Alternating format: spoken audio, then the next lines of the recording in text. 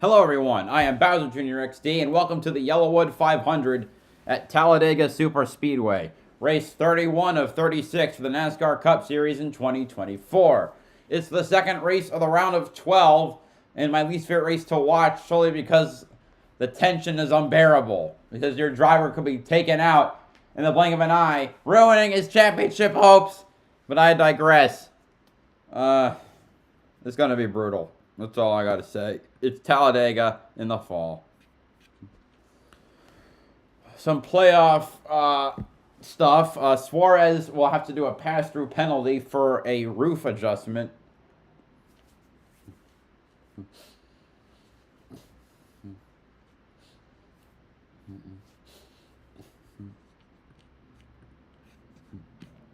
And I can't get the damn leaderboard to show the raw feed, which is annoying me. I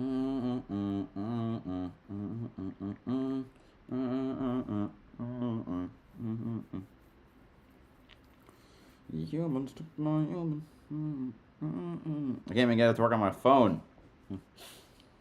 Yes, so never mind. I did get it to work on my phone. Why can't I get it to work here? I'm just waiting for the command.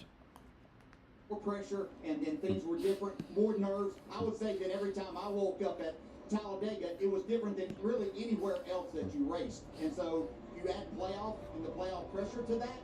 I would have to say that they're ready to get inside the car, get the helmet on, and everything else is just about what they do. Even as good as you were at Super Speedway racing, you had 6 Super Speedway wins. Would you have looked forward to this race as a playoff driver? Yeah, I think it would have been a challenge, but I would have embraced that moment, yes.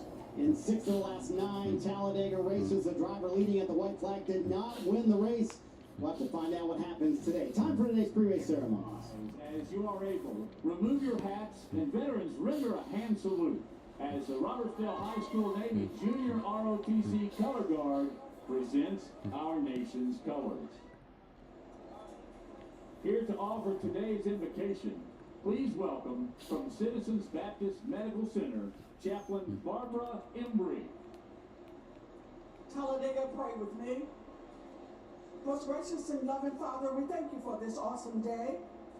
We thank you for this experience at Talladega as we have gathered with friends far and from near. Give us protection today and guide us through this day. Bless these excited waiting fans as they cheer on their drivers. Bless the drivers and their teams, we pray.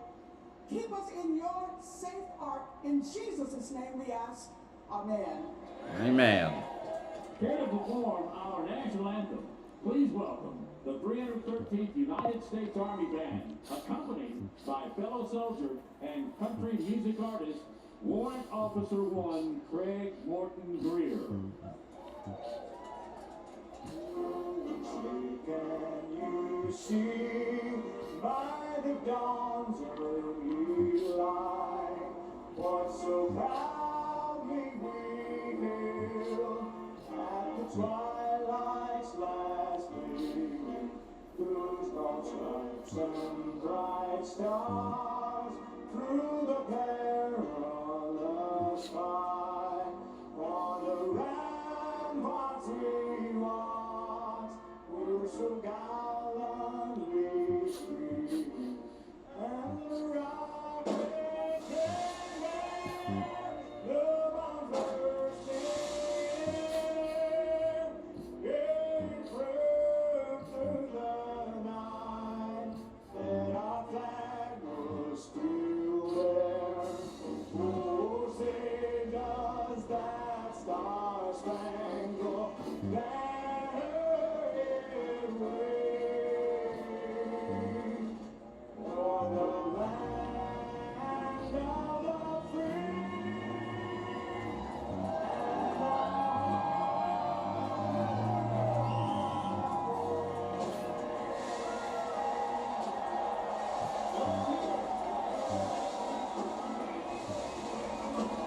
picture perfect day here in Central Alabama. We'll get the engine fire for the playoff race at Talladega next here on NBC Sports.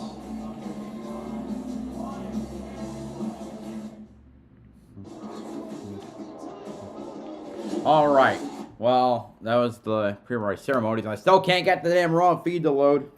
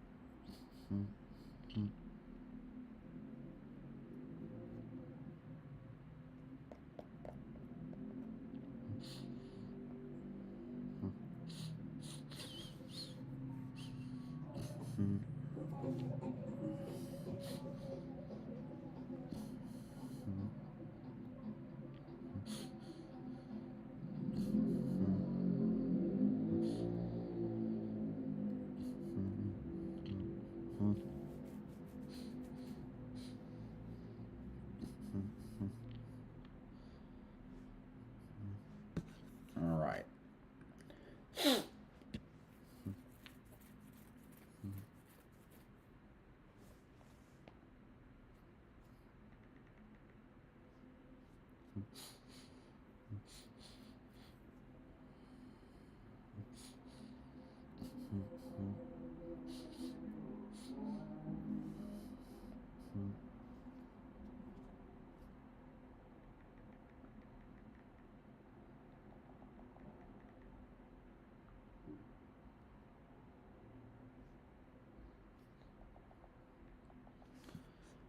Well, I might as well. I might well just do well, if this won't freaking work, I'll just do it like this. Let's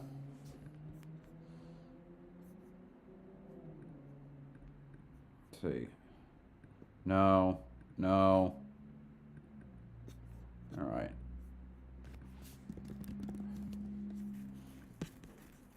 Oh, it'll be a bitch to keep track of. This is a super speedway. Please, NASCAR.com, please work on web.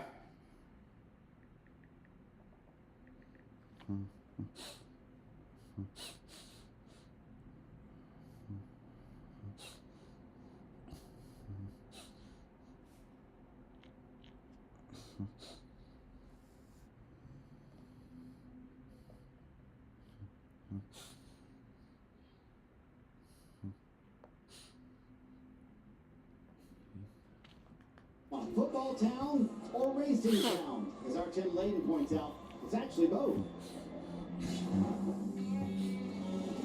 They are the twin sports siblings of Alabama, college football and NASCAR. The mighty Crimson Tide in Tuscaloosa, birthplace of 18 claimed national championships.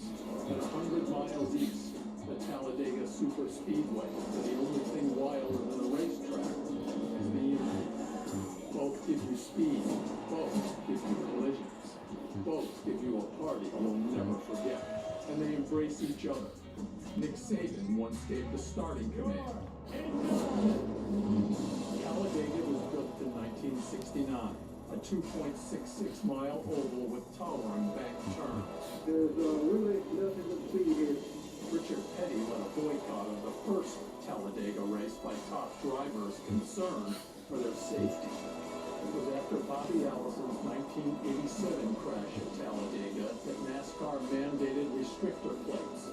And it was at Talladega in 2000 that Dale Earnhardt Sr. went from 18th to 1st in the final 4 laps. Through it all, Talladega throws a rager. The population of the little town swells past 150,000 on race day, where fans celebrate the sport's outlaw past. Well, the pace car has been stolen. Size, speed, tradition, just like the football program to the west. Roll Tide and Sweet Home Alabama.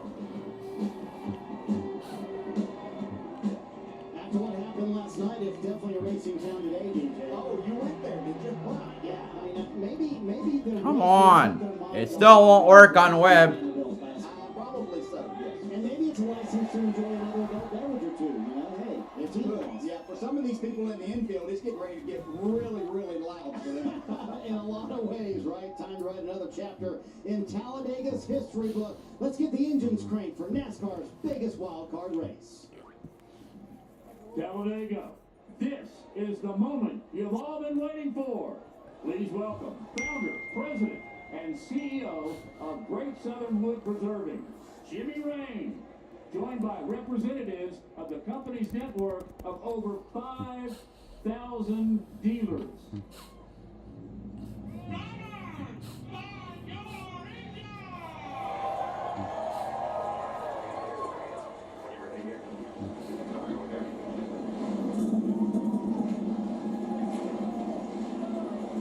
Talladega has come to life, and this racetrack is the biggest, baddest, and widest of the super speedways in NASCAR. But there's one unique identifying feature that's probably the most important. It's the location of this start-finish line down towards turn one, which means as a driver, you have to have patience at this racetrack. When it comes down to the final, most intense moments, the decisions you make between winning and losing won't happen off turn four. It won't happen in the trial, but it's having the patience to let those moves unfold down to this start-finish line towards turn one. That's what makes it unique. We'll go racing here at Talladega when we come back. All right, 40 cars ready to take to the track. Starting 40th, driving to number 44, Epoxy Depot Chevrolet for New York Racing Team. 48 years old from Phoenix, Arizona, J.J. Yaley, making his 6th start of the year. Of course, he's running for Xfinity points. Starting 39th, driving to number 71, Focused Health Chevrolet for Spire Motorsports. 25 years old from Huntington Beach, California, Zane Smith, 31st in points. Starting 38th, driving to number 78, Live Fast Motorsports Chevrolet for Live Fast Motorsports. 40 years old from Wauchula, Florida, B.J. McLeod, making his 7th start of the year, also going for Xfinity points. And starting 37th, driving to number 77, Delaware. Of course, me forgetting Zane Smith starting 39th is the lowest of the 3 rookies in the field. And starting 37th, driving to number 77, Delaware Life Chevrolet for Spire Motorsports. 21 years old from Portage, Michigan, Carson Osavar, youngest driver in the field and the 2nd rookie. And of course, I also forget that Yaley is the oldest driver in the field. I'm already messing up some stuff. And Osavar is 21st in points. Starting 36th, driving to number 14, Rush Truck Centers Ford for Stewart Haas Racing. 29 years old from Mitchell, Indiana, Chase Briscoe, the first playoff driver. Starting 35th, driving to number 7, Gamebridge Chevrolet for Spire Motorsports. 25 years old from Winnipeg, Indiana, Justin Haley, 33rd in points. Briscoe, 11th in points after a bad day at Kansas. Starting 34th, driving to number 15, Arby's Ford for Rick Ware Racing. 28 years old from Greensboro, North Carolina, Cody Ware, 36th in points, making his 8th start of the year. And starting 33rd, driving to number 62, Fortify Building Solutions Chevrolet for Beard Motorsports. 25 years old from Richfield, Connecticut, Xfinity driver Anthony Alfredo, making his 3rd start of the year. Starting 32nd, driving to number 47, Kroger Health Palm Olive Chevrolet for JTG Daugherty Racing. 37 years old from Olive Branch, Mississippi, Ricky Stenhouse Jr., 27th in points. Starting 31st, driving to number 99, Tootsie's Orchid Lounge Chevrolet for Trackhouse Racing. 32 years old from Monterrey, Mexico, Daniel Suarez, 10th in points and the 2nd playoff driver. Starting 30th, driving to number 43, Dollar Tree Toyota for Legacy Motor Club. 28 years old from Byron, Michigan, Eric Jones, 32nd in points. And starting 29th, driving to number 42, Gear Wrench Toyota for Legacy Motor Club. 27 years old from Mooresville, North Carolina, John Hunter Nemechek, 34th in points. Starting 28th, driving to number 51, Mighty Firebreaker Ford for Rick Ware Racing. 33 years old from Concord, North Carolina, Corey LaJoy, 30th in points. Starting 27th, driving to number 1, Busch Light Camo Chevrolet for Trackhouse Racing. 31 years old from Alva, Florida, Ross Chastain, 17th in points. Starting 26th, driving to number 23, U.S. Air Force Toyota for 2311 Racing. 30 years old from Mobile, Alabama, Bubba Wallace, 19th in points.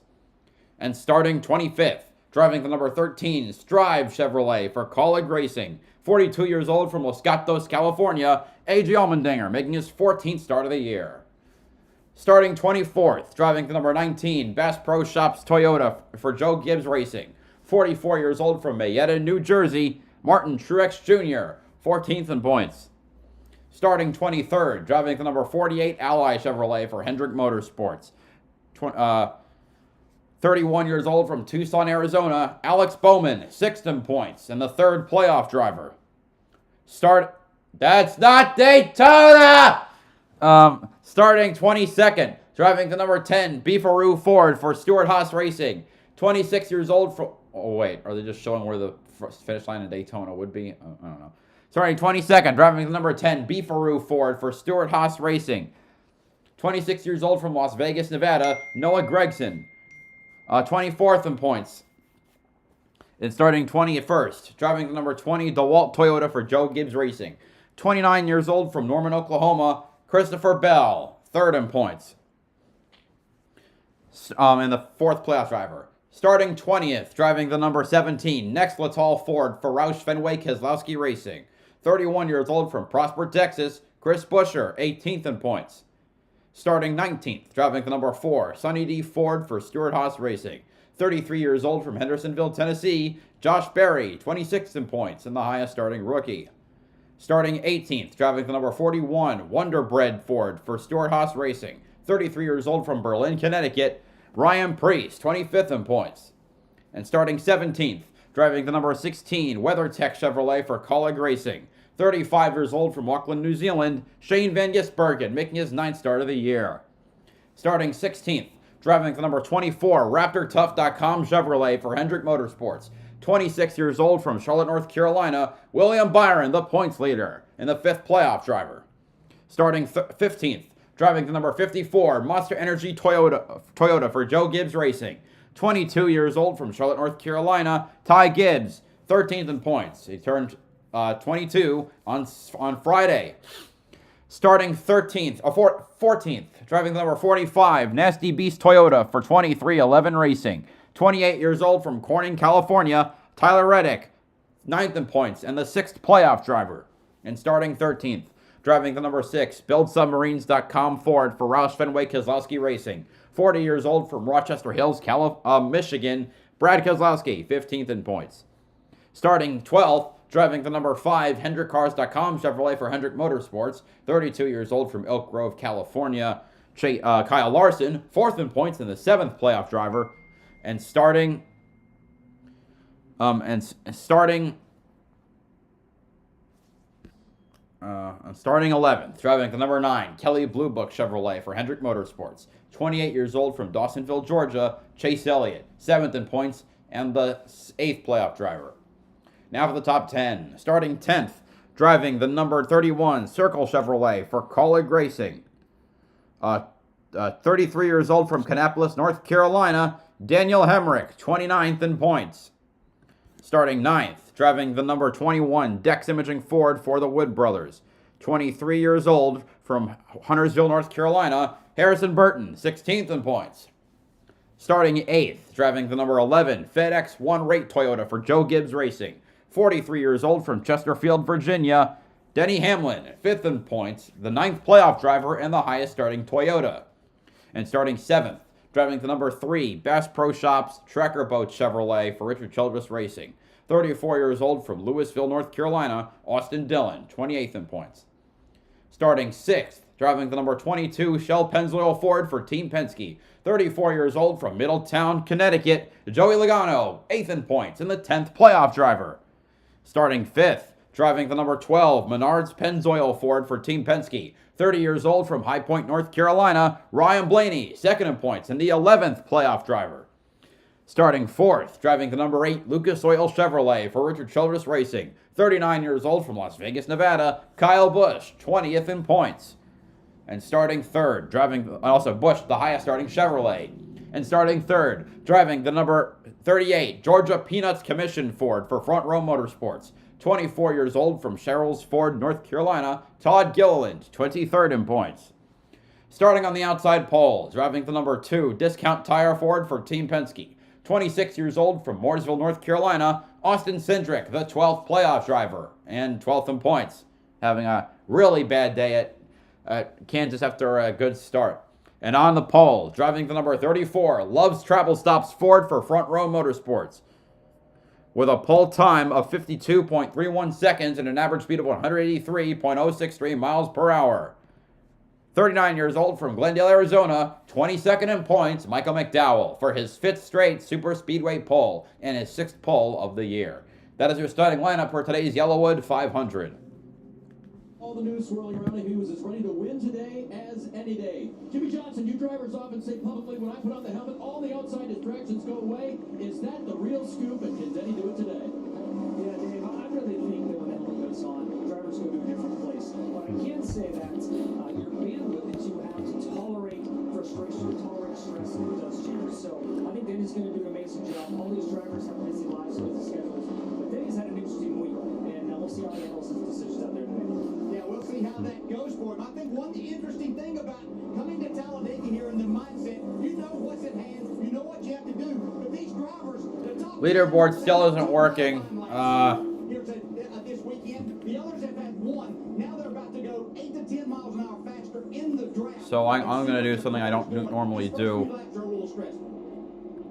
Because I will not be able to keep track of it. And especially for the playoff drivers like Austin Cindric. Let's have a listen. All right, so All right, man, you know how to do it. You showed us at Daytona. Do it here, too. Great opportunity for you guys. Good luck. I can do I'll keep the top 10 on screen. Thanks, boss. That is the one, the only Roger Penske, the captain with the pep talk. He is at the top of the grandstands, just to the left of where we're sitting here. He wants the view. He knows what's going to happen out there. He knows it's going to be worth watching. So don't all those campers in the infield dip your first trip. I'll keep trying to check to see if I can get this to work. You can ride through in the golf cart. Check it out. Check down a little bit. There's a lot more I'd like to see. It's just immense. It is enormous. I can't believe I'm here, to be honest. It's fantastic. Something I've always wanted to see and experience, and to be sitting here with you guys, this is going to be unreal. As a driver, Dave, this is the place that Oh, I can do top 11. All right. the heritage champions that have won here, the great races, the big moments. And as a driver, you want to win at those racetracks. There's the race. It'll be 188 laps around the 2.66 mile Tri-Oval Super Speedway. Pace car rolling off.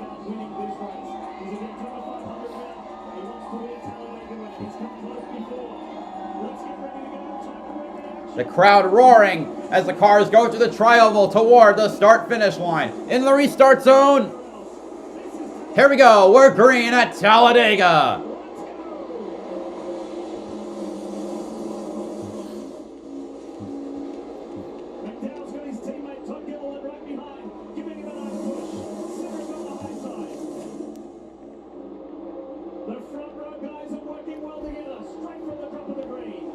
Front row 1 and 2, I think. McDowell clear up front. Already we're trying to see some 3 wide.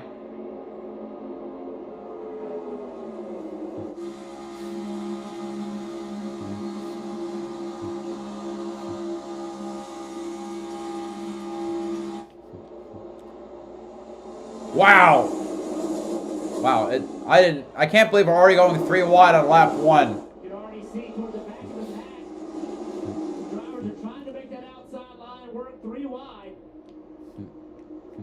See drivers moving out. I think that's Brad Keselowski. He was one of those. He's up on that 3rd lane. Suarez making his pass-through penalty due to his his unapproved roof adjustment. Specifically the roof. And this is going to hurt. The 99 won't go a lap down because of this, but now he'll be by himself on the racetrack. Gilliland pushing out his teammate. I think Hemrick moving up to the high line. Jumped up to lead that outside line. He saw the teammates, the Roush teammates, the 6th and the 17th, Keselowski and Buscher. He wanted to be in front of those to lead it. Big push right here from Keselowski. BillSubmarine.com camera, give us great shots. It was the best qualifying of the year for Daniel Damn. Oh my God, it is 4 wide. Hamlin up top and a car behind him. Daniel Hemrick. Denny Hamlin wanted to lead that pack, and he left that bottom open for Keselowski. Keselowski took it. My God. Thought that 3 wide would be the max this early. Brad, different opinion, and now the 11th after a top 10 qualifying effort will fall to the back. You wonder if this will change the mindset. The guy behind the wheel, does he go into conserve mode? Dowell still leading. Or does he dig his heels in and try to play back a little? You know, that's a great point, Steve, because in Atlanta earlier in the year, a few weeks ago, actually, a practice-style racetrack like this, he decided to ride around in the back. And according to Brett, and he talked Now, oh my God, the high line has already caught the leaders. Here comes Brad. so how does he respond? Oh my Lord. Yellow car, Michael McDowell, he's to change lanes, trying to pick up that help. You can see it from overhead, only he's very patient around the bottom. I think I expected him to kind of move up and pick up the top lane. There you go, the lane change. Dowell got trying to block 3 lanes. Chris Buescher. Gilliland's now leading the bottom. This McDowell took the top. The fourth line in that Wonder Brick car. The inside lane is not together at all. What is the gap in between the cars on the inside line? Dowell moved low again. Goes back to the top. Middle lane, Mike had to get a run.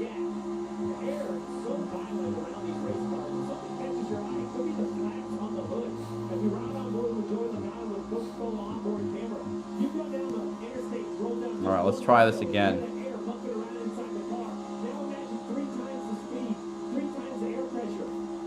Still no raw feed. Wait, this isn't even accurate either. I can't even get the leaderboard to work.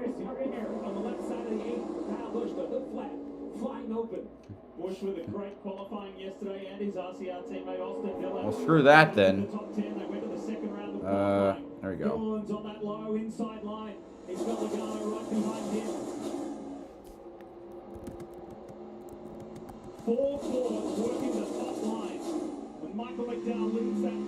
Okay, I need the leaderboard to scroll back around. Last week in Kansas did not work out the way that the 23-11 driver, the regular season champ, won it. You know, won this race in the spring, looking for a repeat performance to make up for the race you mentioned. 10, 22. Subpar for Reddick. That inside lane does not look very good right now. I've seen a lot of drivers start looking to find a place to get to the middle. No. If there's nowhere to go, Steve, then it'll keep some energy on that inside lane. But if they start getting out of it, it'll absolutely destroy it. Steve, something that I know that, you know, annoys you in a way is when people say it could be anybody. Anybody could win this race. And you say, well, what about the guys who are really skillful and who really work their craft? I asked Michael McDowell, the race leader this morning, as a kid who grew up racing open wheel cars on road courses, how have you become so good at super speedways? He said, because when I first started doing it, I hated it.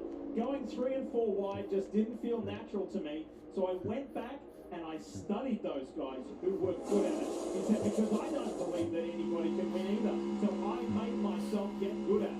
Everyone has the opportunity to win, and the results are nearly impossible to predict.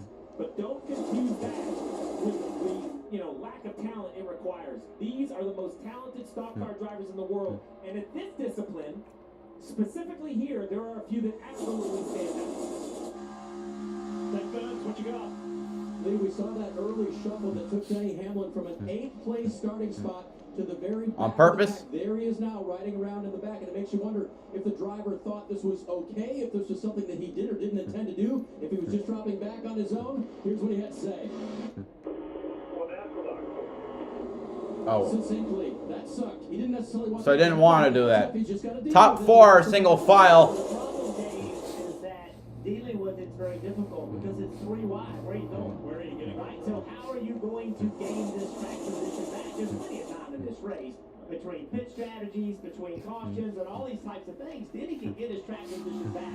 But it's not like he's just going to drive up there and just get to the front. Where are you going to go? And that's where you get frustrated as a driver. You start pushing the issue, trying to make something happen. Because the only way you can get going is to get your line moving forward. You've got to do your job to move your line, and that's just by good pushing. You want to make a job for the driver even more more challenging than 3 wide at 190 plus miles an hour. The first stage, 60 laps. These cars can run 40 to 45 laps on fuel. They'll all require... Inside lane's rebounding pretty well. That's led by Gilliland. Help my driver with it. Come up with this problem of if we need less gas, we'll be on pit road less. So now I want you to be out here racing 190 plus, and oh, by the way, trying to save some fuel along the way. Some are better than that than others. So many games being played throughout the race. Going back to the Denny Hamlin point, Jeff, to underscore that, he said and Dave mentioned, he's going to make up the positions. He's down 29 places from where he started. So some work to do for the 11. It's the front row motorsport Fords out in front along with the RFK Racing Fords. It's the Blue Oval boys at the moment.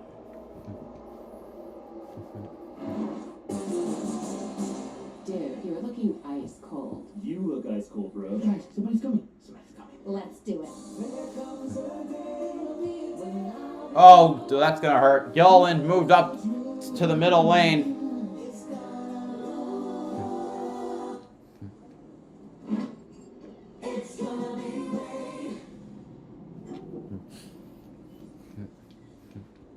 Dude, are you crying? There's nowhere to run, nowhere to hide. After these wickedly delicious dollars, somebody has risen. Looking for a thirst to quench? Take a sip if you dare. You looking for a little trouble? You like watching things get broken? Like barriers? Oh, man. Wait, is that Blaney leading the bottom now? Oh, my God. Glass ceilings. You've almost caught up to Suarez. Records. For this playoff season, we're looking for you. All right, let me update the top 10 when the next time when we come back for commercial. Traveler whiskey from Buffalo Trace Distillery. Traveler's been tasted, selected. Wait, that's not Busher in third. Be everything it should be. A premium whiskey that speaks for itself. Traveler's made to be enjoyed exactly how I can't tell who that is. you on the rocks or in your favorite cocktail. Traveler whiskey, easy to drink, hard not to love. Oh, it is. Wait, it is Busher? Soft drinks are just I thought he's in fourth. Any size, any time. Oh, that's Priest. 3 Okay. p.m. Fanta, 10 p.m. Sprite, 7:46 a.m. Coke. Yeah, you're built different. Suarez is gonna go to the. Oh. Gotta be Wendy's. Okay. Middle. He's gonna.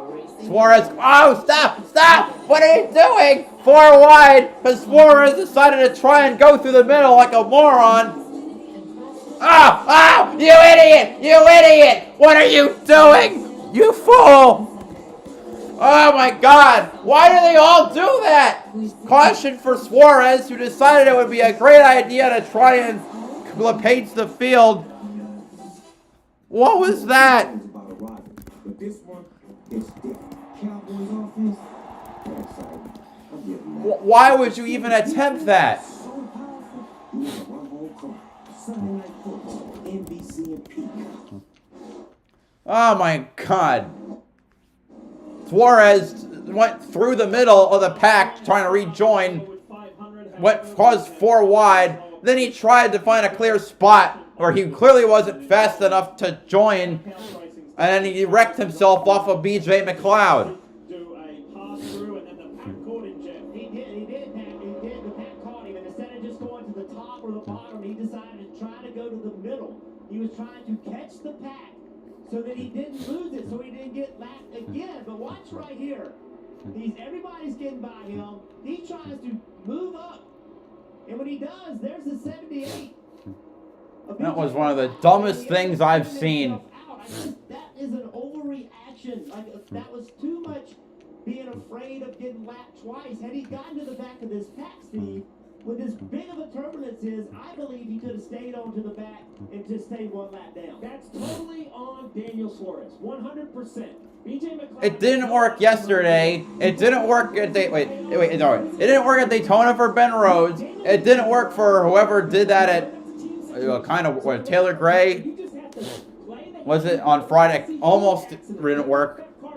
And it didn't work for Suarez. You just have to picky the either the bottom or the top beam kind of Could have just ridden around in the pack and he would have gotten the free pass. William Byron won the lottery. He was the first car. He got a front row view of this. Watch. The Tootsie Chevrolet is about to go right and then aggressively left, and it happens right in front of William Byron. Woohoo! Man. So close. Here's a view from, oh my God.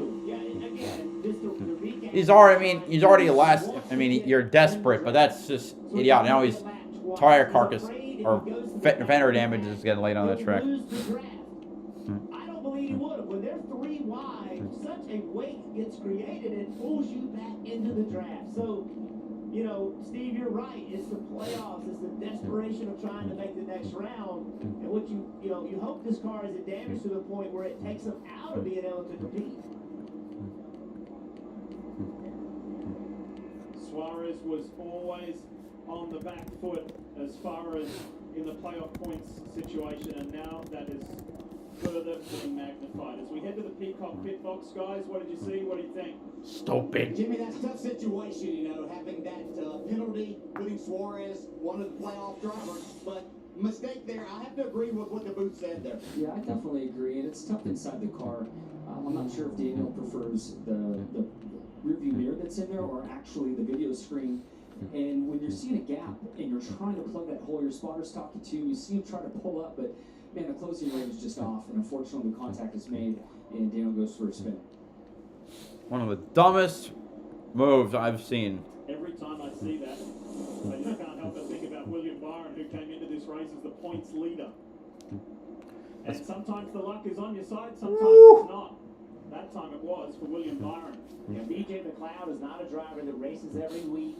And the last thing you want to do is be in an incident with a driver that is in the playoffs. That is not what you want to be part of. But BJ did nothing wrong. And when I put that on Daniel Suarez, I also challenge his team. You know, when you always ask, what can a spotter and a crew chief do? You can try to reduce the panic, the emotion. There was multiple laps. That was lap 11. He pitted on lap 1. There's 10 laps between the pit stop and the accident.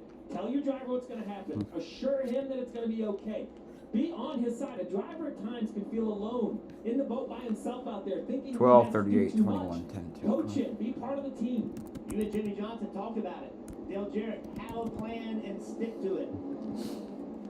Okay, so we're only really just getting going in stage 1, but already pit road's going to get busy. Marty, they're coming your way. Defending winner of this race, Ryan Blaney, said his car was, quote, squirming, especially down the front stretch, a little bit outside the fuel window, but Parker hard to pass up this caution a bit now. Also getting fuel for the 22, Joe Logano, his teammate there. He was saving when he was running in the middle, Kim. Going to be fuel only for Chase Elliott and Austin Cindric. Both the cars at the bottom of your screen. Austin saying he was just a little snug on that run. Check out the race off pit. Kozlowski, McDowell, Cindric, Austin Dillon, Gregson, Busher, Blaney, Van Gisbergen, and Truex Stenhouse. Van Gisbergen as well. So while Trackhouse celebrated Ross Chastain's win last week, they're scratching their heads now at this one with Suarez.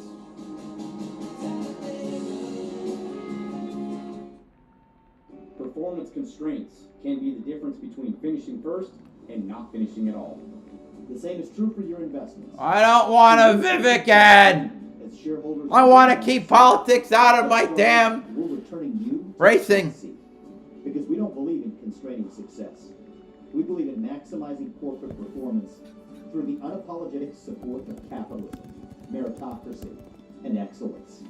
Always putting you, the shareholder, first. How does the know-it-all know it all?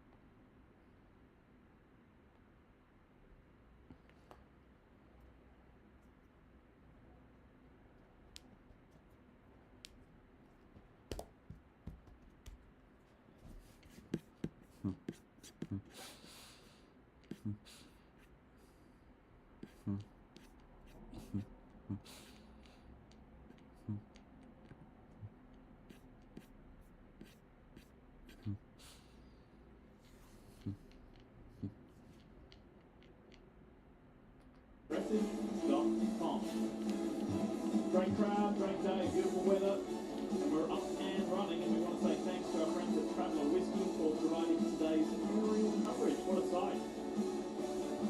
Just every time, it doesn't matter how many times you come, just look at that place. It's unlike anything else. I mean, it just truly is. And tonight, that entire thing is a party. It is exciting. Interesting time for the caution. 45 to go, 44 to go. We take the green flag.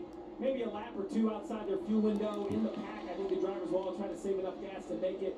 On the restart, might look a little funny. There'll be a big line of single file cars. They pitted the second time. So due to NASCAR rules, they can't grid up. So if it looks funny, having this odd single file line behind the pack, it's just part of the restart rules because of the extra pit stop. All right, we're going to go inside and eavesdrop with the Team Penske number 2 team of Austin Cindric and spotter Doug Campbell. Let's have a listen. Okay, start up. Majority's bottom lane. Telling. 5. Benchmark ready. Ready. 3. Here we go. We're green again at Talladega.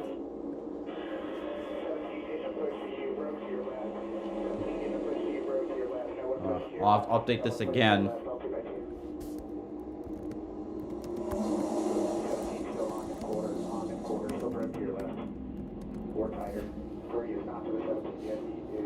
Already they're trying for. Oh my God! There's like a big trail behind them. That was not a. That was a messy restart, I guess. Right now, it looks like the middle lane is the strongest.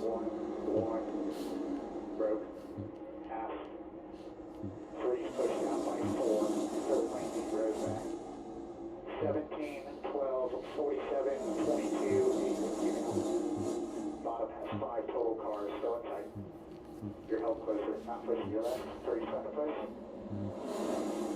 Third lane, 10 rows back. Bottom lane, 6 total cars, still not pushing your left. Half behind, quarter behind, right behind, not pushing your left. Half and half. First 4 still clear behind you, 17's on you. 22 is no longer clear, they need jump. First 3 clear behind you, third looking in the 40. Cindric now leading the middle lane. McDowell and Keselowski the top 2. Oh, the inside. McDowell's going to try and move up to block middle. Let's get in.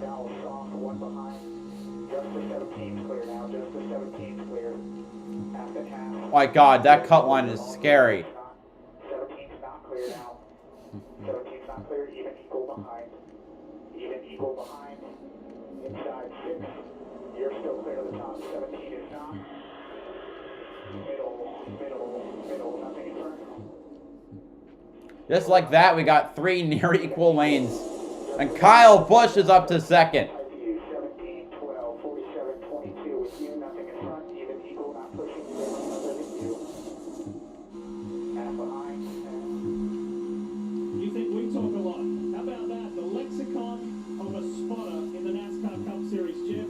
You're so familiar to it, it's a language unto its own. Yeah, it really is. Every driver and crew chief, they kind of have their own language. But as you're watching Doug Campbell, think about this. You know, he puts his binoculars up. They all do it when they're away from him. It's about 3/4 of a mile down to turn 3.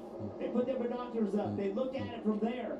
And then when they get close, they pull it down. And the whole time, they're holding the button. Like, it's not voice activated. They're holding the button and pushing it while they talk. Now he's got his binoculars down. At these types of racetracks, Steve, it is a full-time job. Full-time job, and amazing the amount of information, the shorthand, their own languages you mentioned. And how about, I heard 3 wide, 10 rows back. He's giving information to his driver 20, 25 cars behind him. When we start talking about the energy, that's what makes the difference. This big box you see at the top, this camera angle is positioned right near the spotters. That's how far away it is. So is he clear, Diff? You want to jump in? The other thing you heard Doug saying is he kept talking about... Busch moves to cover the middle lane. You're clear, but the 17's not. The reason he was doing that is because if he wants the 17 to stay behind him, if he went into a hole, he was telling him the 17 can't go there. So if you want him behind, the 17's not clear. You can make the move and he won't be able to move with you. And the 2-time Talladega winner, 2-time Cup Series champion in the mix. It's the 8, it's the all-blue Lucas Chevrolet. Wait, Priest up this lane in the middle lane. It's the Wonder Bread car. Is this the day? that Kyle Busch is going to see that checkered flag first. He's come close so many times in the second half of the Where did Gilliland and Haley come from? Oh my God. Chase Briscoe, that's Brian Priest there, but it was Briscoe where that gap got really tight. And Kyle said that was on me, and then when he spun out by himself, but he's looked strong all weekend. One thing to notice also after this first caution, you can tell the intensity's picked up. Look at the gap between the cars. Everybody's tightening up a little bit. They know to go faster, you got to tighten those gaps up to be a better pusher. Wait. Oh, I got it to work. Hold on a minute. Right, Lee, you might notice that paint scheme there, the wonderful Awesome. scheme over at Talladega Nights. I was talking to Ryan earlier today about his plans. He said, I want to be aggressive. I want to get to the front of this field. He said, but I did my preparation last night by watching Talladega Nights. Oh my God. I guess it kind of worked. He's got a fast one to run forward up in the front right now. I love it. He also said that he gets to pretend to be Ricky Bobby for a weekend. That's pretty cool. And he's running well. Michael McDowell is about to notch up his 20th lap lead in that Loves Ford for Front Row Motorsports. Don't give it to him yet. Oh, he got it. Teammate not Gilliland's right behind him. That's going to be helpful. Those guys work really well together, Steve. Todd really enjoys working with Michael. Michael is a very experienced racer, very open, honest with Todd, gives him a lot of advice. Good, really good relationship.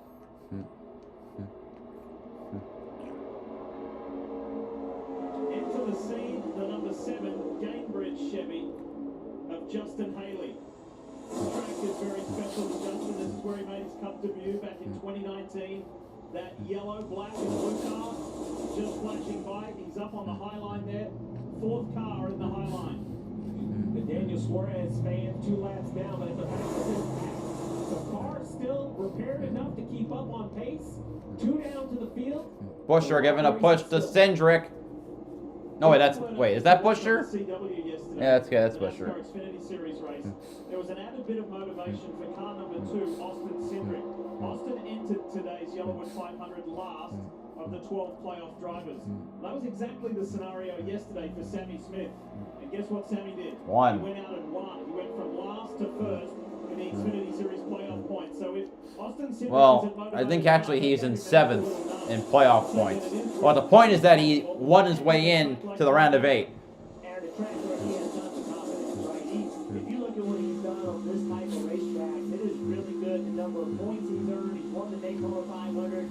Consistently finds himself into these races with a chance to win, Gil. And great at scoring stage points. And that was a big thing on the checklist for the team today. Talking to Chief Brian Wilson, he said, if we don't score 15 or more stage points today, it's going to be a huge disappointment. They are looking for a 45-plus points day before they head to the Roval next week.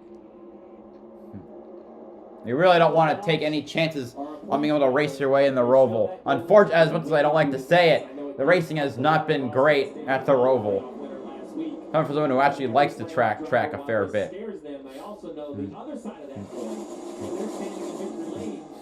Kyle Busch moves down the block the middle. Pleased to say that we are doing what we've done for you on every super speedway this year, showing you every green flag lap live.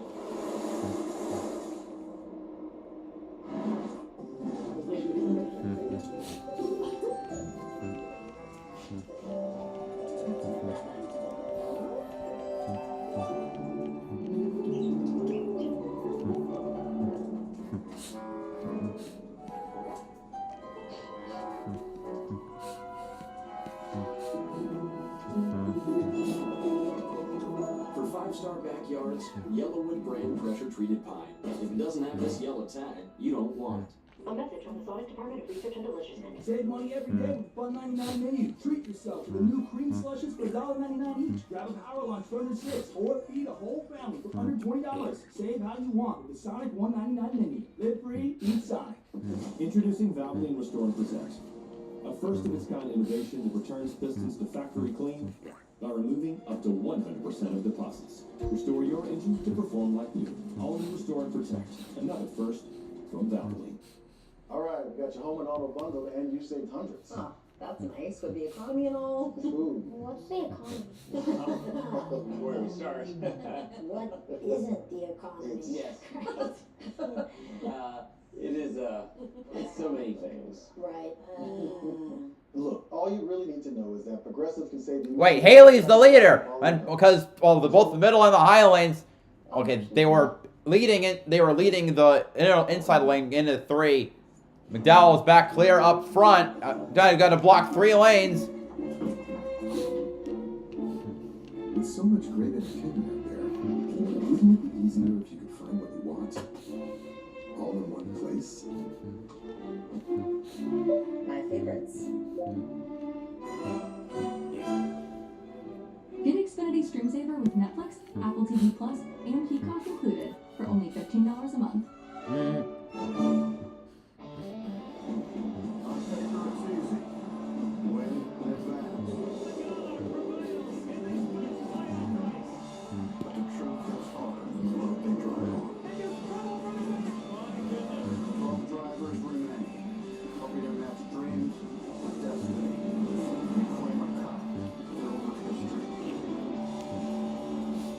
Middle lane's got the longest tail. Gilliland pushing out McDowell.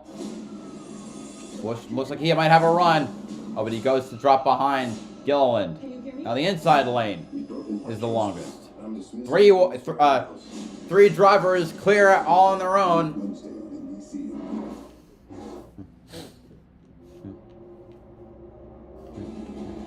Welcome back. You're watching the YellaWood 500 here on NBC Sports. We're in the NASCAR Cup Series playoffs. And here at the one and only Talladega Super Speedway, I want to remind you that DraftKings Sportsbook is an authorized gaming operator of NASCAR. And this week, new customers can bet $5 and pocket $200 in bonus bets instantly. Download the app, use the promo code SPEED when you sign up. DraftKings Sportsbook, the crown is yours. The numbers, the key numbers, bottom left. Who's got your attention, Steve? Well, they're live odds, and I don't know if anything I've seen so far today has changed my opinion of the race. It's a long shot sort of race. You have Keselowski so good here, Logano so good here. 12-1 on your money, plus 1,200. Or you can go even further back. Cindric, McDowell. Race. Leading at 14-1. So hard to predict. I bet you have an inkling of one of these. Look at all the onboards. So much going on. Cindric getting a push from Busher.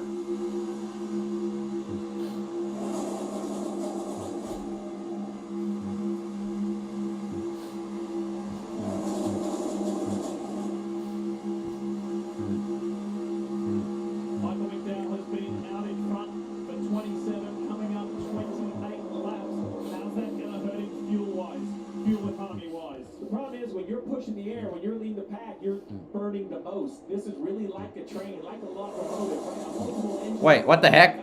Doing most of the work. Wait, I only just realized the raw feed is 0 laps. Like, why hasn't this changed? Wait, so I didn't. It took me this long to realize this is inaccurate. Fuck.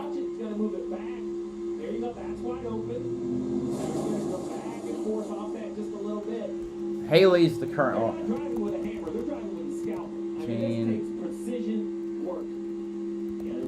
Like, I can't keep. How am I supposed to keep track of this stuff? We're trying to save fuel, and that's exactly what Stenhouse is doing. And it's one thing to save fuel, it's another thing to do it and trying to gain positions, trying to not lose positions. It's really turned into an art. And I'll tell you, it's interesting, like when you talk to teams about what they think is the best way to do it, you get a lot of different answers, right? Because no one really agrees the best way to do it. And I think the situation changes all the time, depending on which lane you're in, the top, the bottom, the middle. We talked about all that.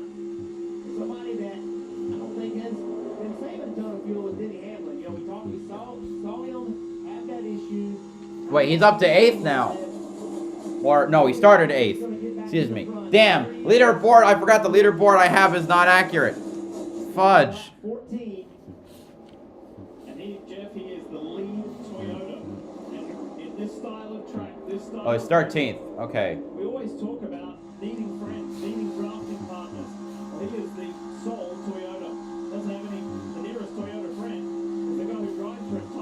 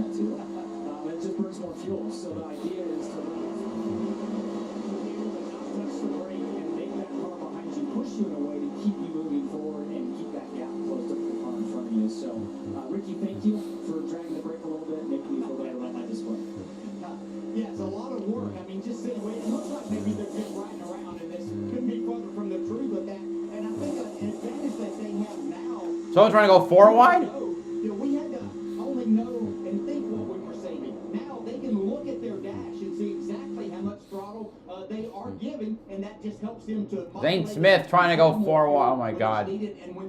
Ah! Larson gonna lose some spots here. Restricted leg races, we now are saving fuel to get stage breaks. You want less time on pit lane. We got Ty Gibbs right behind him. Oh, Zane Smith's run will evaporate because his help went away. Rhythmic 3-wide situation has now been broken up. Zane Smith, Kyle Larson, they were at it. Tyler Reddick is in the middle of it. Ty Gibbs, I should say, is in the middle of it, right behind Larson in the 54. Yeah, now it's put Zane Smith 4 wide. Gave a little bit of room to the 5-car Larson, and Larson took it. You just cannot give anybody. Now Briscoe's stuck in the middle. And then when it is 4 wide, how does it merge? What's Oh my going to God. the middle lane? You see they enter turn 3? They worked that out pretty well. Briscoe got out of it. Briscoe was right in the middle of all of that, and the 14 dropped back. They had some brake issues yesterday in qualifying, and they were pretty slow. They were slower than what they expected. So let's talk more about the man who's out in front with Kim Coon. Kimmy? Yeah, that's Michael McDowell. We talk about fuel saving. Here's what the team told fans before this green flag run. I probably use the, you know, that kind of like 70 stuff we've done in the lead man and the lead that we're at here. We'll see what happens. If we're going to be too slow doing that, where people pit, then we may have to adapt. So I just need you to save this start, and then we'll figure it out after we get some data. So they've got the data. What does the data say? They're telling him he still needs to go 70%. They said we need to save 15 more laps, Dave, to go hard at the end. Kim Lee just mentioned Chase Briscoe qualifying in the back, a full second slower than the fastest car yesterday. I asked crew chief Richard Boswell. He said the brakes were dragging, never seen it before. Should not be a problem today, and Chase's car appears to be fine. 48. Now you can see. I can't keep track of it. I'll just do the top 5. Get the outside lane working at 4 wide. There's a lot of shifting back. More 4 wide. Are you going to get to the front? That's by forcing it 4 wide, trying to make something happen. This is the pink car. Oh, it's Jones. You saw Larson put a block on Eric Jones right there. Came really close to I mean, 4 wide works at Talladega, but it's so risky. Oh my God. This makes me uncomfortable. The challenge for 4 wide is not only space but definition of lines. You see the white dotted lines. 3 wide, I think the drivers have a very clear feeling where the bottom, middle, top is. But when 3 turns to 4, now all of a sudden the white lines aren't a very good reference. Where is the 3rd lane versus the 4th lane? Oh my God. Aggressive move, 4 wide moving forward. Is that? Larson the pusher. It's game on right now. Oh my God. 23 to go for this. Man, super speedway racing continues to get more intense and exciting as the next gen package has been used more often, and that is the example of it. We're on freaking 4 wide at Talladega in the beginning stages. Oh my God.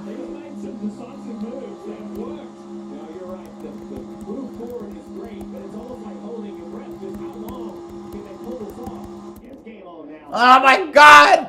Ah! I don't think there's anybody trying to save fuel at this moment. Oh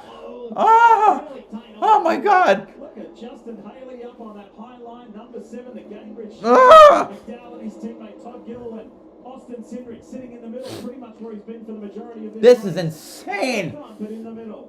Justin Haley, the new leader. Bigger and bigger. Haley for the lead. No surprise there. Only the second.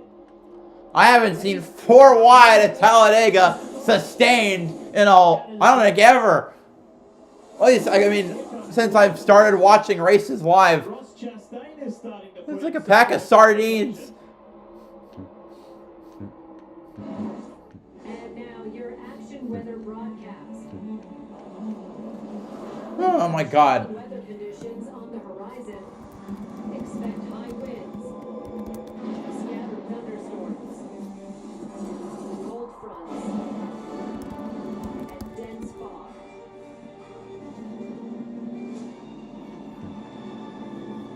It's a wild one out there. Toyota trucks. Let's go places. Looking Looking for a reason to try the new $5 meal deal at McDonald's? Here's 1, 2, 3, 4, and the price makes 5. That's everything you get with the new $5 meal deal. Haley still leads. Is that Ross getting pushed to the front now with Larson behind him? Limited lines for $30 each. That's just $60 a month. So switch to the carrier ranked #1 in network coverage satisfaction. Visit consumercellular.com today. Modern engines demand modern maintenance. So for your next oil service, reach for the gold standard. Napa Gold Oil Filters. Built with premium components that defend against high pressure and corrosion. Ross, the boss, to the lead. Napa Gold Oil Last week's winner. 9% filtration efficiency. For long-lasting protection, superior durability. Oh my God. Giving your vehicle cleaner oil and better performance so it can run smoother. Is that Hemrick? Now we're just waiting. Oh my God, the 4 wide is nearly at the front row.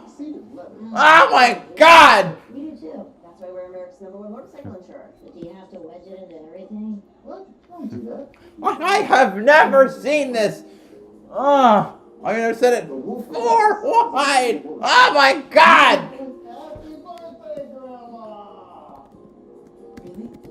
Look how the brush strokes follow the line of the gas tank. This is the most incredible racing. Bowman up to 3rd. What?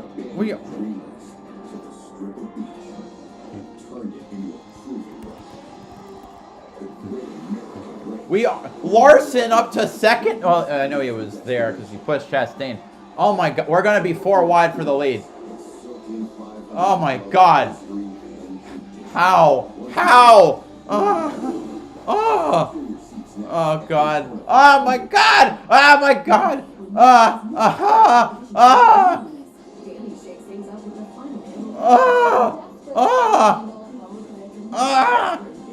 So I know I'm making really unintelligible noises, but this is so.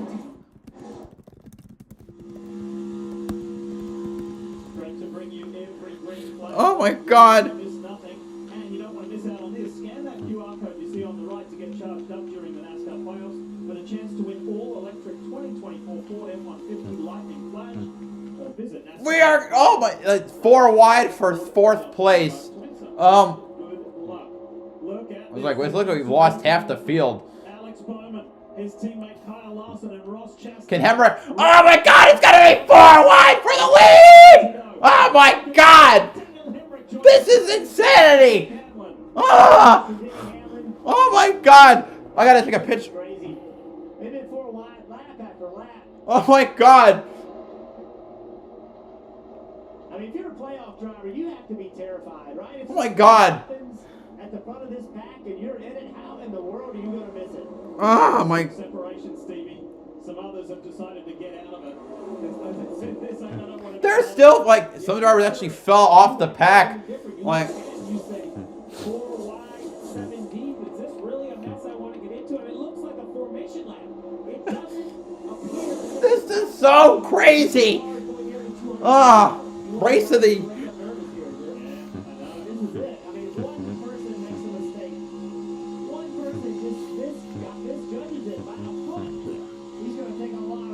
This is oh my God. Every single driver talks about it. It's the energy in the pack. What does that feel like from the driver's seat? Oh, the car is buffing around, it's moving all over the place. You're trying to figure out, is there any energy coming from behind me? What is going on in the front? Now you're pretty much locked in. Unless somebody leaves you a hole that you can dive into, you kind of have to just try to push your lane. By the way, all this is going on at about 190 miles an hour. What a view for Ricky's penthouse, the ball camera. They also gave us that foot cam earlier. I'd like to thank Jim TT and Paul Mahler for bringing that shot to the fans. That's a great shot also from in that car because it shows you what he can't see. Yeah. He can't see what's going on in front of him on the road that he's in.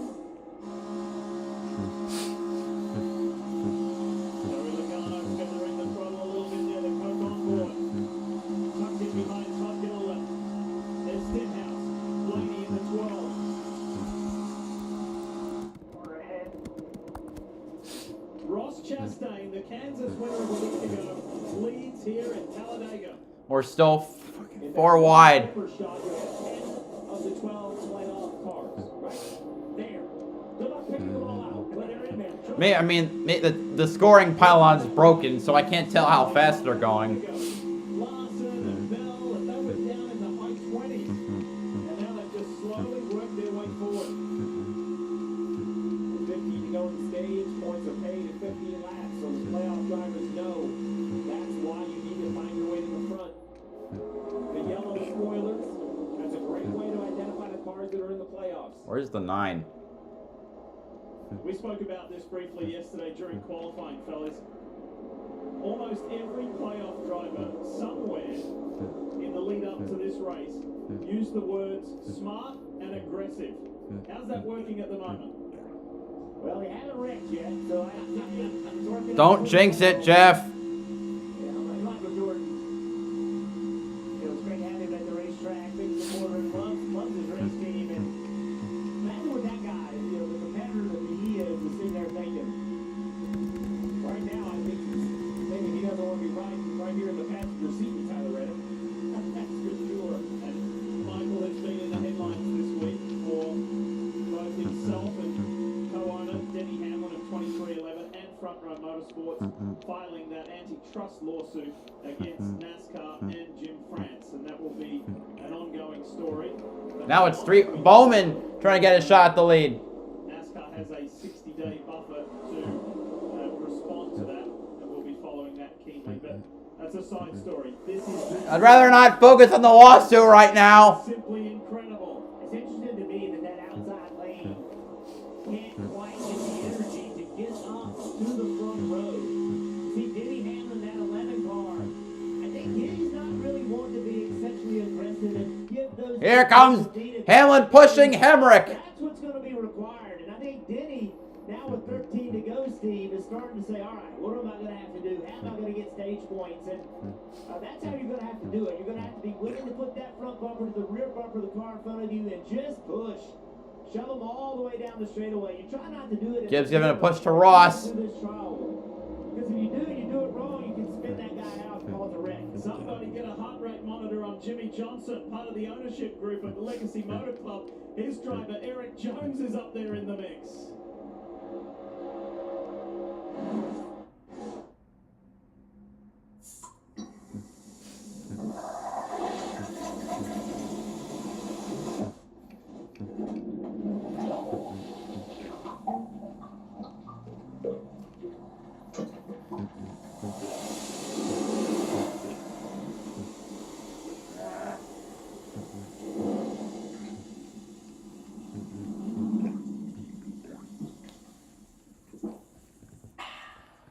Introducing Valvoline Restore and Protect. A first-of-its-kind innovation that returns pistons to factory clean by removing up to 100% of deposits. Restore your engine to perform like new. All new Restore and Protect. Another first from Valvoline. Liberty Mutual customized my car insurance, so I saved hundreds. With the money I saved, I thought I'd get a wax figure of myself. Cool, right? Look at the craftsmanship. I mean, I even got my nostrils right. It's just nice to know. Years after I'm gone, this guy will be standing the test of... He's melting. Oh, jeez. No. Only pay for what you need. Liberty, liberty, liberty, liberty. Einstein, optimize for cat loving pickleballers. Einstein AI. Everyone's an Einstein. Thank you. Einstein, some follow-up email.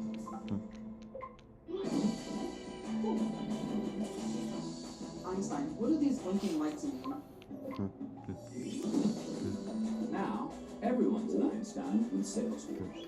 A message from the Sonic Department of Research and Development. Save money every day with the $1.99 menu. Treat yourself to the new cream slushes for $1.99 each. Grab a power lunch for under $6, or feed a whole family for under $20. Save how you want with the Sonic $1.99 menu. Live free, eat Sonic. All right.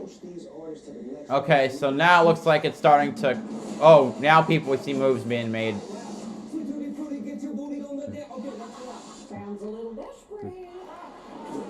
New tomorrow on NBC and Peacock.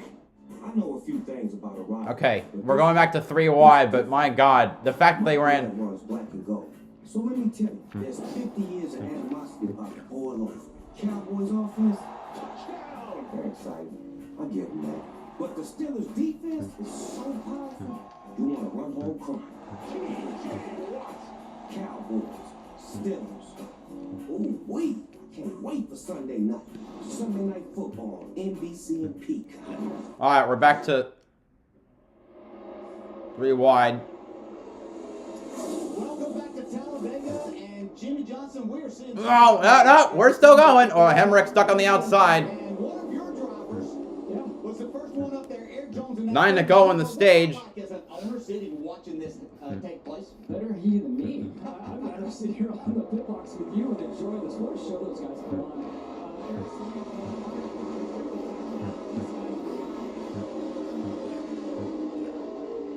So what was that stable 4 wide across the front? There was a little breakaway with Ty Gibbs and Kyle Larson, and Ross Chastain is now at the front again. Whatever planning, whatever strategy, whatever got you to this point, it's over now. 8 to go in the stage.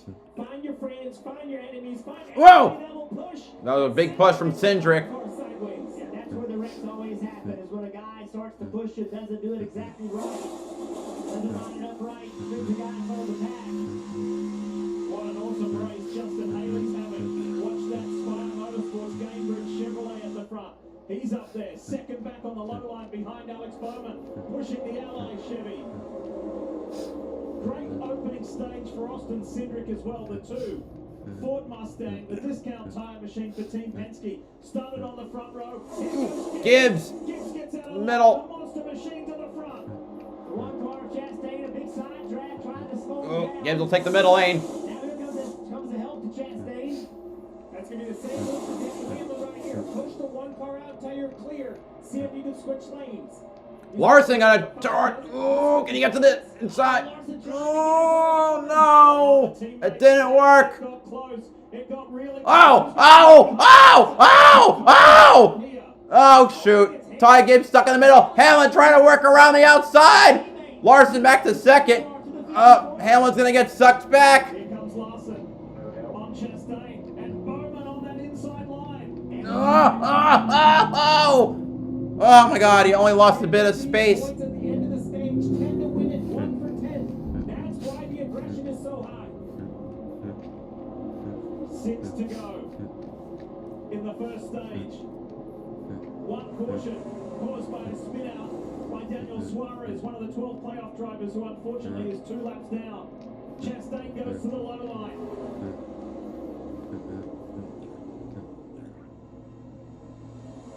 Playoff drivers, 2nd, 3rd, 6th, 8th.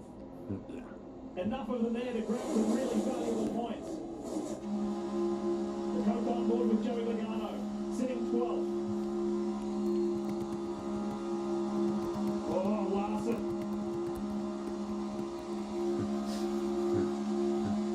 The pace has picked up 1 second faster than about 5 laps ago. And you can see it in the cars, Jeff. They're just not quite as stable. They're kind of dancing around a little. That car's going 4 wide again. The conduct and the cooperation so far has been unreal. Will it stay like this until the end of the stage? No. There's just no way you're going to have to start to wind the laps down. Drivers are going to get more and more aggressive.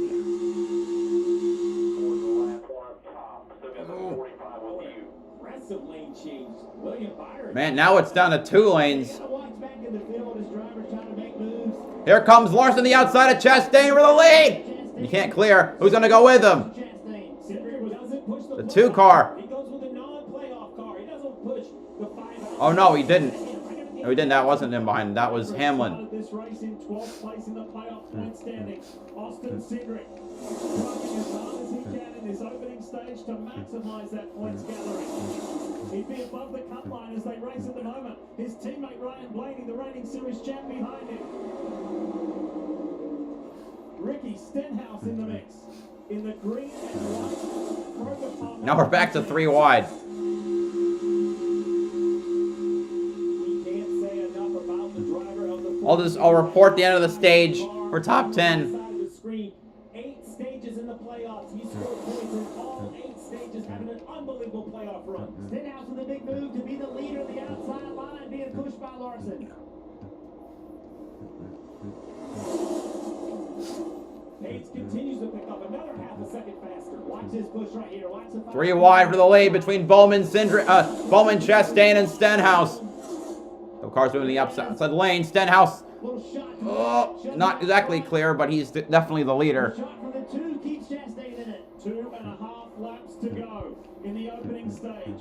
Nobody has scored more points during the playoffs than the 48, the Ally Chevy of Alex Bowman. He answered the call leading into the playoffs and has been one of the best so far. Chastain moving to the middle, the block. And I got a run from Stenhouse. To push Stenhouse on that high line.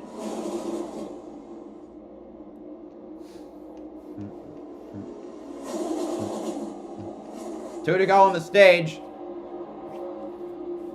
And outside that bottom lane, lost a little bit of speed right there. Lost a lot of speed. Bowman falling back. Others are going to try to Chastain, Cindric, Blaney, it looks like they're moving down to the middle.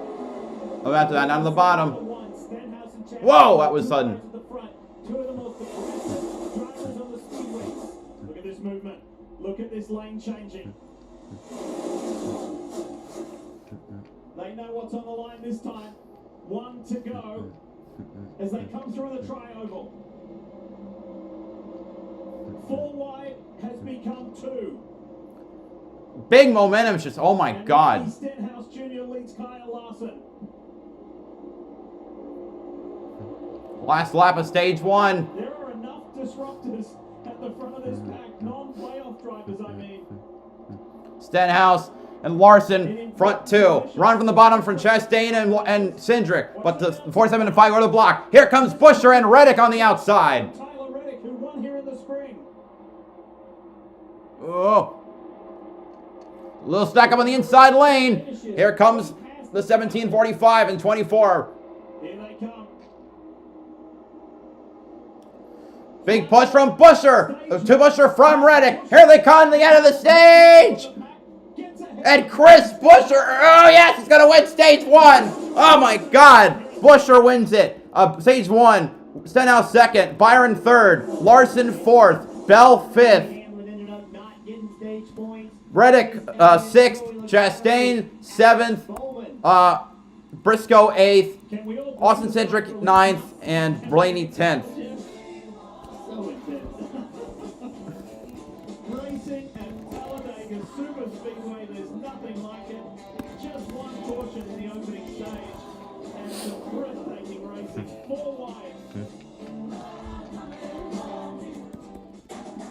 Fans change everything. Your passion turns parking lots into rites of passage. Oh my God.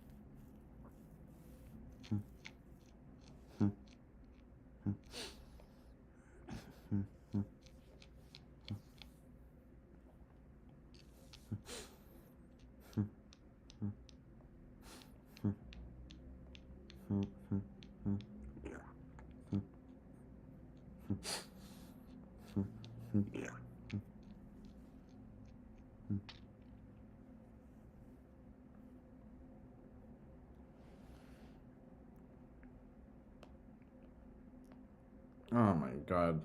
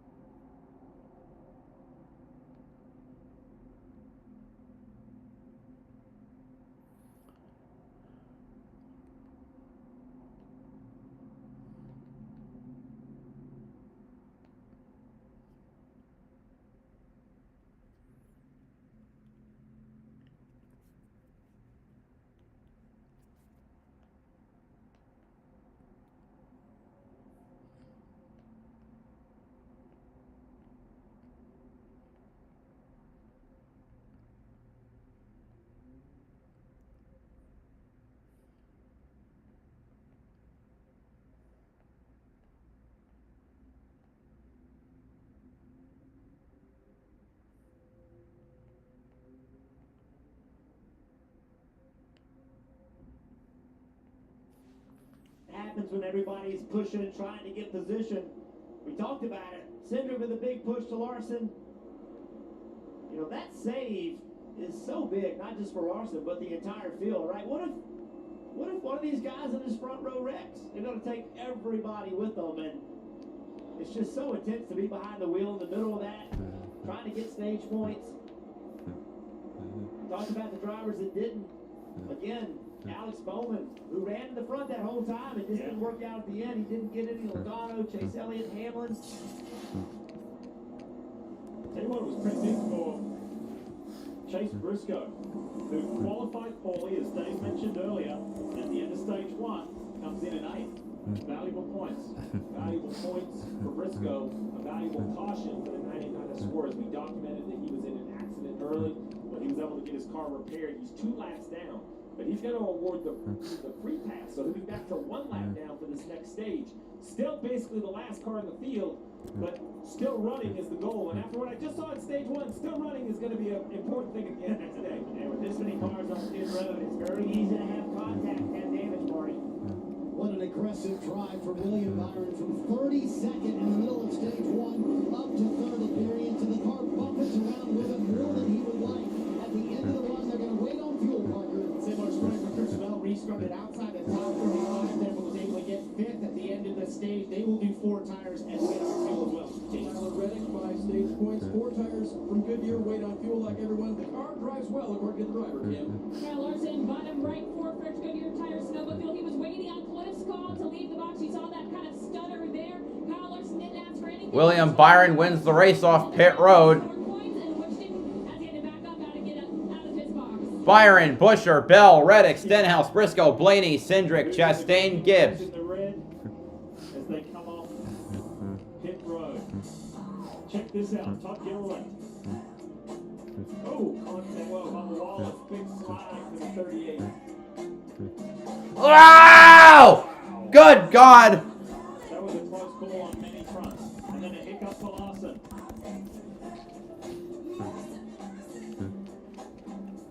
Oh my God! Hey, Ryan Reynolds here for, I guess, my 100th Mint commercial. No. I mean, it's unlimited premium wireless for $15 a month. I mean, honestly, when I started this, I thought I only had to do like 4 of these. How are there still people paying 2 or 3 times that much? I'm sorry, I shouldn't be victim blaming here. And it's still $15 a month, so whatever you're ready. I don't have production value.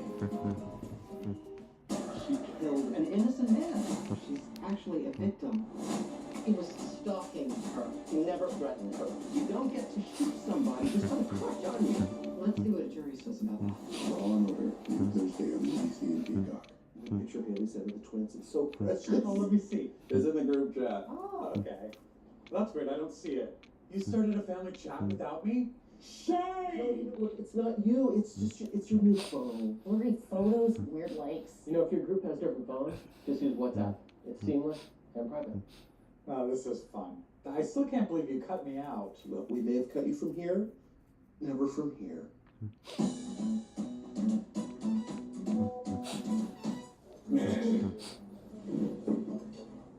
I know I messed up in the past, but I want to say this to the family. From now on, there will be $0 delivery fee. What? With Dash Pass, you pay $0 delivery fee on DoorDash. Is that what you were going to say? No, Guess how much I paid on delivery fee for this dinner and wine? 0. A toast to 0. Dash Pass, your door to $0 delivery fees. DoorDash. By the time this Patriots fan is finished drinking his Pepsi, you'll be 15 seconds closer to game time. Patriots logic. Better with Pepsi. At National Forest Direct, get 1 room of genuine Mohawk hardwood flooring installed for just $9.99. The floor you've always wanted for just $9.99, with no interest for a full year. Call National Forest Direct at 888-400-FLOOR. We bring the store to your door. Watch NBC Connecticut News at 7 every weeknight and streaming live on these platforms. Currently in a stage race in the YellaWood 500 here at Talladega Superspeedway in stage 1, getting closer and closer to refiring for the second stage. YellaWood Grand Pressure Treated Pine introduces their 5-star hero contest winner, Marshall Plants. After a fiery car accident in 1968, Marshall risked his life to save his 11-year-old sister. In honour of his heroic actions, Marshall served as today's honorary starter and will have a donation made in his honour to Samaritan's Purse. You can see the full story at YellaWoodHero.com. Thank you, Marshall. Well done. And adding to the stories of the day as we head to the Peacock Pit Box. DJ, Jimmy, we were talking a lot about it, you heard the words of Kyle Larson, just how stressful and intense that first stage was. Yeah, we appreciate you just giving us a little bit of break to catch our breath, just watching this. Jimmy, I know you've driven this next-gen car at Daytona back in the 500 earlier this year. Being in situations like that, how does this car react and handle if you happen to be in the middle of that 3 and 4 wide? It's a good driving car. I mean, it really does drive well, but it's still 4 wide at 200 miles an hour. And as you know, there's so much air being pushed off these cars, and the buffeting that takes place from side to side. I don't know Wait, how these guys why are they going? stayed in line, the merging that took place. Or is that from earlier? Really impressive driving by everybody out there. Yeah, it was fun to watch, and we saw William Byron through the trial make an aggressive move to get up to the front there, get a lot of stage points, plus maybe learning something from for later in the race. Kim. Or I guess they went down again. Okay. Kyle Larson came down to top off after losing so many spots on pit road. They also fixed the hood, flat springs after that stop. Larson asked, can you guys look at the video and tell me what I can do better getting into my box, because that matters so much here on a busy pit road. He asked if I come in at a less of an angle but can be further out from the pit road. He thinks that still gives the 17 of Chris Buescher enough room behind him, and then the ability to get out of the box behind Noah Gragson, Marty. Kim, in fact, all the Hendrick Motorsports cars came down pit road for a little extra fuel. Steve, tires are never normally an issue at Talladega, but I want to show you of Todd Gillen. This right front came off his car, and look at that, Steve. I mean, you don't normally see this at Talladega. How concerning would that be? There are a number of teams that have this same issue. So, I'm not super concerned. We just saw 60 laps on this set of tires. The only, I guess, little bit of concern, 68 laps in that final stage. If you get behind and you have to get a creative strategy. But then again, I'm not riding in the car, right? As a crew chief, I'm kind of used to seeing a little bit of fabric. That's just what's underneath the rubber on the tire. I actually think even if the track is big, rubber will get put down, ground into those grooves, so it should improve as the race goes. But something to keep an eye on if we do see tire issues late. I want to say thanks again to Traveller Whiskey for providing today's aerial coverage high above Talladega Superspeedway on an 84-degree day here in Alabama. We're gearing up to restart. Let's begin stage 2, and we're going to check in and listen to Trey Poole, the spotter for the 9 of Chase Elliott. Here we go.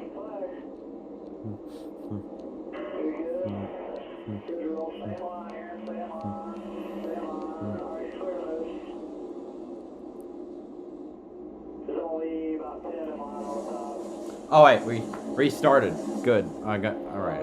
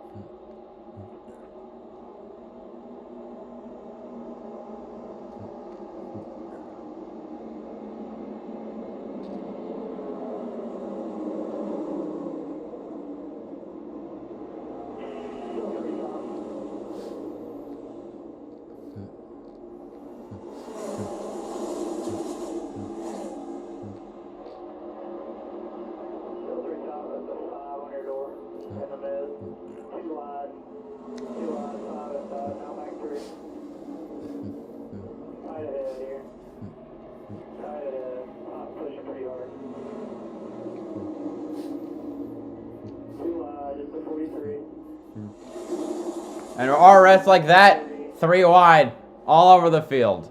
I love plate racing. It's like magic.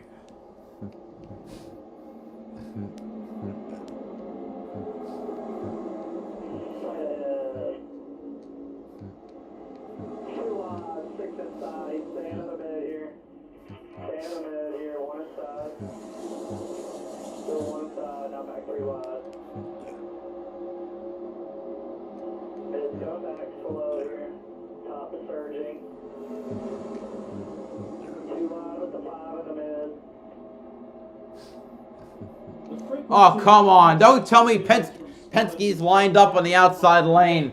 My worst nightmare. I learned probably a little bit less than others, but, you know, spotters do more today than they did, you know, 10 years ago. That has evolved. This job has become more difficult.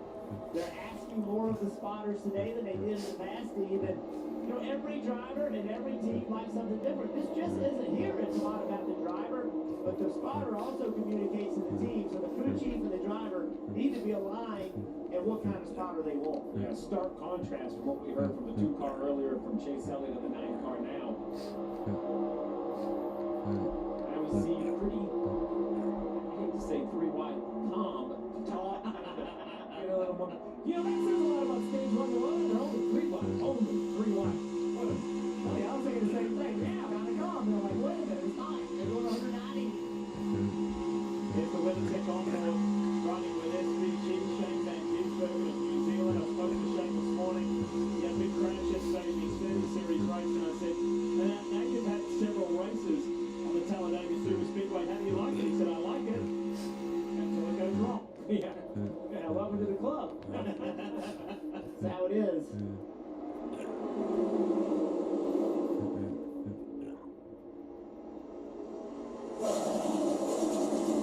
Some good representation, Marty, in that. Oh, that sounded really good. Chevy's, what you got? Yeah, terrific end of the season for Hendrick Motorsports. But interestingly, Steve, we saw all the Hendrick Motorsports, a lot of Chevrolets, in fact, come down pit road, top off for fuel, going 1 extra lap, just a little bit more fuel in the cars. And then you saw Alex Bowman, who was near the top 10 at the end of stage 1, fall immediately all the way to the back on the top line. And he was told max save from this point. So what's the strategy here for the Hendrick cars in the max save mode here in stage 2? Well, once again, you know everyone needs a pit stop. So if you save more gas, you just spend less time sitting in your pit box. This is no different than a road trip down the highway. Jeff and I stop at the local gas station together, and he needs 8 gallons, and I need 4, and we're both in a hurry. I'm going to pull away from the pump quicker because I only need 4 gallons. Same thing here. While the pit stops are going to look the same, tenths of a second at 200 miles an hour can cycle you from 30th to 5th or from 5th to 30th. The trick is, and everyone has a different strategy, where do you want to be? 5th saving gas, 20th saving gas, 15th? I will tell you, I just want to be where they don't back. So if you can tell me where that's going to be, that's where I'd like to ride out and hang out. Well, I tell you who we might look to as far as navigating his way around this track successfully today is the car in second. The yellow number 20 of Christopher Bell, the DeWalt Toyota for Joe Gibbs Racing. Bell got a penalty and was put to the back of the field. And throughout that stage one, worked his way into 5th. Unbelievable result. And here he is, as we get the next lull on board of Chris Buescher. Looking back at Bell, who says, I'm getting better at racing super speedways, Jeff. I'm not one of the best, but I know I'm getting better. Yeah, he's getting better because he's working at it. He knows that you can't get a wreck, and there's nothing you can do about that unless you cause it. You can't look at it and say, well, this is just up to chance, right? You've got to do your part as a driver. Inside lane is starting to break up, Working a lot to so they need help. this skill set. We're talking about Christopher Bell at Toyota. Let's give you the Toyota driver update. Obviously, Christopher leads that group. The playoff drivers highlighted in yellow. Ty Gibbs, the next best driver, is inside there. Michael McDowell in the gloves forward for Front Row Motorsports, the pole sitter today. Flanked by Chris Buescher on his outside, goes back to the front. One of the questions we were talking about before the green flag drop. Are we going to get a playoff driver win today, or will it be another spoiler? We've come a long way together. From dirt tracks to super speedways and every track in between. Never backing down, pushing boundaries, giving it everything we've got. Yeah, we've come a long way, but there's still a lot more road to run.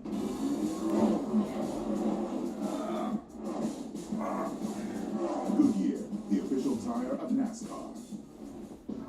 Soft drinks are just $1 at Wendy's. Any size, anytime. 3 p.m. Fanta, 10 p.m. Sprite, 7:46 a.m. Coke. Yeah, you're built different. Dollar soft drink, any size, gotta be Wendy's. You like watching things get broken? Like barriers? Glass ceilings? And records? For this playoff season, we're looking for you. Join us at Toyota Racing.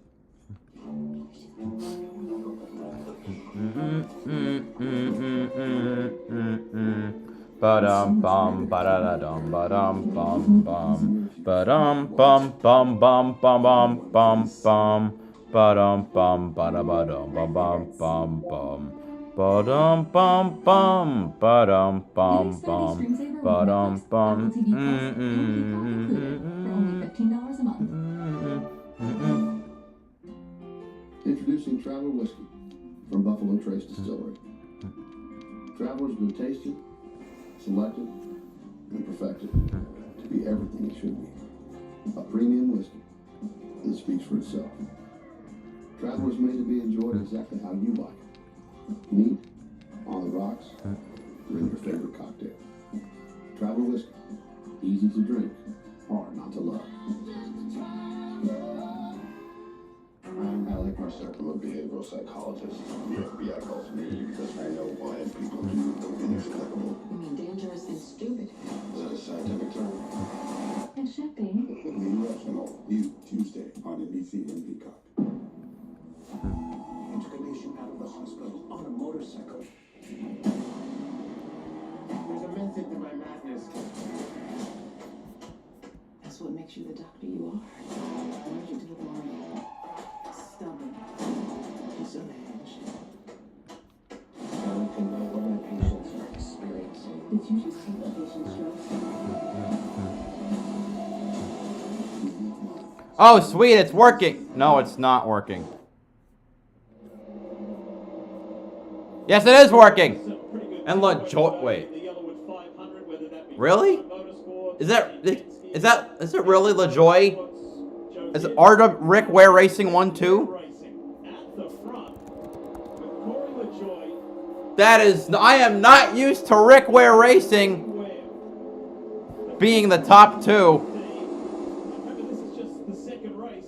Corey with Rick Ware Racing, and he came out of the box strong last weekend with the top 15 results. Steve did a really nice job in his first race behind the wheel of the 51. Remember, a spot to inspire Rick Ware Racing at 15, Arby's car behind the 51. That's Cody Ware, son of owner, same as Rick Ware. So it's Rick Ware's son, Cody, who had a 4th place finish at Daytona in August. So, oh, this shit. organization has found a way to circle these super speedways and make the most of them. Bravo to the 51 and 15 as they run up here near the Trying to fix this. Racetracks. He's had multiple opportunities to win races. Nope. Hadn't quite found a way to pull it off, but Come on. in that position, it can happen. You saw how aggressive he got on the block. McDowell had a big run on the outside the last lap. Corey Joy pulled right up in front of him, took that energy away. Here comes McDowell. All by himself. Chris Buescher with a really decisive move to now let's see if the teammates tuck in. Yeah, they do. They work together. And that shook the field up behind it. I mean, it's crazy how one move can change the lanes. Who's leading what lane? That completely changed it. Now Bell's leading the line. Harrison Burton's leading the line. There we go. Fixed it.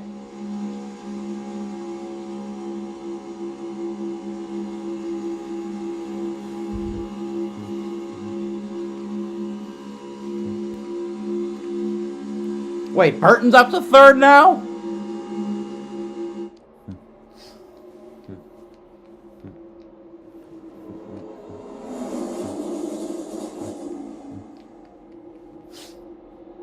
Harrison Burton right on the 17 of Chris Buescher. Here comes McDowell. 3rd lane. Cody Ware leads that. Ooh. Someone just got hung out to dry. Where? Cody Ware. Well, I mean, it depends on a car 2 back for Joey Logano to make you feel any better. Can you imagine trying to be a spotter? We heard their job. I mean, it's that easy. They're so light painted. The sponsors are so similar. You see the 12 and the 22, a little bit of white on Ryan Blaney. It looks great on our camera, but from a mile away down in turn 3, that's going to be a tough job. And that's a disadvantage if you're Cody Ware. You don't run in this series every week, every single race, so they don't trust you quite as much. Not that Cody's not a good race car driver. Wow, the run from the outside, the Penske cars. From the 2 into the 12. Good Lord. They came out of nowhere. Like, the closing right there was insane. Was looking rearward there just to get a feel of who was coming from behind Kim. Michael McDowell.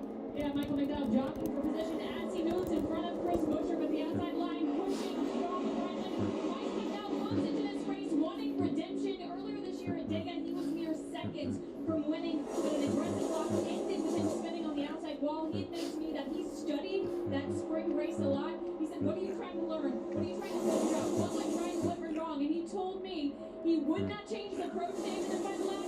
He would just execute it better. Oh, now it's Penske 1, 2, 3. Ah!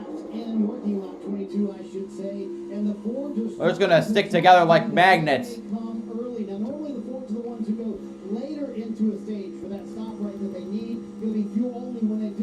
They're like flies. Maybe doing something a little bit different. You might see some Fords on the early side of this. Well, the pace is picking up. Something definitely feels different. They were running 51.50s now.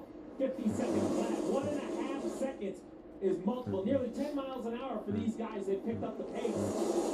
I'm going to tell you something, folks, that Ryan Blaney said yesterday in the media center.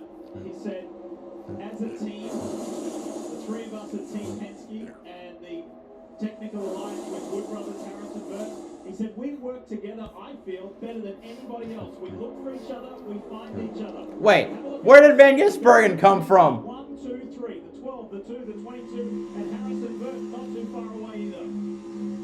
Great comparison of Michael McDowell and Tyler Reddick, 2 different driving styles. You see the throttle use. Oh, here we go for pit stops. Marty talked about it, a wave to pit road, a little broken up. Not everybody got here. I count 7 cars. McDowell, Buescher, Briscoe, Berry, Priest, Gregson, and Cody Ware. 7 Fords. McDowell is there. Typically, you want to pit with your manufacturer. That's just how they end up working together. Wait, how did the Hendrick cars already get up this far?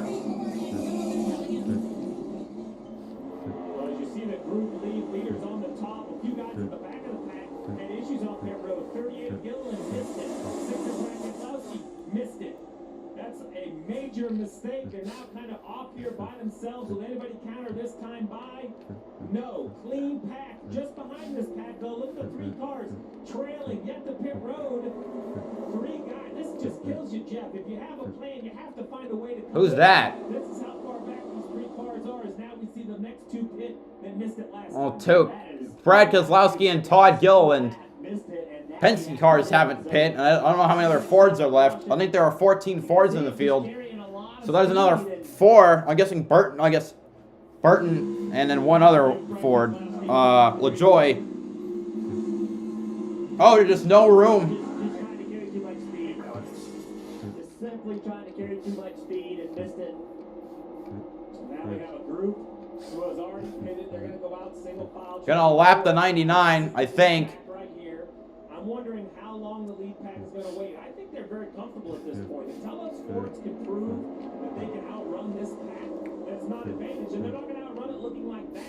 4 together, then a gap to 2 more cars. Briscoe is in that pack as a playoff driver. Oh, well, maybe it was Yaley, the car we saw going a lap down. To figure out this is when we should hit, but the execution is sometimes what gets overlooked. And the reason why it's disrupted is because more cars running together can go faster. So that group back there, they're trying to get single file, but it's not as many cars in that. The green car that's trailing is Allmendinger. Be running faster, even though they're 2 and 3 wide. Stewart, no, that's not all Stewart Haas. It's 2 of them plus a Roush as a front row. Ryan Blaney leads the way, and he's on that low line. Heading the second lane is the WeatherTech Chevy for Corlick Racing, Shane Van Gisbergen. As the Kansas winner Ross Chastain pushing him, and here comes SVG.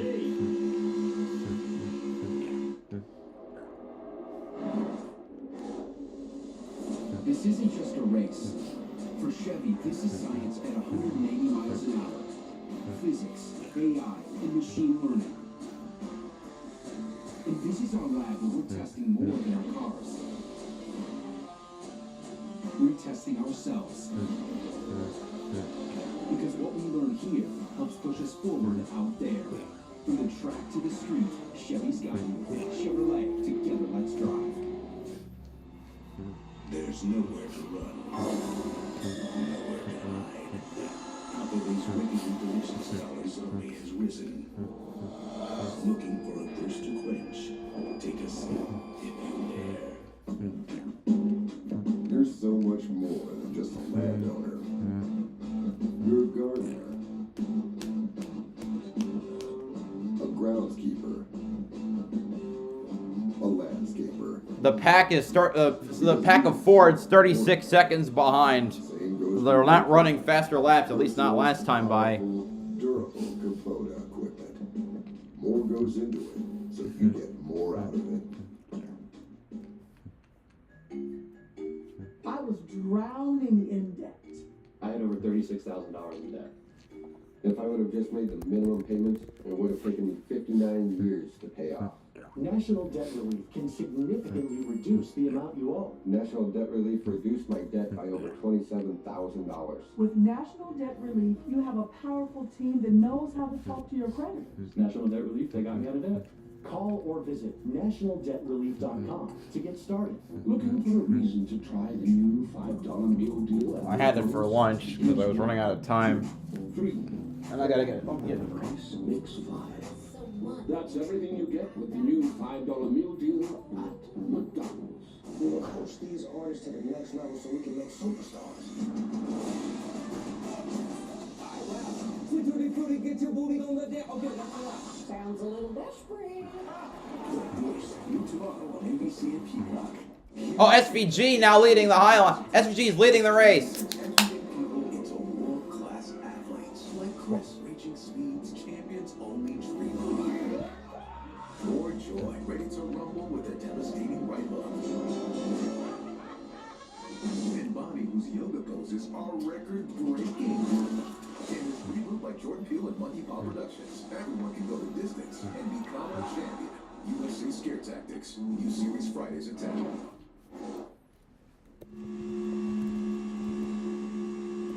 A quick reminder that you can join NASCAR's free rewards program and start earning points that turn into member Haley getting jettisoned. Points in for free tickets, exclusive gear, autographed merchandise, and one-of-a-kind race day experiences by visiting NASCAR.com/fan-rewards.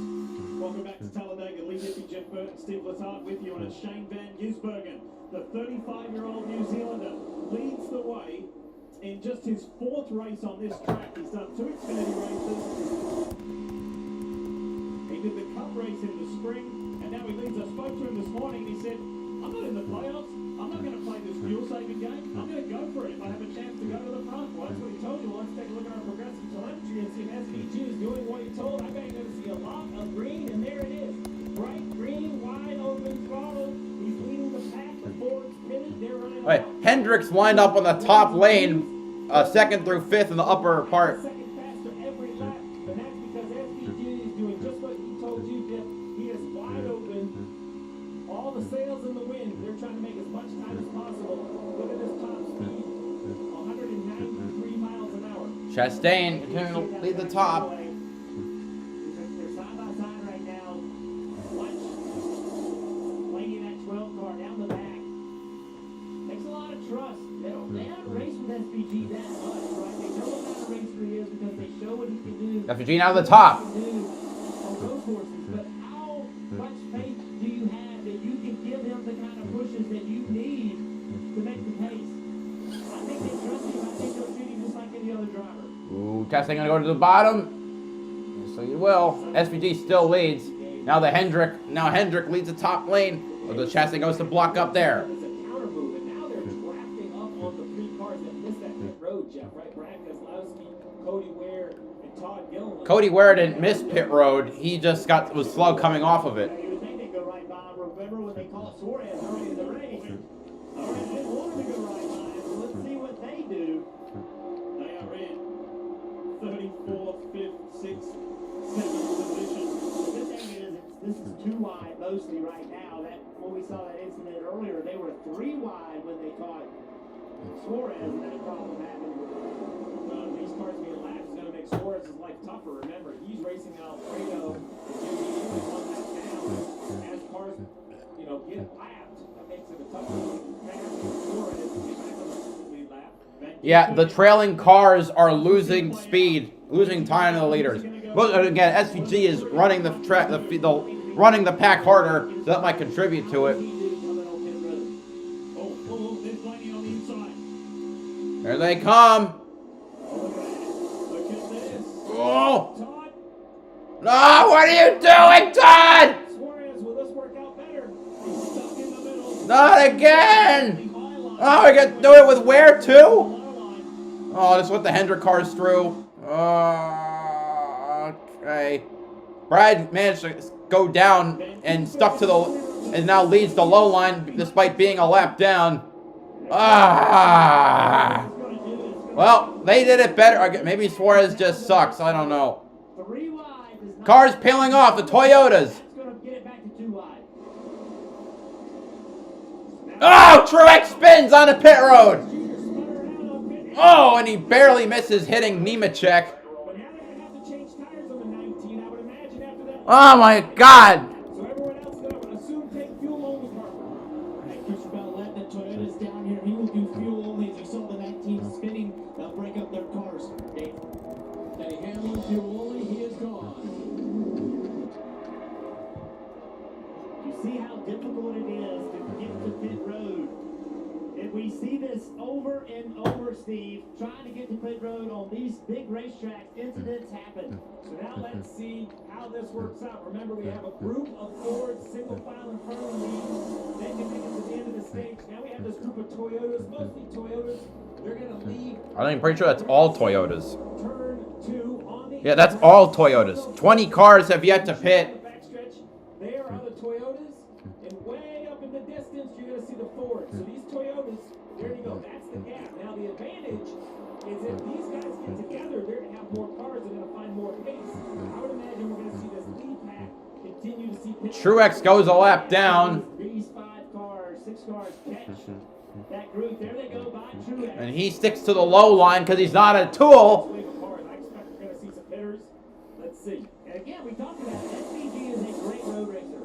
Braking is such in road racing. But this racetrack, you don't have the braking force like you do at other racetracks. The tires do not stop as well. You do not have as good of brakes. How does he handle this situation on these green flag stops? Brad Keselowski put up a resilient fight to try and stop them. Oh, wait, am I hearing Denny Hamlin speeding? Side of your screen, the bright orange and black machine of Martin Truex Jr. Or, That's what I'm talking about. or no. One of my friends said he thought. Never mind. This is why I gotta check Pockris for penalties. Now around it goes. No practice this weekend. Just one lap of qualifying, so you don't really get the practice. Toyota line merged ahead of the Fords. Van Gisbergen continues to lead.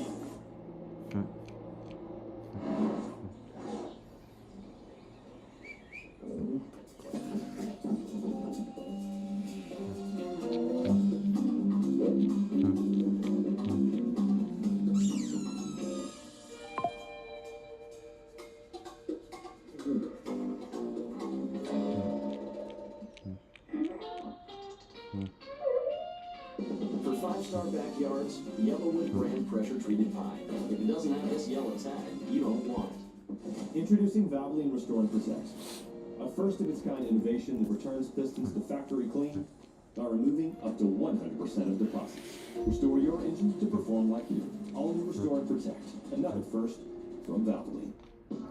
Soft drinks are just $1 at Wendy's. Any size, anytime. 3 p.m. Fanta, 10 p.m. Sprite, 7:46 a.m. Coke. Yeah, you're built different. $1 soft drinks, any size, gotta be Wendy's. The Bush Guide. Cold and smooth survival skills. Should you become stranded, be ready to signal rescuers. Looking at the Toyota line, they're all trying to. What are they? Wait, what the hell are they doing? What? Wait, what are the Toyotas doing? Get out here. 12 minutes. Like, they should not be racing each other, right? They should not be competing with each other. They should be trying to get as much time back as possible. That's the main goal. Like, I mean, obviously I want to see racing, but they have to catch up. They should put themselves into contention by pushing back to the lead. Oh, we got cars pitting. Some of them. I count 6 cars. Chastain, the Hendrick cars. Oh, or some of the Hendrick cars. Stenhouse. What makes us human? Our emotions. Okay. All right. I think this is 5. So the 5, the 24, and the 48. Shame, revenge. A bit irrational, isn't it? When we are in a hot state, we are less careful. We make mistakes. The key to solving any crime is on. There's a Penske. There's the. Oh wait, no. That's the leaders. An experiment. Key action. Tuesday on NBC and Peacock. I know a few things about a rival, but this one is different. Cowboys offense. All right, the rest of the cars go on to pit road. Defense is so powerful. You want to run home crying. Sunday night football. What on earth is Hemrick doing?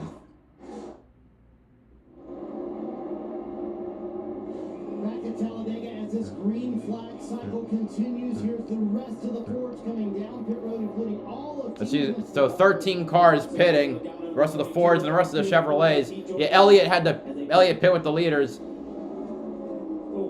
Austin Dillon had trouble getting into his box. Wow. Of course he did.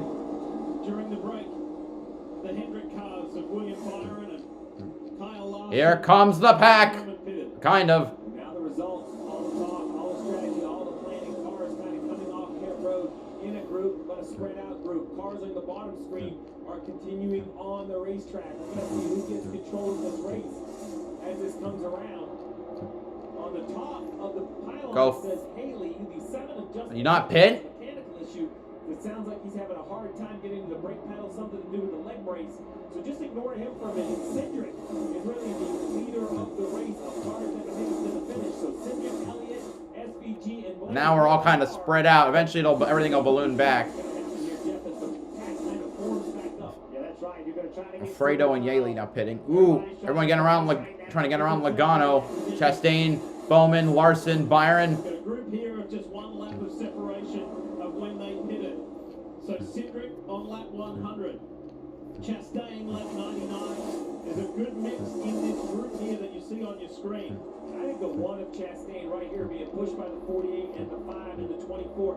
I think this is the group that has the most forward momentum. Will they be able to get to the right rear of Blaney? Bush, latching to the back of that. No, he's not.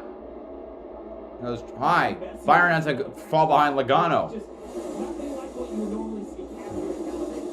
From the very uniform opening stage, this is considerably more mixed up, and there's only 19 laps to go in stage 2. So if you're Cindric, Elliott, SVG, Blaney, Chastain, your team should be telling you to stay in line. I know you want to try to leapfrog, but if you stay single file, we can just kind of efficiently pull away, maybe settle this stage amongst ourselves. Tyler Reddick and the Toyota on board. Reddick's in 23rd.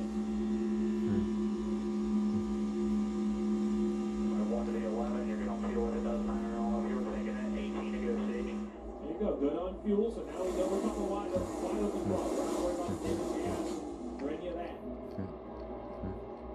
Once again, Haley bottom of your screen just went out of screen. He was leader of the race last on the road, last 55. So now have to make a pit stop. They're hoping for a yellow so they can work on this car and try to fix what the mechanical issue What the heck was that? It looks like a caution light was on. It wasn't, but Cindric will take the lead. As long as they can. They know if they can stay single file, it'll get them away further. It'll keep them safe from getting in wrecks. They're gonna make the run come from behind. And who is gonna start double file? Because for this second group, great. Now we're in a now it's a 2000s plate race. I don't think William Byron's gonna just stay in line. I think he's gonna try to force the issue to get double file going.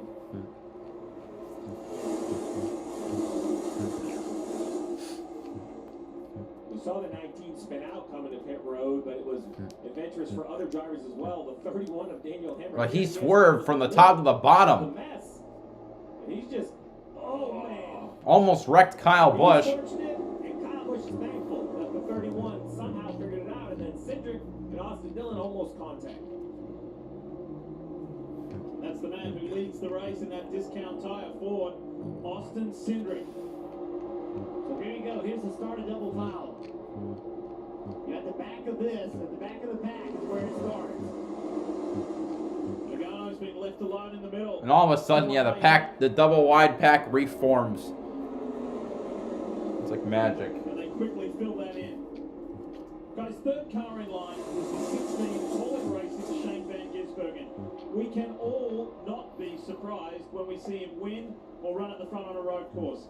But for a NASCAR newbie, this is a mightily impressive run at NASCAR. That Busch pulling out, or that's Larson to the outside lane. Have success, right? It's a racetrack where you can get in the pack, you can be aggressive and filling holes and blocking. You can get up there and run with these guys, and you can build some trust with them in doing it. For this extended aerial coverage of the YellaWood 500, I say thanks to Traveller Whiskey. Look at these images, and look at Ryan Blaney go. His teammate Austin Cindric pulls up in front of him. A lot of trust right there. And so it backs up. Yeah, but what happened behind it, Steve, was a Blaney now second on the outside lane with Cindric kind of leading. I was waiting for the wreck because the one hit the 48, the 5, the 22. I thought we were getting ready to have that big wreck. Come on, Stevie, optimism. I'm here now. You don't come with optimism. I can assure you. He's a realist. Look at the 8 of Kyle Busch. What a good run it is. Inside, Elliott kind of backing up, is trying to get a run down the back stretch. We talk a lot about strategy, racing, the danger. I think the drivers need to be applauded because they come down here year in and year out regardless of the rules, and this is what we see. They don't like it at times. They get frustrated at times. They don't love that it's out of their control by themselves, and yet you would not know. It's a really good run. Here comes the 9. They say all those things because they're honest, but when they put that helmet on, it's go time, and they put such a great show on, and that's why this place is packed every year. And here you go. The pushing is starting to get more and more aggressive. They're running mid-49 second laps. Oh, is that the 44 again? Is that up the top there? Stay high, just stay high. JJ stays high and lets the pack by. Nice job out of 44. We've seen issues with this. JJ doing a great job. Austin Cindric, Ryan Blaney, Chase Elliott, Shane Van Gisbergen. That's the top four here at Talladega. America, built by those who dare to dream, those who push the limits, and those who serve. At Bass Pro Shops, we stand with those who stand for our freedoms, proudly offering a legendary salute discount every day, and recently partnering with the Army and Air Force Exchange Service. 13 to go on the stage. Because it's more than a great outdoors. It's about honoring those who protect us. Bass Pro Shops, voted America's best outdoor retailer. The first thing you think of when you see a pickup truck is this kind of home. We're looking for you. Join us at Toyota Racing. Introducing Traveler Whiskey from Buffalo Trace Distillery. Traveler's been tasted, selected, and perfected to be everything it should be. A premium whiskey that speaks for itself. Traveler's made to be enjoyed exactly how you like. Neat, on the rocks, or in your favorite cocktail. Traveler Whiskey, easy to drink, hard not to love.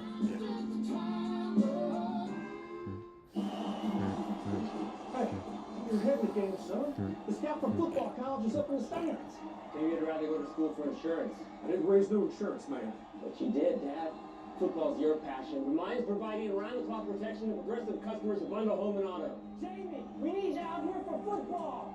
You're giving up on your dream, James. Yeah, I'm giving up on yours. Oh, James, wait. No, that's not the good. A message from the Sonic Department of Research and Deliciousness. Did you know your new favorite burger has hand-smashed patties made to order, hot and melty cheese, and a tangy sauce? How rude of me. Let me introduce you. Try the all-new Double Sonic Smasher and that half-price drink in the app. He took a patient out of the hospital on a motorcycle. I'd like to know what my patients are experiencing. Did you just take a patient's drugs? Unique Minds, tomorrow on NBC and Peacock.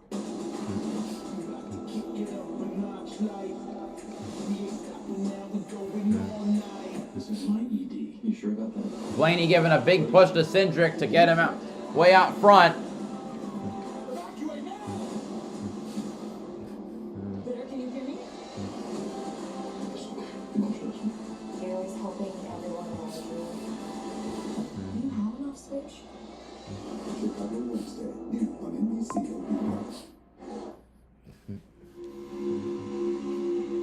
A quick reminder to download the official app of NASCAR and follow the action. 9 to go on the stage. Live scoring, in-car camera and radio broadcast. You can upgrade to premium for full access to driver audio channels and a completely ad-free experience. Search NASCAR in your app store. Download to start a free trial. Welcome back to life at just under 200 miles an hour in the pack. Aboard the WeatherTech Chevy for Shane Van Gisbergen, tucked in behind Chase Elliott. And a little further back, that 14 car, Chase Briscoe's trying to get a third line going. He's working hard at it. He's got a little bit of help behind. He did this in the first stage. He ended up finishing 8th in the first stage and didn't see much of him. But toward the end, he did exactly this. Got on the outside. Look who's behind him. You said it. He's got all of his teammates are behind him. Those cars in the middle lane, they're going to start caring about citywide, certain number of rows back. I believe other cars are going to jump out in front of them. Dave, big disparity in terms of when the likes of the Stewart Haas Ford stopped in comparison to the race leaders, but tell us more about Chase Briscoe. Yeah, here they all are, huh, Dev? So Briscoe was just told, we need stage points, so get some if you can. Time to go. He said, I'm going to build a run right here. And you can see behind him the 10 car of Noah Briggs are trying to help that team, putting all their efforts anytime they can toward the 14 car in the playoffs, Parker. I just abandoned it. For Daniel Suarez and that 99 car. He's lost the draft with his lead back, but he's currently in the free pass position. When we get to the end of stage 2, we remember had that instant lap. 7 to go on the stage. got one of those laps back at the end of stage one. They were able to fix the toe of that race car about halfway. It's still damaged. They're going to work on it more under the stage, but if he stays that first car one lap down, he will get that free pass to be back from the lead lap. I knew the field was catching AJ Allmendinger was about, I think, 10 seconds ahead of this pack, so tight moments here for 919 if they can get this free pass. He's going to have to go, because look behind him. Right there, that pack of 4.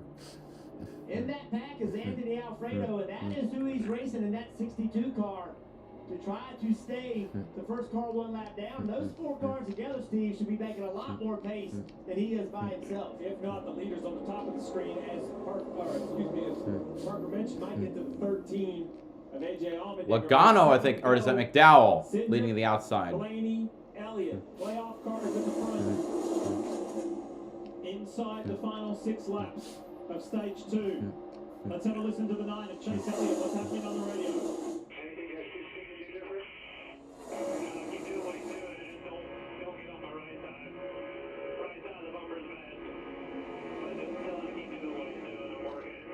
You mentioned the learning curve for SVG. Well, there you go. He's asking, what do you want to do? Live time. Chase Elliott saying, pushing good, right rear bumper bad. If you're going to hit me, try to hit me square. We have seen the accidents, Jeff. If you get offset to the right, you almost turn the car in front of you. Yeah, and the problem is the car in front of you is moving, right? It's not exactly just running a straight Coming to line. 5 to go on the stage. You can start a push out well, and that car move a little bit. Next thing you know, you miss a line. 2 Chevys on that low line, 2 Fords on the high line.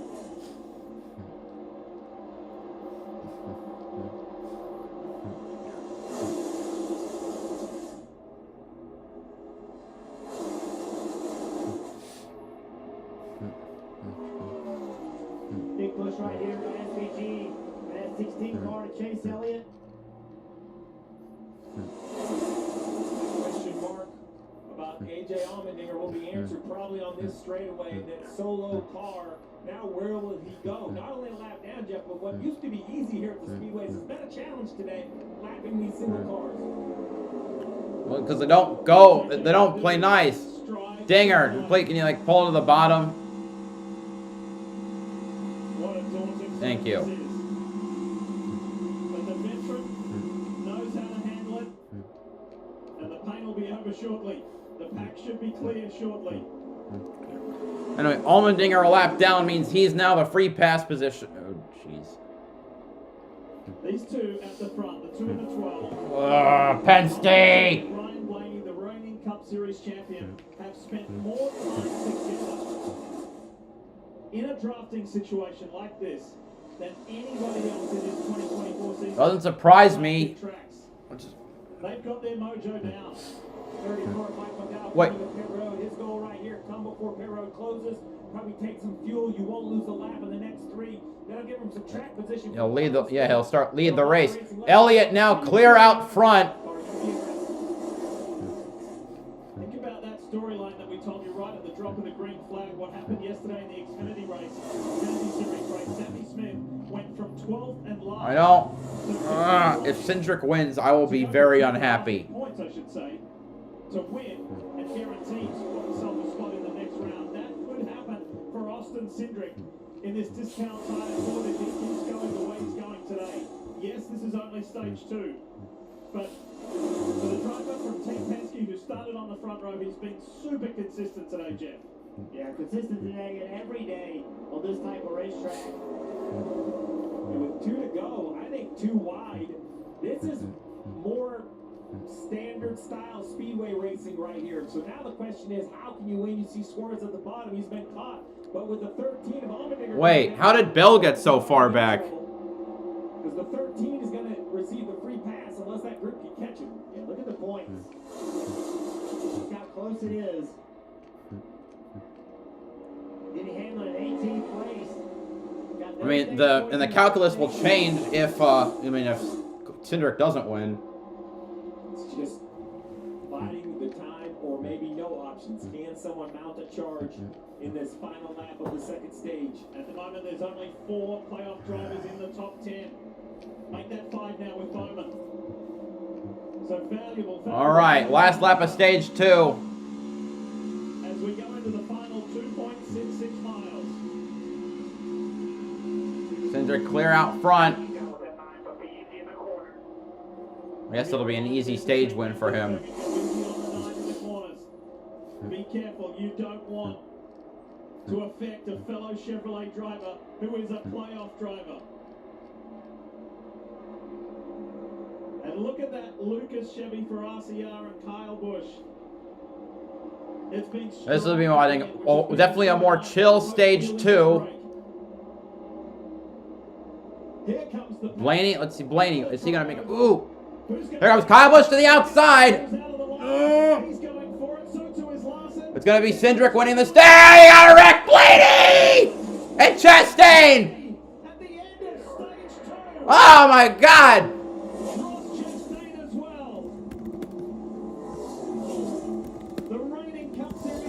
Damn, Blaney just went, he plunged into the outside wall. Hard.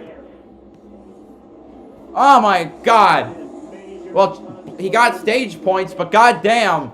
And at least that means, Cindric loses his help. Cindric wins the stage, Elliott second, Busch third, Van Gisbergen fourth, Byron fifth, Bowman sixth, Bubba seventh, Blaney eighth, Larson ninth, Chastain 10th. The AMR safety team are right there to assist Ross Chastain. Unfortunately for Ryan Blaney, the champ, it's happened again.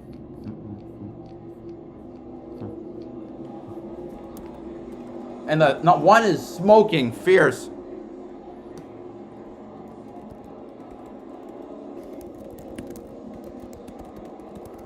That was Blaney's hit was head on.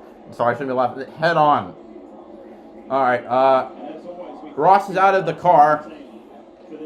So the guy who won last week, not going back to back. That 12. That thing went head on. Like the right front's completely busted. The tires exposed. Bad hit from the 48. Oh, did Logano and Hamlin also get it? And is that Bubba too? Wait, no, that's I can't even tell what car that was.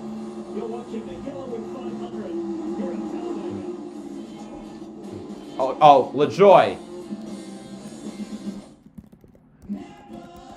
Modern engines demand modern maintenance. So for your next oil service, reach for the gold standard.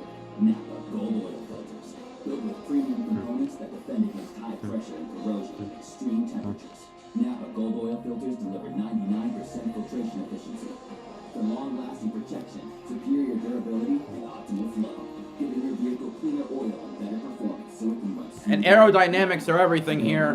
Napa locations nationwide. Looking for a reason to try the new $5 meal deal at McDonald's? Here's 1, 2, 3, 4, and the price makes 5. That's everything you get with the new $5 meal deal at McDonald's. Can I share something with you that is horrible? I would be better off dying instead of leaving my family generational debt.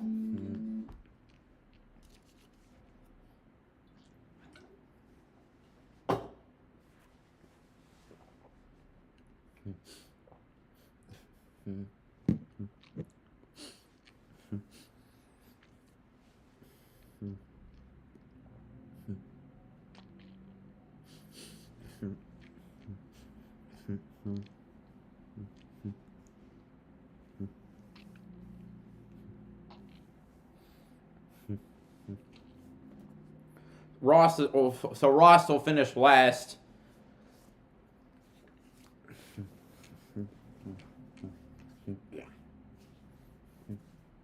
Wow, I'm getting a Kamala ad. First time I've seen one here. I should have guessed it was because the started with something about health insurance. I mean, I'm in Connecticut. Like, what are the odds anyone in Connecticut gets a presidential ad? It's, you know, it's safe blue, safe Democrat. But same for New York, actually, unless you're in a competitive district like the 3rd, the 4th, the 17th, the 18th, the 19th, the 22nd, or the 1st. Then again, I guess in Connecticut, you might get ads if you're in the 2nd or the 5th district for the House races there. I am a nerd. Oh my god.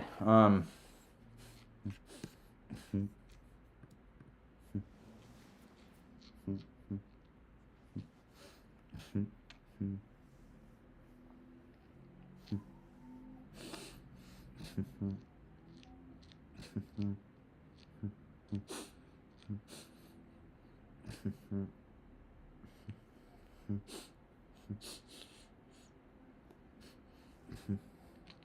gonna see the replay on my phone. Oh, never mind. Trying to get to the start-finish line to get the best finish. And the cars get very light in the trial. There's not as much banking there. The cars aren't planted in the racetrack, and a little bit of A little contact with Van Gisbergen too. Just gets Blaney out of control. And a huge impact for both the 12 of Blaney, the 1 of Chastain. There's Logano. No, that's Blaney. Oh, that wasn't as bad as I thought it was. It wasn't as head on. It was more the right front as opposed to the nose. But there's no way that thing's gonna be drivable in this raft, and that's gonna hurt him severely in the points. Playoff drivers, 22 impact, 11 also. Parker. Right, the 22 did get some damage in that. You saw from the back, so you see the team here on pit road. They've been working on the front splitter, especially the right side, and also getting that hook down by ripping it down. It hit popped up a little bit, so a bit of nose damage and splitter damage. Logano back on track. Another driver that was in the accident, the 11 of Denny Hamlin, he kind of got the chain reaction, so it's hard to tell exactly how much damage the 11 has. We're going to have to see when it comes to the attention of their crew. For everyone else, it's going to be fill up those gas tanks and probably new tires, Marty. As of now, Steve, Alex Bowman has earned points in every stage of the playoffs except one. He gets points here, so he's a little bit freer than he would like. His teammate William Byron twice has driven from mid-stage up to the front. He has earned the most points today. The water's a little bit warm in the 24. That's the only complaint. Chase Elliott on your bottom left missed that green flag stop with his teammates because he didn't hear the call. Worked out for him. Grabbed some stage points for fresh Goodyear tires. Snowco fuel. Austin Cindric, your bottom right in the 2 car, waiting on fuel. Crew chief Brian Poston saying this is probably the last time we'll take tires. No changes. Austin did say it was a little snug. Busch, Cindric, Bubba, Elliott, Byron, Larson, Van Gisbergen, Gibbs, Bowman, Hemrick. It'd be a lonely fight to the finish for Austin Cindric with his 2 teammates having wounded. One injured, one almost destroyed. That's setting us up for an unbelievable run to the end.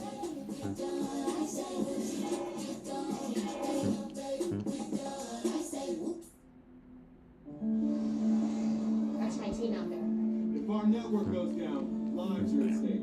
Our comms have to work. Well, the mission won't. That's why we partnered with Jurassic Friendly.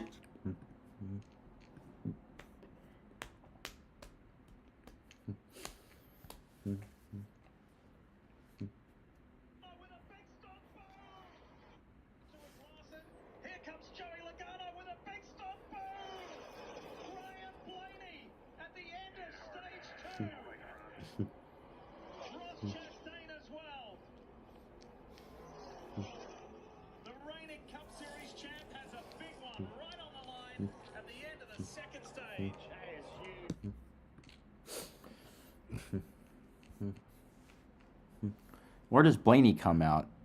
8th? Wait. No, that's not right.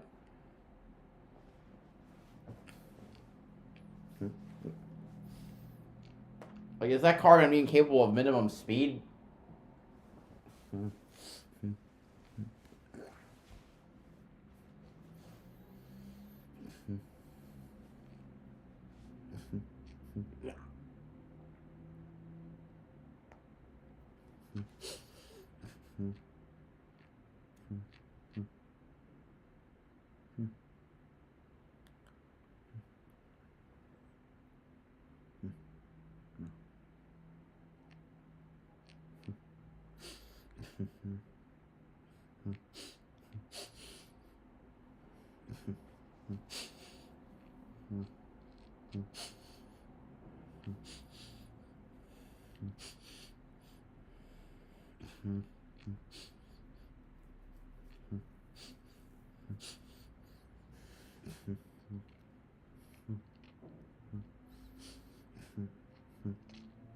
Sunset time is 7:15 Eastern or 6:15 Central. We got... that shouldn't even be a problem.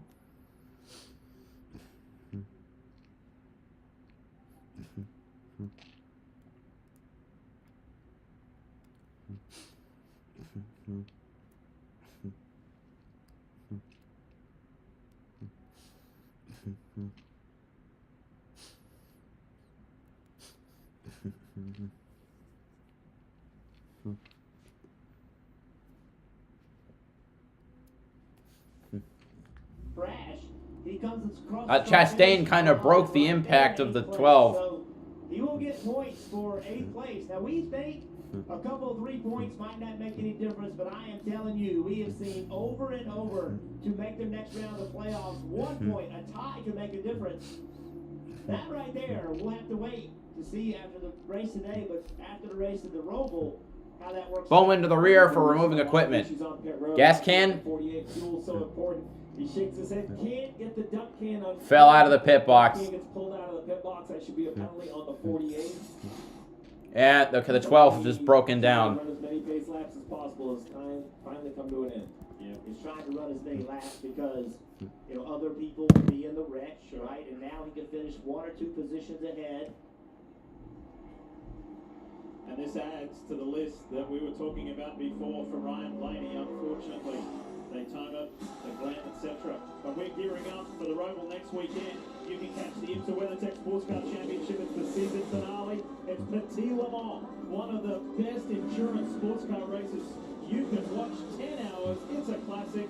You'll see it at 12 p.m. Eastern on NBC.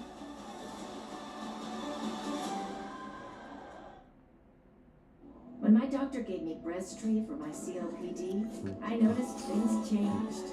Breztri gave me better breathing starting within 5 minutes. It also reduced flare-ups.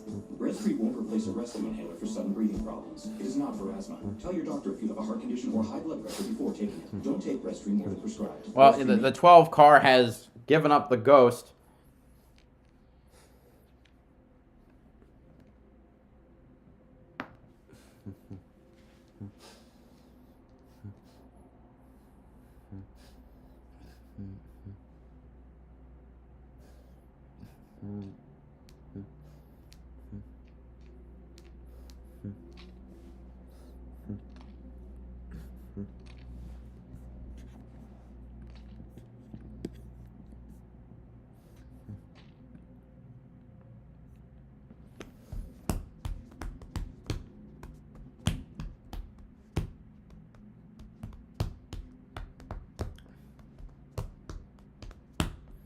So, what was, I got to check what Blaney's margin was.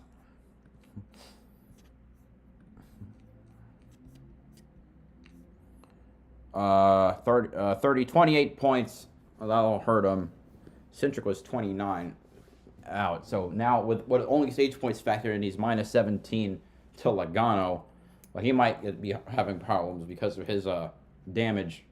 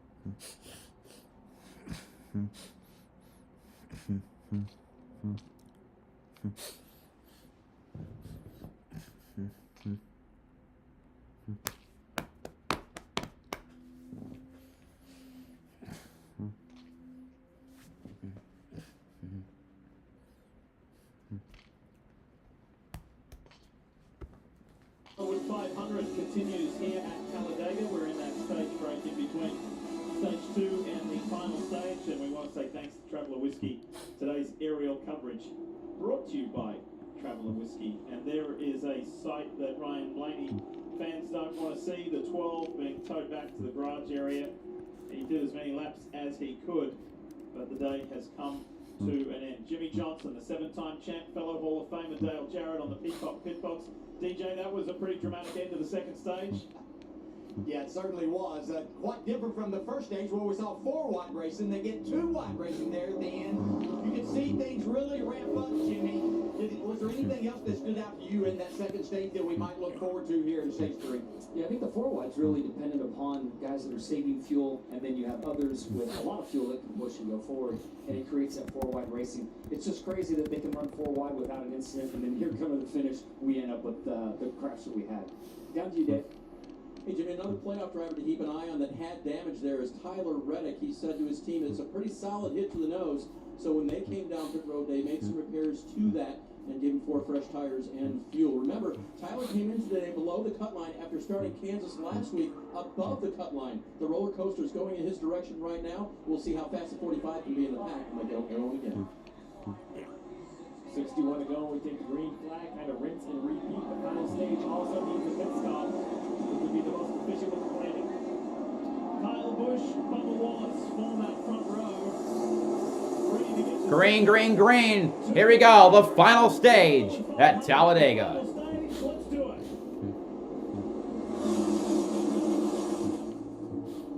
Kyle Busch, the leader. Opening 2 stages, very different.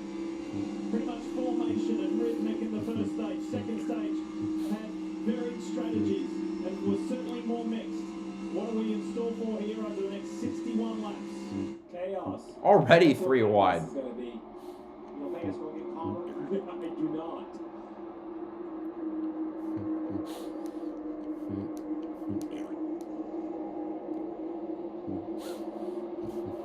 We got Chris Buescher in that third lane. 17 up on the high side. Crazy thing is, even though Blaney wrecked out, he's still plus 24. Byron tucked in behind Bubba Wallace and Kyle Busch, and Chase Elliott's in there as well. Austin Cedric continuing to do a great job on this type of racetrack. 12. They can thank Logano for that. At second most behind William Byron at 14. And Jeff, that's a good point because yes, we've got a long way to go. But to follow that Cindric storyline, he was 12th and last in the playoff picture. This is the 3rd time you talked about it. I don't need to hear it again. Run, Austin has dragged himself up to 7th and above the cut line. Yeah, Alex Bowman, he has a chance to gain a lot of spots. Because he's toward the back, Reddick toward the back, Logano, we're not sure how much damage he's got. It didn't look too bad, Steve. He could gain a lot of spots here as well.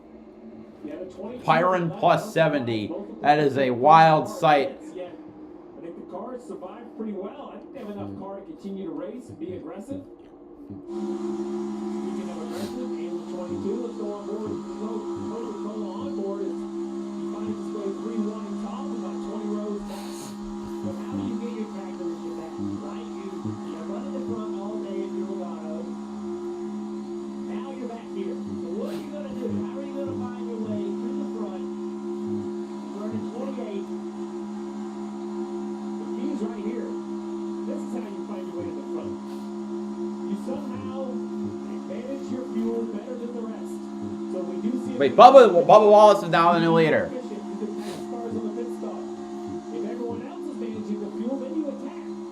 Positions. You just need to kind of be on the other side or whatever the group is planning.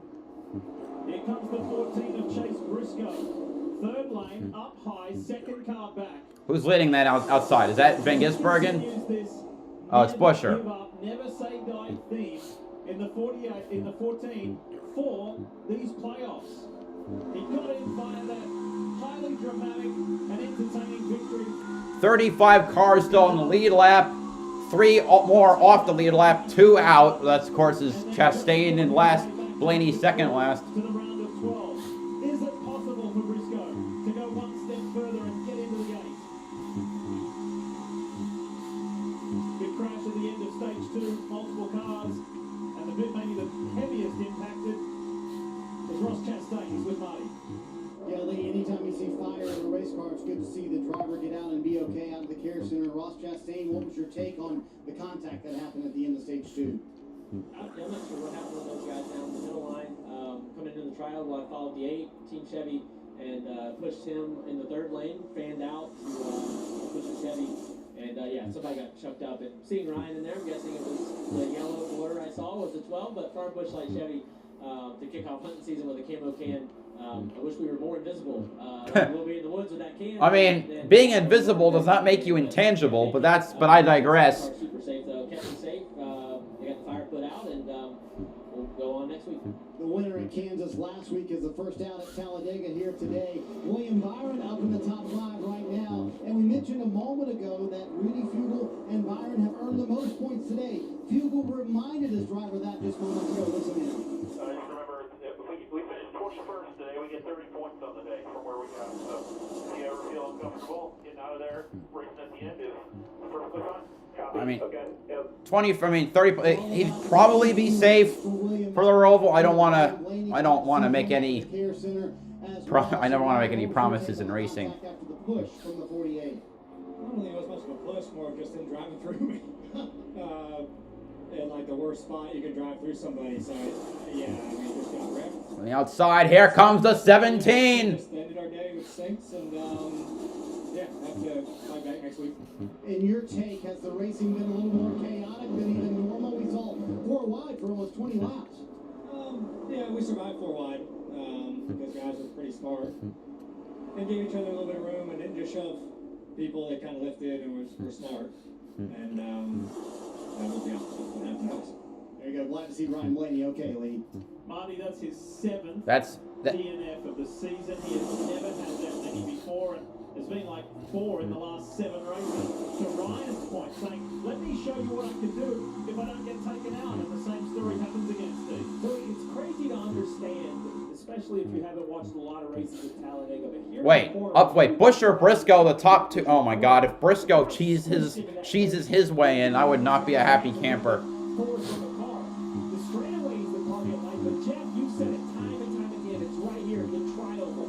This awkward cornering without a lot of vertical load. And it's where the car is the most unstable. The car has not near as much downforce on it, but it doesn't have the grip on that part of the racetrack. And, you know, Blaney said he just got driven through, and part of that is that push would have been fine on the straight. No problem whatsoever. But in the trioval, sometimes it's just not enough room to push there. Well, the other thing let's add in, and in 54 laps, the trioval. Allmendinger leading the outside lane. Are going to come, whether you think you can hold on to it or not.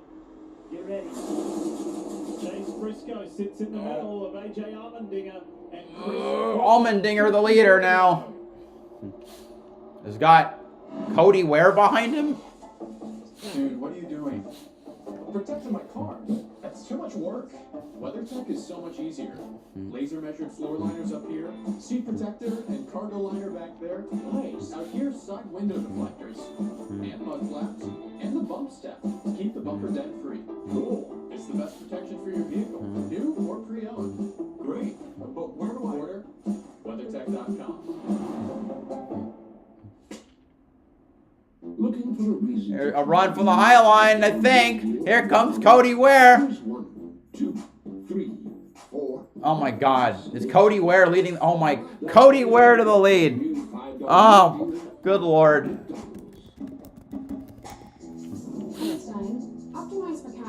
Oh, 4 wide. Oh, geez.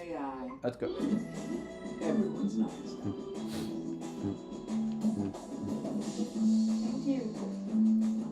Eyesight. Some follow-up email. Cindric to the high line. Einstein, what are these blinking lights in front? Now, everyone's an Einstein. Wait, is that Logano or McDowell in the middle, 3rd in the middle lane? From Buffalo Trace Distillery. Oh my God, that's Logano. Selected. How'd he get up that far already? Everything it should be. A premium whiskey. You gotta run, probably gonna take the lead. Travelers made to be enjoyed exactly how you Oh my God. Neat, on the rocks, drink your favorite cocktail. Travel whiskey, easy to drink, hard not to love. Looking for a reason to try the new $5 meal deal at McDonald's? Here's 1, 2, 3, 4. I can't, man. Talladega is so impossibly hard to keep track of. Next time by, it'll be 50 to go. I know a few things about a rival, but this one is different. My blood runs black and gold. So let me tell you, there's 50 years of animosity about to boil over. Cowboys offense, touchdown. exciting. I get it. But the Steelers' defense is so powerful, you want to run home crying. Cowboys, Steelers. Ooh, wait. Can't wait for Sunday night. Sunday night football on NBC and Peacock. Monday on USA's newest reality competition show, The Anonymous. Danny shakes things up with the final handle refresh. I'm desperate for a new handle. Followed by a dramatic twist during this week's challenge. That's not fair. Danny's cool. USA's The Anonymous. New episode Monday 10. 50 to go. Did you know that you can sign up for the NASCAR newsletter to stay up to speed on all the latest from the track and get your chance to win 2 tickets to next season for a race of your Oh, well, the Cuddy Ware just got sucked out. To scan the QR code, visit NASCAR.com/race-ticket promo to enter. 50 laps to go. Brought to you by YellaWood. Of course, this is the YellaWood 500. And John Logano in the Shell Pennzoil 22 leads the way. Parker Kligerman, how on earth did that happen? After being involved in that end of stage 2 wreck. Absolutely incredible. Remember, they hit it multiple times to fix the damage on the front of that race. Outside lane coming. And on top of the hood was buckled at one point. They riveted it down and put reflective tape up there. He got to the bumper of Todd Gillen, who's pushing. Gillen now in second. Pushing the 22. Getting to the front here. What a remarkable comeback. But Keith Hemke, 22 team who scored no stage points today. Now find himself in the front of the field in the final stage. Pretty cool stuff from AJ Allmendinger as well. He got the free pass. And now To freaking 5th. Gillen moves up to block the high lane. There's a run for the middle now. Chase Briscoe. His calling teammate Shane Van Gisbergen has been up there, and he just recently dropped back. Here he is, the WeatherTech on board. SVG has dropped back probably about 8 positions in the last few laps. He's getting shuffled back while his teammate runs closer to the front. Actually, Allmendinger and Logano both started toward the back, and here they are. Ooh, boy. Kyle Busch forced 4 wide. That was a quick move that's going to hang Kyle Busch out. No, he finds a way back in. Of course he did. Oh, and Stenhouse drops down to that middle lane. Opportunity for Dylan to move up behind Cindric. He tucks in behind Gillen. Allmendinger to the side, to the inside of Logano. Could get 3 wide for the lead. Teammate Austin Cindric's on the outside, and Austin Dillon. There's the 3. The Bass Pro Shops tracker machine comes into the mix. And as was the case in qualifying, both RCR Chevys are at the front. Good stuff.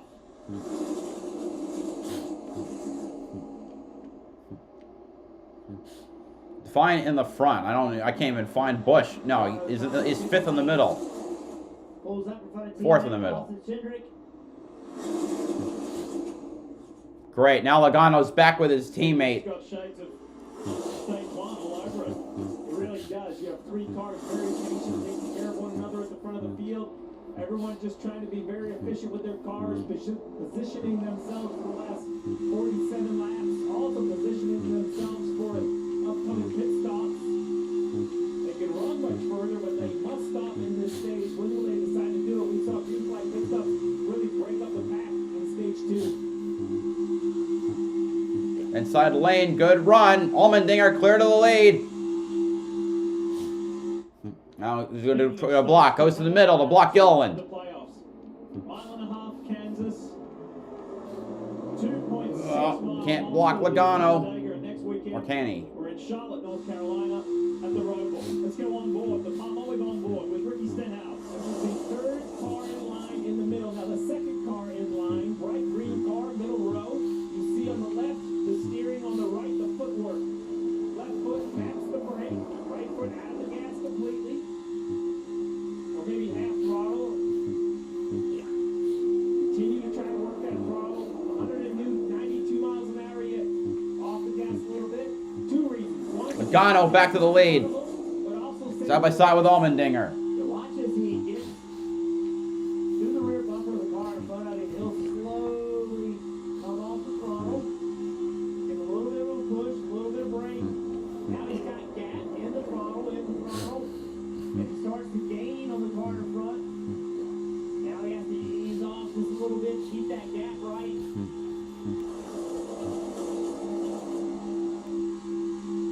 How many lead changes? Oh, wait. So impressive. I gotta check like how many cars have led and whatnot. It's a window into the mind, isn't it? From one end of the body to the other. Well, people ask, what makes a good race car driver, and it's the connection of all this. It's what they feel in their hands, what they feel kind of in their butt, their back, in the actual like resistance of the car through the seat, and then how precise can they be with their feet? Is it a fine-tuned gear or is it a course situation? You can see the small movements with it. How many drivers have led? Let's see. Trust required. 1, 2, 3, wait, 1, 2, 4, 6, 8, 10, 12, 14. Their own health in their hands. Three-time Talladega winner Joey Logano. 22 different leaders. And in the vicinity of Logano is the 14 and fellow playoff driver Chase Briscoe. There he is, Dave. 3-second line on the bottom, and that paint scheme very familiar. Black, red, and yellow Rush Truck Centers. They have been with Stewart House Racing for 15 years, but in a rotating sponsor world, they've never been on the car when the car's gone to victory lane. Not with Tony Stewart, not with Clint Boyer. Today is the last day that Rusty Rush will be sponsoring at Stewart House Racing. He has to win today if he's going to get that famous victory lane photo he so much wants. Rusty is here, and he's rooting for the 14 more than ever in its final start with his colors. Wow, I didn't realize it was the final race for Rush Truck Centers. 43 to I'm even more amazed they never won as a sponsor. Armendinger, Gilliland, and Cindric trying to drag himself up to get through to the round of 8.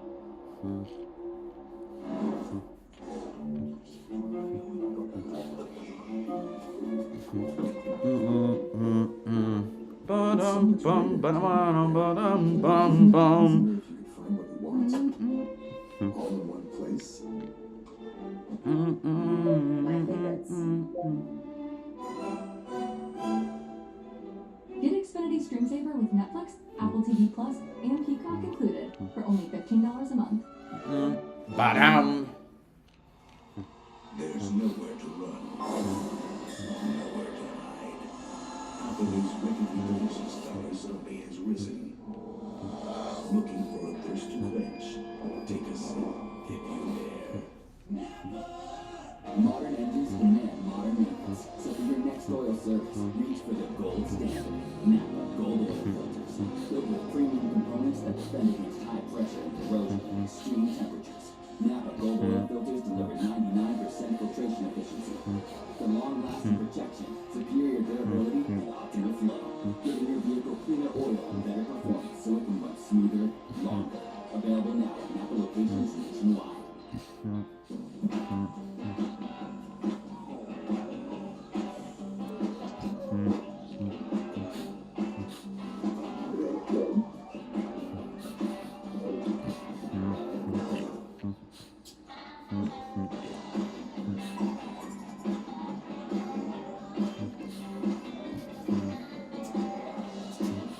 For 5-star backyards, YellaWood brand pressure treated pie. If it doesn't have this yellow tag, you don't want it. Soft drinks are just a buck at Wendy's. Any size, anytime. 3 p.m. Fanta, 10 p.m. Sprite, 7:46 a.m. Coke. Yeah, you're built different. Dollar soft drinks, any size, gotta be Wendy's.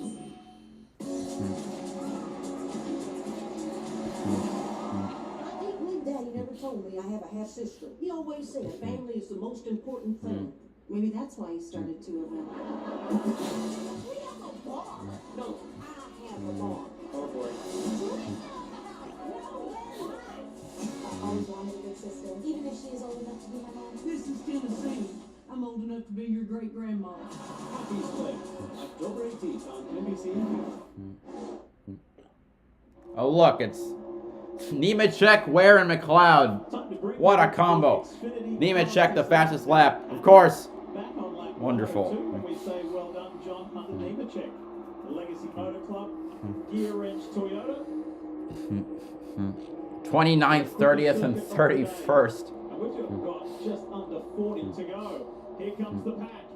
Out of 4 into the tri-oval. 200-mile-an-hour jet ski. Between drivers and Oh, inside lane, getting a little. uncomfortable position on that left rear bumper of the 13. Just smart racing by Briscoe right there. All off the throttle a little bit. Recognize the situation. Don't get him spun around. Talk about all these playoff guys. Denny Hamlin coming to this race. A lot of talk about him and his ability to potentially win this championship. No stage points today. Just like Atlanta. No stage points, and he's back in 27th. He is. How are you going to find your way to the front here? And at some point, with 39 to go and a pit stop left, at some point, somebody's got to start forcing this four-wide issue. Put yourself in positions you don't want to be in. Let's take you inside the world of the race leader, the 22 of Joey Logano, and have a listen to his Coleman Presley. Here we go. Oh my God. Who's is that Ty Gibbs? Or is that maybe that's LaJoy.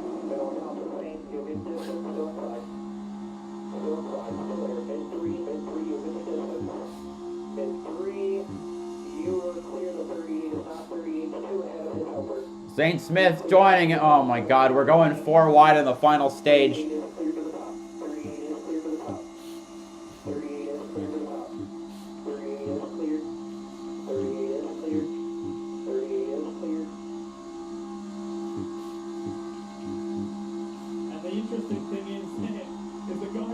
Oh my God. Oh, Cindric now to the lead. 3 wide. 3 wide for the lead, but the 4 wide is coming with Hemrick leading the charge now. Some of them work all 3 series. Is now that 4 wide that he mentioned is starting to creep to the front.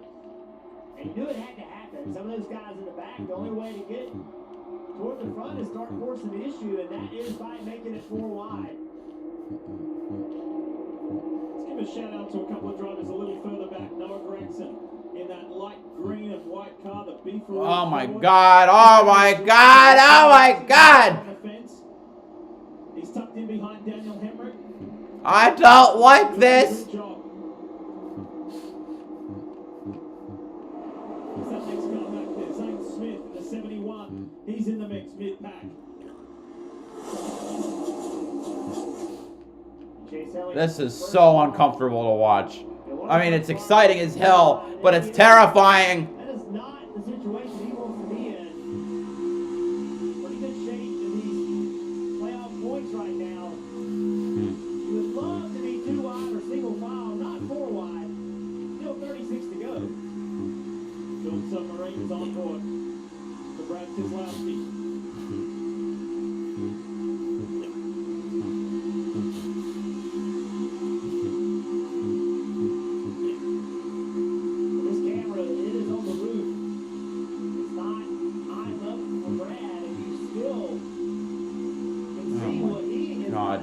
Allmendinger now the leader. Logano.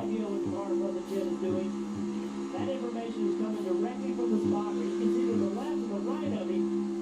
But if somebody's directly in front, you just cannot see it. I did not anticipate 4 wide in the final stage. Mentally exhausting to do this for so many laps at this speed with this intensity level. It's hot today, so it's physical as well, but way more mental. I mean, it's a game of inches.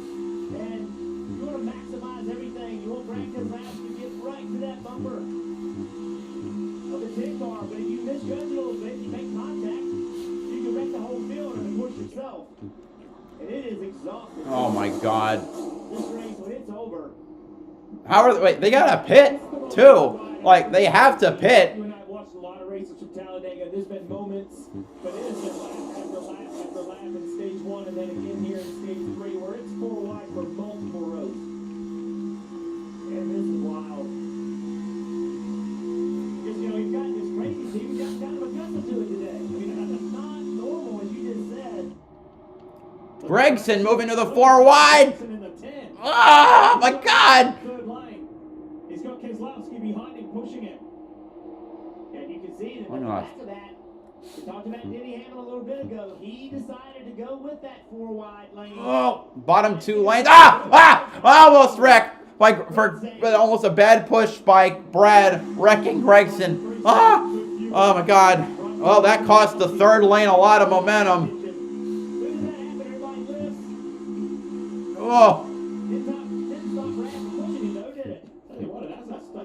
It cost Bowman a lot of spots. He tucks in behind Austin Dillon. Let's have another look at it. Here it is, Brad. Coming to Noah. Knows he's clear in front. Actually, Noah got out of the throttle a little bit there. Noah had some kind of handling issue. He got a haircut before this weekend. He's cut the high sides. He said that'll help him aerodynamically. Of course, jokingly. But maybe, just maybe, it's working. You're so much more than just a landowner. You're a gardener, a groundskeeper, a landscaper. Because you didn't settle for ordinary. Same goes for your equipment. Versatile, powerful, durable Kubota equipment. More goes into it, so you get more out of it. Introducing Valvoline Restore and Protect. A first-of-its-kind innovation that returns pistons to factory clean by removing up to 100% of deposits. Restore your engine to perform like new. All new Restore and Protect. Another first from Valvoline. Dude, you're looking ice cold. You look ice cold, bro. Guys, somebody's coming. Somebody's coming. Let's do it.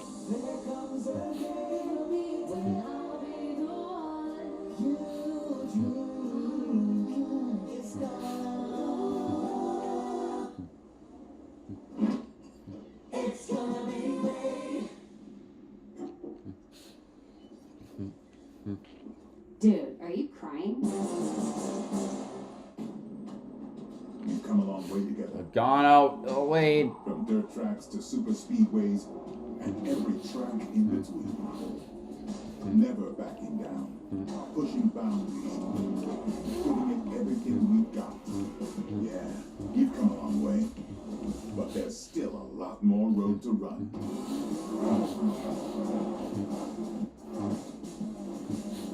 Goodyear, the official tire of NASCAR.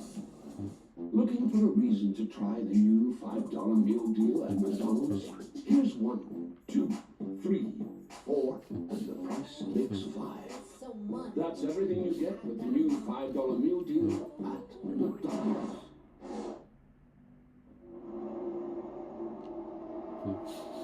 30 laps to go in the YellaWood 500 here at Talladega Superspeedway. AJ Allmendinger gets a little shove from Chase Briscoe. Down on the low side in the 13. The two Penske's on his outside. Joey Logano, who locked his way in to this round of 12. Buster having a lot of problems with his camera. The in-car camera. Can he do it again and lock himself into the round of 8 with a victory here today? Still a lot of work. 30 to go. Moves to come.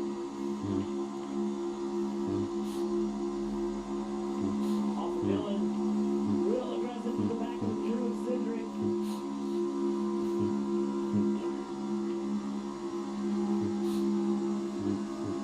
We saw the 19F Truex spin and some other issues coming up pit road. He's in 26. On the line, getting the pit road is going to be even more difficult. You're going to want to get every 10th of a second.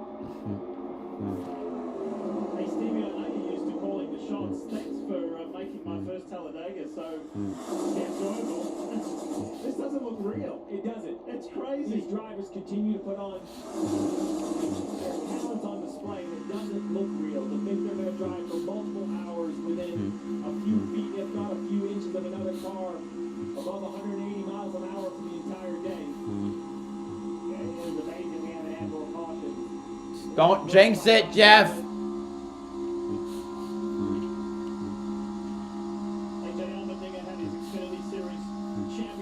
Playoff hopes take a pretty big dent yesterday, crashing out towards the end and had multiple overtimes. Maybe just maybe he can drive his way to a cup victory here in this Strive Chevy for Gordon Racing. That was such a great shot. 38 hit the 22. They're hitting him so hard, it's deflecting the rear bumper.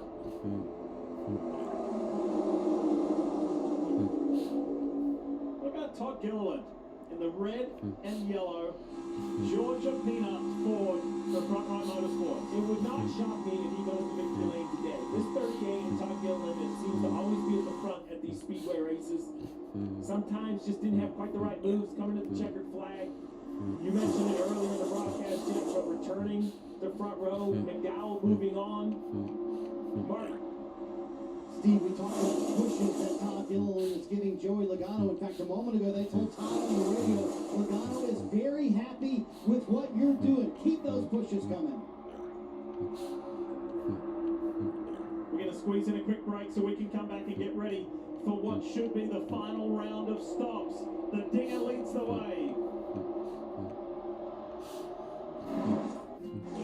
Introducing Traveler Whiskey from Buffalo Trace Distillery.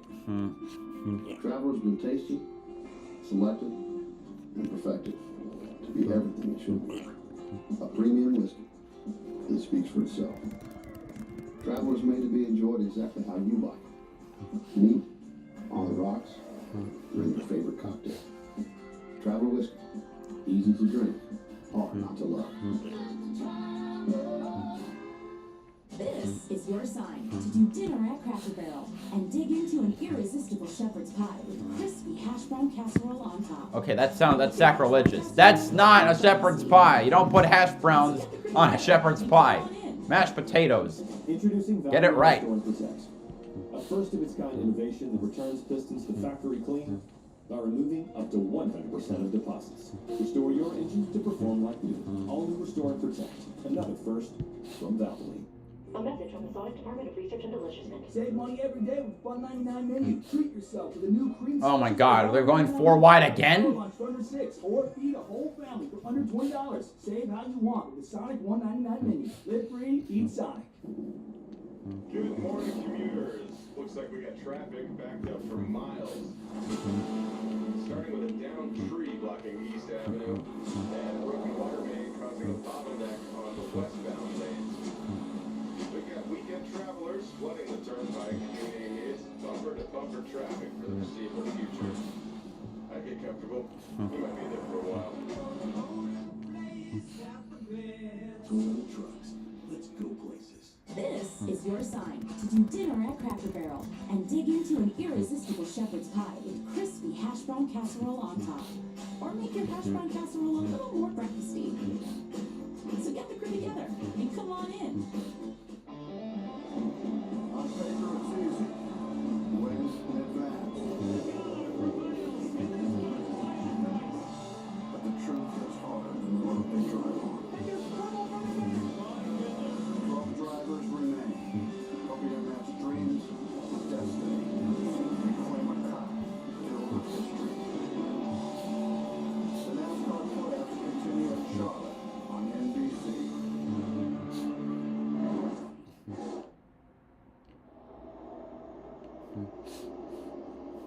Through the tri-oval, coming to the line, and it'll be just 23 laps to go. Got a lot of positioning, a lot of cars looking like they want to move to the middle or the bottom of the racetrack. We are closing in on green flag pit stops. Who comes with who? Is it manufacturer based? Is it who lives near the racetrack? Is it bottom lane? Soon do the crew chiefs inform the drivers. Hands out the window on the backstretch would be the signal from driver to driver. And we've seen multiple incidents on pit line entry, Jeff, today. Martin Truex Jr., Brett Keselowski missing it. Other drivers missing it. Who's got the finesse and the discipline to execute this final stop the best way? And now late in the race, the contributions are even higher, so drivers are going to try to get even more speed on corner entry. And let's not forget about those pit crews. Just because we're doing gas only does not make this any easier. The gas man is going to try to come off pit wall with an over 100-pound gas can on his shoulder. Plug in instantaneously before the car even stops, and then put a calculated time in. Hand out the window, 13, AJ Allmendinger. I believe you're going to see pit stops this time. First car in line, that bright green, aqua-colored 13. There was a hand out the window going into 1. So watch, if he pits this time, watch, there he is, hand out the window. See, all right. Indication. So watch what happens behind him. Watch who gets. All right, who's going to pit? Going back to the spotters. 13's pitting, but what lane does this hurt? He will come off and get on the straightaway. Stay to the left. There's plenty of room to go around into the right. Allmendinger. Oh, not a lot. I think is coming. 4 cars. Allmendinger, Dinger's the first one in. Here comes Shane Hemrick, Shane Van Gisbergen, Anthony Alfredo. Collie cars coming down. Beard Motorsports and Collie. This side of the window, and AJ Allmendinger actually got some damage earlier on in a green flag cycle, so they want to make sure it was clean. Now Cindric is the clear leader. And with this car, when these cars pitted, that gave room to the 22 of Joey Logano to get to the bottom. So now he's in a position. Cindric now in the bottom, pushing the middle from Gillen to Austin Dillon. I think we're going to see another completed lap.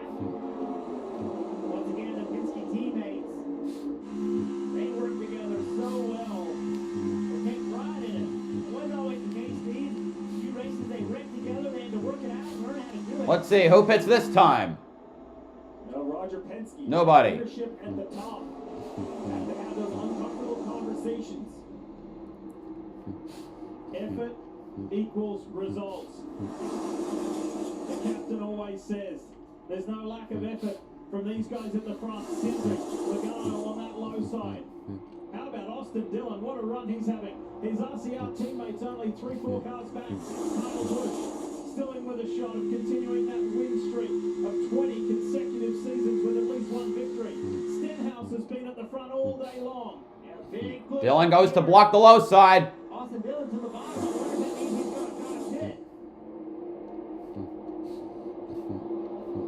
No, he's up the racetrack. He's not pitting. He just had such a push. And he takes More cars pitting. I see Here comes Bubba Wallace. 3. But only 3. Bubba Wallace, Eric Jones, Chris Buescher. Jones might have sped there. Pit road. This is a small number to pit with. It will hurt your get up the speed lap. The drafting matters, even leaving pit road, Dave. Chris Buescher's been exciting all day long running up. Stenhouse looking for a move on Gilliland, who's now leading. We've got nothing to lose, not in the playoffs, and we're going to prove it. He'll get just fuel here. The Watkins Glen winner is serviced and sent and gets out ahead of Bubba Wallace. We'll follow up what happened with Eric Jones, and he's going to get penalised or not. Meanwhile, at the front, the pressure is on. Todd Gilliland leads. Ricky Stenhouse Jr. Inside is Austin Dillon in the 3. And much like us, every crew chief watches the pack come off, turn forward and decide, are there any more takers? Not this lap. The pack stays together, and the pack has picked up a 1.5 seconds since the first group pitted. No more riding. Oh, Stenhouse being arrested on the back of Gilliland. I think we're about to see the Penske's on pit road. They got to the bottom a little bit ago. I saw several other teammate Harrison Burton, Alliance car. He got to the bottom.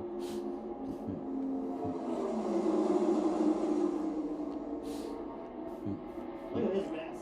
Oh, McDowell They're fighting for the bottom, aren't they? in the middle. Johnny get to the bottom. So here's the line. They can't be fighting down there for nothing. Who's gonna We're getting way spread out. Henry went to the top, so he's not hitting. Get ready. Who are the takers? Who's coming? Here we go. Hendrick Stenhouse card. is coming. Stenhouse, is Dillon, coming. Chase Elliott is coming. So too Kyle Busch. Kyle Busch, Elliott, Byron Larson, Suarez, Nemechek, and Gibbs. A mixture of cars. Earlier this week, he said, "This is what we execute so well. Green flag And his teammate Chase Elliott got the cue this time after missing in the last green flag stop. Fuel only for Chase Elliott and his teammate Larson looking for that first Super Speedway win. Fuel only for both of those teammates down on pit road. Look at this. Look at this race. My on God. pit road. Phenomenal. Now the rest of the, I've been told the rest of the, based on Pockworth, the rest of the field pits this lap. We're out to wait on the backstretch. The Chevys got the pit road cleanly and organized. Can the Fords match? Widen out. Get Well, air most to of the front, get air to most of the brakes. field pit. Hard on the brakes for all of the Fords. Looking really good, Parker. Keselowski spun his lock. Looks like he had a lockup. Joining these Fords because the trailers did not do well on that stage. Oh no! Todd speeding. Dang!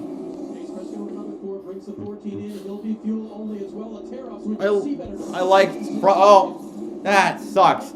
Spire, front row, and sorry, McDowell and all of Spire stayed out.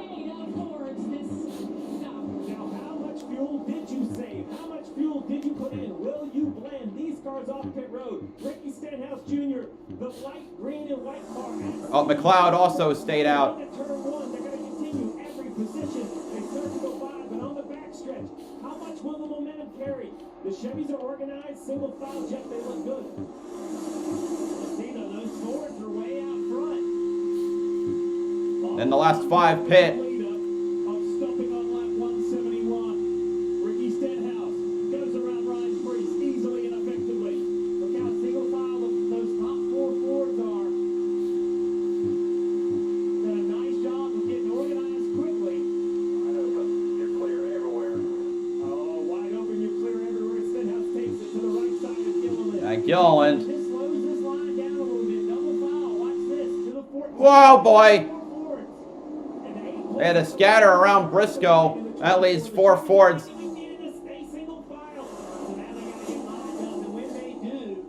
Oh my God. Oh my God. Kyle Busch stuck on the outside. So now the chase is on. They're going to have big forward momentum coming to these Fords now. McDowell's coming in. That's the yellow car on the low line there. Slowing. Oh God. Chase Elliott around Briscoe. Chase Elliott pulled out the line, pulls to the rear bumper, the 47, the 5th. Now to clear Burton. To the outside of one of the Fords. Stenhouse, tons of forward momentum, as you pointed out, Jeff. The Chevy's still attacking. Even though he is not in that top 3, Logano goes to block. Can't. Keselowski. Oh. Up goes Keselowski, trying to make it difficult for Stenhouse. And now Cindric still leads. Elliott tucks in behind Ricky Stenhouse Jr. Ford versus Chevrolet. 4 Fords on the bottom, 3 Chevrolets on the outside. Stenhouse, the perfect guy to lead. my God. Stenhouse finishes the charge. Takes the lead down the backstretch. There it is. 14 to go. The lead pack back together. Now the race is on. Ooh, stack up on the outside. People act like don't understand how hard it is, and to do it well, you get the result. Cindric, Keselowski down the top 2. All of those guys, they did everything right. This is manufacturer product. That Todd serving his penalty. Points. They're just stuck to the inside there. Gilliland on pit road. I'm not sure. Oh, he has a penalty. A penalty on the 38. Too fast entering. That's going to kill the speed of the Fords. He was one of the key contenders for front row motorsports. Todd's chances of a big win here on the big track are gone today. Stenhouse, Elliott, William Byron on that high line. Kyle Larson is in the mix as well. We push from Logano to Brad and Cindric. Versus Ford in those lines. The Coca-Cola on board with Joey Logano. Getting aggressive, obviously, with 13 to go.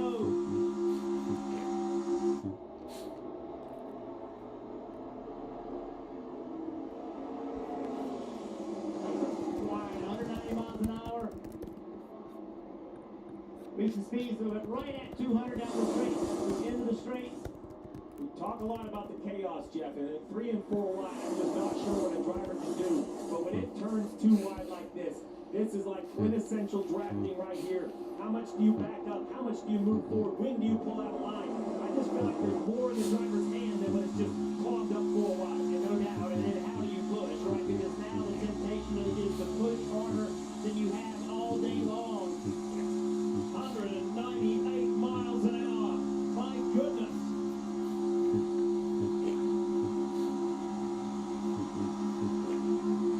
Cindric, Keselowski, Logano we ride with.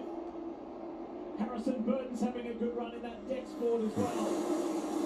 And who will be the first one to try to make it 3 wide on the Stenhouse led that lap by 37 1/1000ths. Right? Because if you're in the front 2 rows, you're kind of in position for the last 10 laps. Is it Kyle Busch? That bright blue car, 6 back on the outside. Is this the race that's going to continue to streak? Or maybe Ryan Preece just in front of him in the 41? The fear is if you jump to the outside and people don't go with you, you're going to go straight to the back. So you have to know that the guy behind Someone starting with Allmendinger in the way in the back. AJ Allmendinger trying to get it going. You jump out of line in front of me, Jeff. I'm going to thank you for the position. Yes. And just fill right in the hole you left. Well, watch that high line. Coming to 10 to go. Together.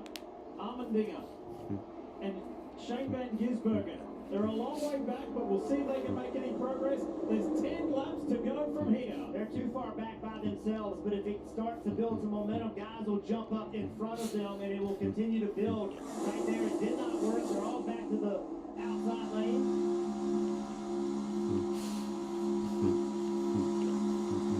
The highest speeds we've seen today. You've been working this entire race, Diff, to get here. Yeah. You positioned yourself. You've done everything to get in this position. That third lane worked earlier today for Eric Jones. He just popped the Dollar Tree car out there to have a look to see if anybody go with him. They didn't. Austin Cindric, is it possible that he goes from last place in the playoffs to win and lock himself in the 8? We'll know in 9 laps' time. Go. That 6 car. He is not afraid to push. He is one of the most aggressive pushers on the racetrack. Heart speeding so fast. Back to the story about it's not random. Look at the names and look at the resumes. Austin Cindric, Daytona 500 winner. Ricky Stenhouse, 500 winner. Greg Kwiatkowski. 6 wins at Talladega. Logano. The group always finds their way to the front. Elliott won at Talladega 2 years ago. Logano won the 500. Byron won the 500. Burton won at Daytona this year. Byron ahead of his teammate. Look at the Hendrick cars there. 1, 2, 3 in Elliott, Byron, and Larson. Then Ryan Preece, Kyle Busch, and Tyler Reddick. We talked about the opportunity for a third lane to form up. These guys do not want to see that. They wanted to stay double file. That allows them to. Ginger definitely more out front as it came across the line for 8 to go. See if we can build the energy needed.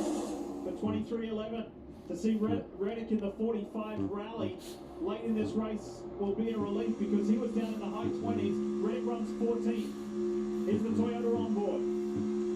Another great run here at Talladega by Noah Gragson. He had a top 3 result earlier in the year, and he too is in the mix again. More cars.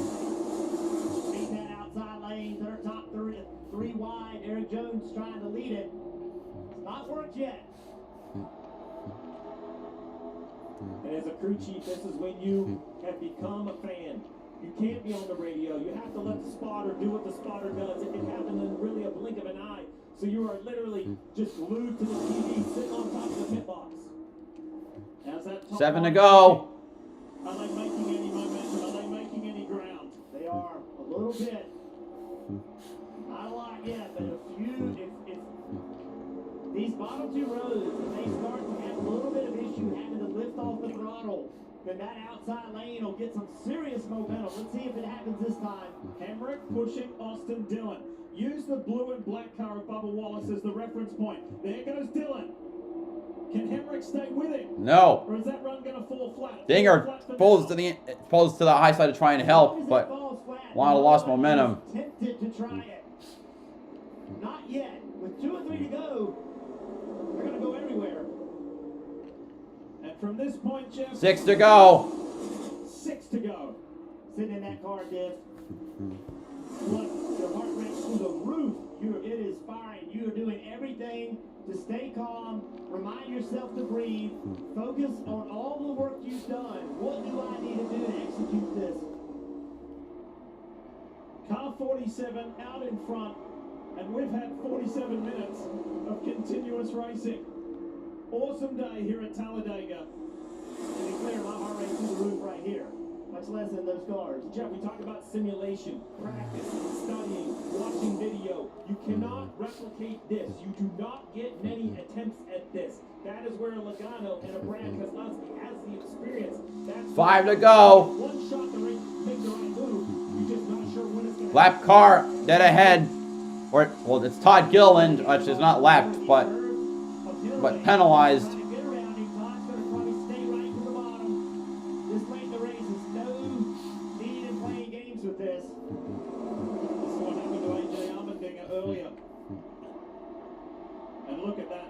Oh, we got a wreck, Cindric! Oh, there's the big one. Oh my God! Oh my God! Oh my God! Oh my! That's like the whole fucking field. Holy shit! The whole damn field. And Stenhouse. Oh my God! The push has got something happened to slow him down. Look at this mess. Oh my, I can't count that many cars. That's the whole field. Elliott, Briscoe, Elliott, Busher, Burton, McDowell. Oh my God. Well, at least Hendrick won't win it.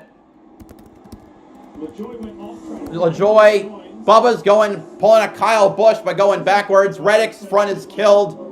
Oh my God. Bowman. Oh. His car doesn't look, at least on the right side, doesn't look terrible.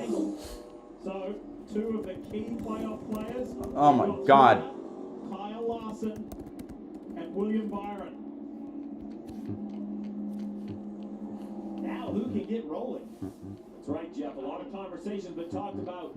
Are you out of the race? Oh my God. All these cars have had significant contact. So, if you can't get your car back under your own power, I'd be shocked if NASCAR's not going to allow you.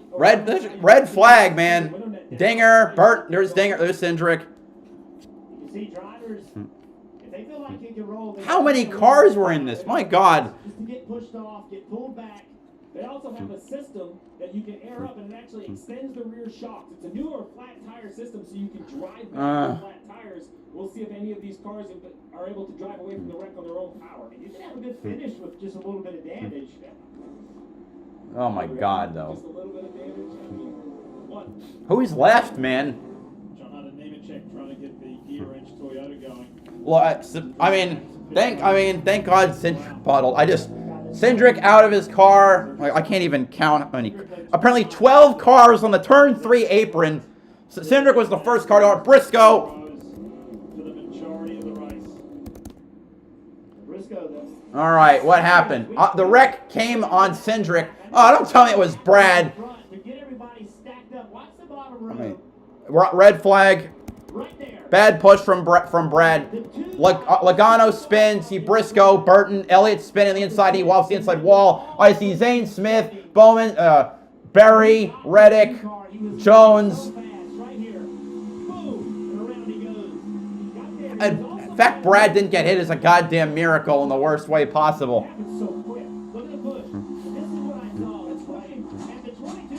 Logano did get hit. Bam! Oh, and he smashes Gregson. It all happened just because the two got out so far. And that got mixed up when they passed the lap car of Gilliland. That changed the energy of the pack. Hemrick tried to run the high side and it failed. Let's see also, I can't even see, because he got walloped. If we watch that again, watch this 2 car right here. Gets pushed, bang, right off the 47. Stenhouse is able to keep it straight.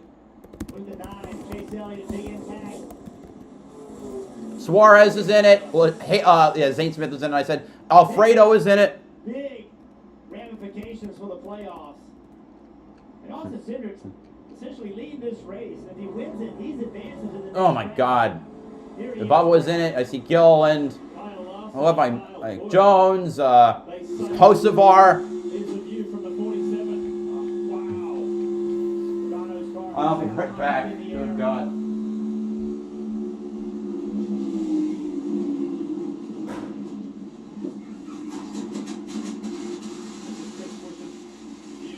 Daniel Suarez was in there, Zane Smith as well. How about Chase Elliott? This isn't going to be good.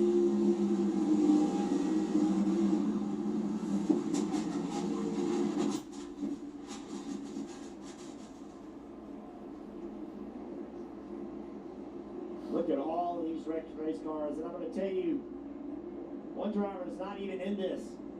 Matter of fact, he's been done for a while. Ryan Blaney.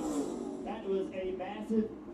My dad texted me saying, "Holy crap!" For him. Remember, he was crashed. He was out of this race, and all of these cars are going to have poor finishes. That is going to be a big help to Ryan Blaney. Tyler Reddick's view.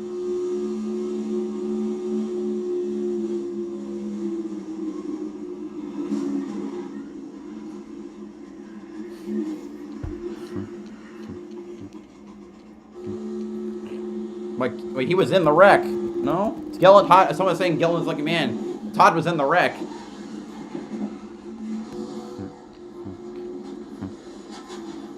Alex Diamond's right. He was able to continue and get back to his. He got to pit road. I think, fixed some of the damage. Just, you know, all the pushing and shoving, and eventually, Steve, it's more than it'll work out. One great bit of news in this accident. All the cars stayed on their tires. That was a point of conversation coming here. Some changes by NASCAR. You know, wrecks are still wrecks, and I'm sure a lot of these did not feel great for the driver, but all the cars staying on their tires. I see Van Gisbergen. I see Priest. Watch this. So the 2 is out, right? He's going by Todd Gillen, who's a lap down. Now all of this energy is coming. The 6, the 22, the 21, the 14. All of those just continue to push. The 6. So Stenhouse, Keselowski, Byron, Larson, Busch, Bell, Dillon, Jones. Well, I guess Van Gisbergen. They all would have been checking up a little bit. But when you're 3 cars back, 2 cars back, you have no idea that car is that far. SVG, Gibbs, Haley, Hamlin, McLeod, Ware.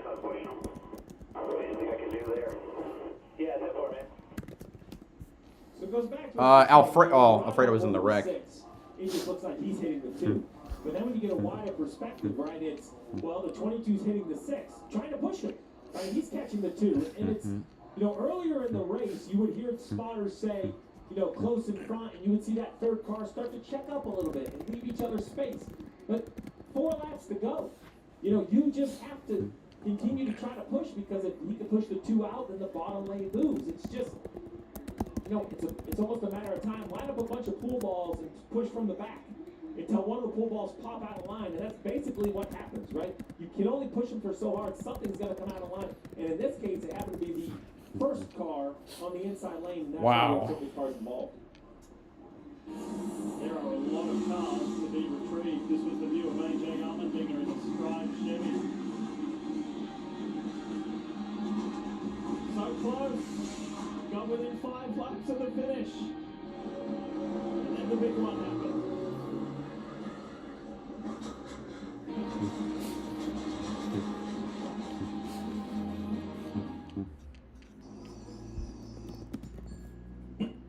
Sorry, honey, it's a work thing. Mine's also a work thing. I just need someone to cover my shift. So is mine. Alan says your business vehicle is now covered with Progressive. Protected 24/7, just like your home and auto. Oh, that's great. So dinner time's just phone time now? Sorry. Well,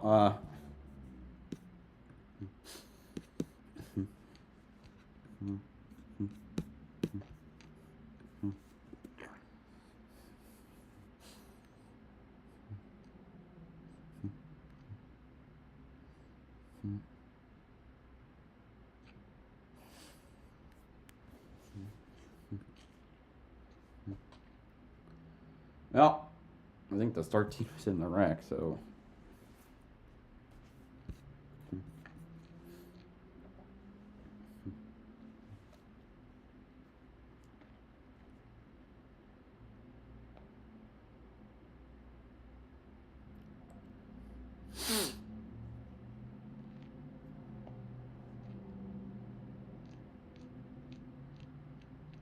I can't even tell how many cars were in the wreck.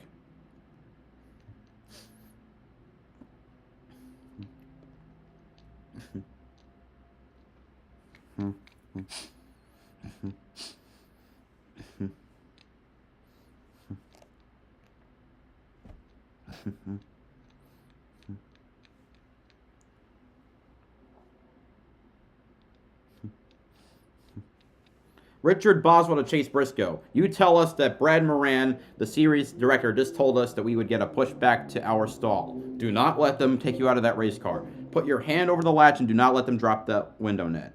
They have the Briscoe is laying info to Boswell what crews are telling him. Boswell is livid. They have the lift system, and Briscoe is telling him the car is too damaged to use it. Chad Little is adamant to tell them no one to give you a push.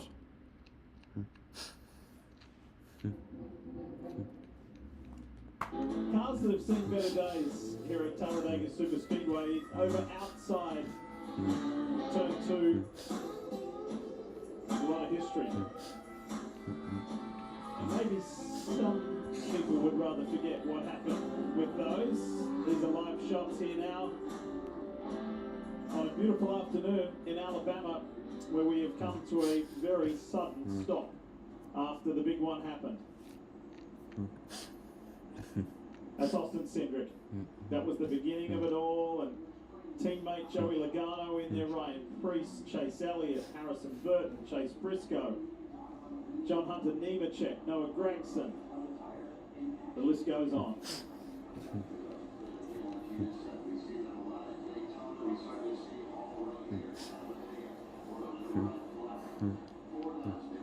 Jimmy Johnson, Dale Jarrett on the Peacock pit box, fellas. We got so close, got within 5 laps. Yeah, we've both been there, I think, probably. Yeah. You going along, doing everything that you can, and really Austin Cindric not doing one thing wrong there. I think the one thing that I thought when I first saw it, Jimmy, was why did Keselowski hit him in the rear? But the more replays that I saw, as he was getting pushed, it was actually turning his car, Brad's, a little bit left, and that's what created that angle. So it's no way to put blame. It's just racing that happens here, right? Yeah, especially when you look at those cars in association with the manufacturer. They're all trying to help each other. Yeah, it just didn't turn out well for them. But it just shows how draggy the lead car is. The 2 car got off to a nice lead, kind of hit that terminal velocity wall. Wait, we're under yellow? And the energy, the pack is closing so Logano's out of his car. I saw it coming, and in my eyes, Brad tried to check up a bit, but the train was rolling, and they drove right on through the 2 car. And you can see this is all happening is that Tom That was- had to serve a penalty for speeding coming into pit road earlier. He got out of the way, but Cindric had got that.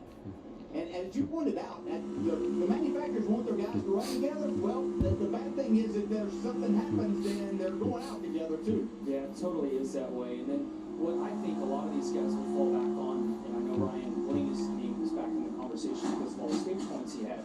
You start now looking back on the day and wondering how many points you're going to carry through. All these cars tore up. The result, the finish itself, isn't what it once was, unless you're a winner, of course. Now you have these stage points to worry about. That's where we want Stevie to do all his calculations up there in that chief world that he lives in. Yeah, and this is so unfortunate because we saw just magnificent racing, but the one good thing and another good thing about this car is the safety of it, and I think Parker has one of the drivers involved here. Right, DJ catching up here, Gail Hamrick, who's been checked. He only tried to try and go high to avoid, and it failed.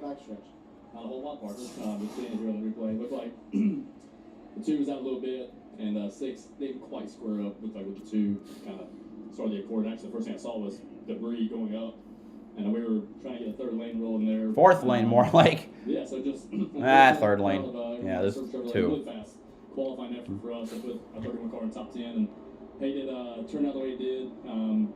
Yeah, I only had, 5 more this cup race, so I'm trying to enjoy every one of them. That's not the way it went in the end, but thought I had a hole and just ripped around the top and just 2 came back up and tried to get in and caught me. So I hate that, but proud of these guys. 5 more. We'll try to do something special. That's the chaos of Talladega, Dave. So Parker down in the salvage. There's Cindric right there. In his number 14 car. Knowing that the rule McDowell, Elliott, Gregson, Allmendinger, Logano, still those cars at least. Briscoe. To follow NASCAR's rules. Listen. And Brad Moran, the series director, just told us that we would get a push back to our stall. That's what we need. Not let them take you out of that race car. Do not. We're saying that even with the air jacket won't move because it's so tied down at the back and I can't get a push. You tell them to push you. I told them put your hand over the latch. Do not let them drop that window now. Okay, Steve, you're the crew chief of the 14. Richard Boswell's doing his best, but boy, that 14 is stuck. Well, there's 14 stuck, so let's go back. Basically what happens is when a wreck happens, if you've had any amount of significant contact, and NASCAR's going to tow you to the garage, your day's over. If you've had little to no contact and you only need help back because of flat tires or you're stuck in the grass, He has no left rear. back to pit road. The problem is that it's kind of in the eye of the beholder. What's significant contact? What's too much contact? Now, looking at this 14, the left rear looks flat for sure. The right rear, the toe link looks broke. I mean, like, there's no tire. It's just the rim. The car itself won't push. And they got to hook it up to a wrecker. Why are we pacing around under caution? Red flag it again. With this situation, 1 car at a time, it's pretty manageable. But with wrecks like this, Jeff, how do you decide who is Are they- in the race, oh. who isn't. Yeah, this is a very difficult situation, and as you said, Oh, there's so many cars littered around turn 3. I see Nemechek there. I didn't even realize he was in it. it sits on the racetrack or sits in the grass, and you can't get it to roll, and that's ultimately, Steve, that's the reason they're having all these problems. Now, okay, so they're pushing SVG. Gregson's gotten rolling again. Oh, that's Elliott. They're putting pushed back. But it's come to an end. Austin Cindric. Right, Lee, just checked release from the infield care center here for Austin Cindric. You were at the front there. Looked like an aggressive bump by Brad Keselowski. Got you turned. Was there anything different you maybe could have done tonight? Hard to say. I mean, obviously incredibly frustrated. And, you know, I don't want Cindric to advance because I think it would be a complete farce. But he had a really good race today, and it's unfortunate to see it end like that. And have another shot. I don't know. I don't feel like complaining right now. I'm too pissed off, and I won't do anything. So, it's probably, like I said, proud of the team. Not Brought some fault. really fast race cars every single race in the playoffs, and we're going to have to go bring another one next week and do a job. You saw a lot of 4-wide racing today, 3-wide. Did it feel like something like this was brewing with the pushes getting more aggressive? I'd say the 4-wide and even the 3-wides a lot to do with a lot of the strategy side of things. And I mean, that middle of 4 stuff for I don't know how many laps it is. Got to be some of the craziest stuff I've ever been a part of. But felt like we're in a great place to control there, and it's going to be between me and the 47 there, just trying to figure out when I was going to be able to get my runs and kind of mathing that out every time we came to the start-finish line. But yeah, like I said, a couple laps short. 20 race car. Heartbreak for Austin Cindric and the 2 teammates. Sure is. He will leave Talladega still on the wrong side of the playoff cut line in a crucial race next weekend at the Roval in Charlotte. The cleanup continues, and we've got a race to finish.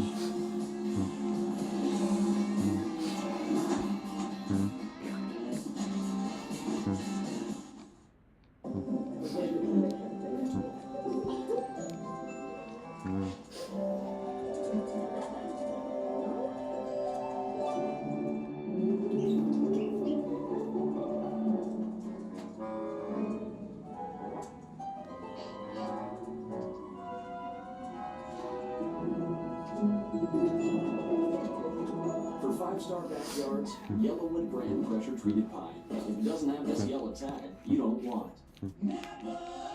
Modern engines demand modern maintenance. So for your next oil service, reach for the gold standard. Napa Gold Oil Filters. Built with premium components that defend against high pressure and corrosion in extreme temperatures. Napa Gold Oil Filters deliver 99% filtration efficiency. For long-lasting protection, superior 28 cars. Oh my God. One short of the record. smoother, longer. Available now at Napa locations nationwide.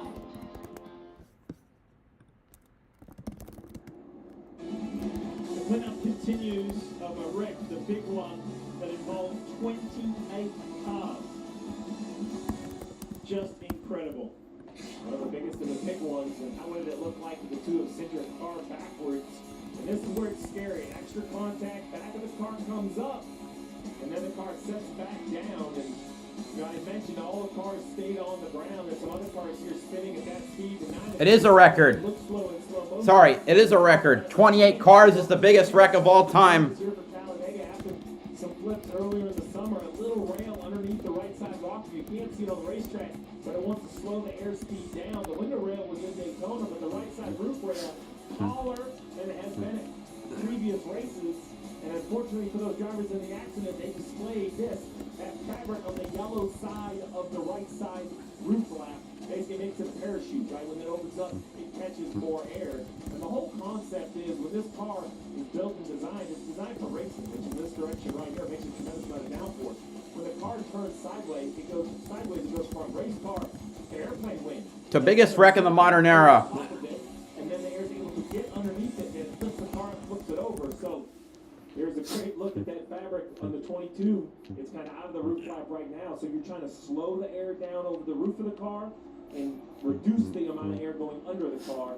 Changes, at least in this accident, seem to be okay. Still more racing to go, but thankful to see all the cars stay on their tires.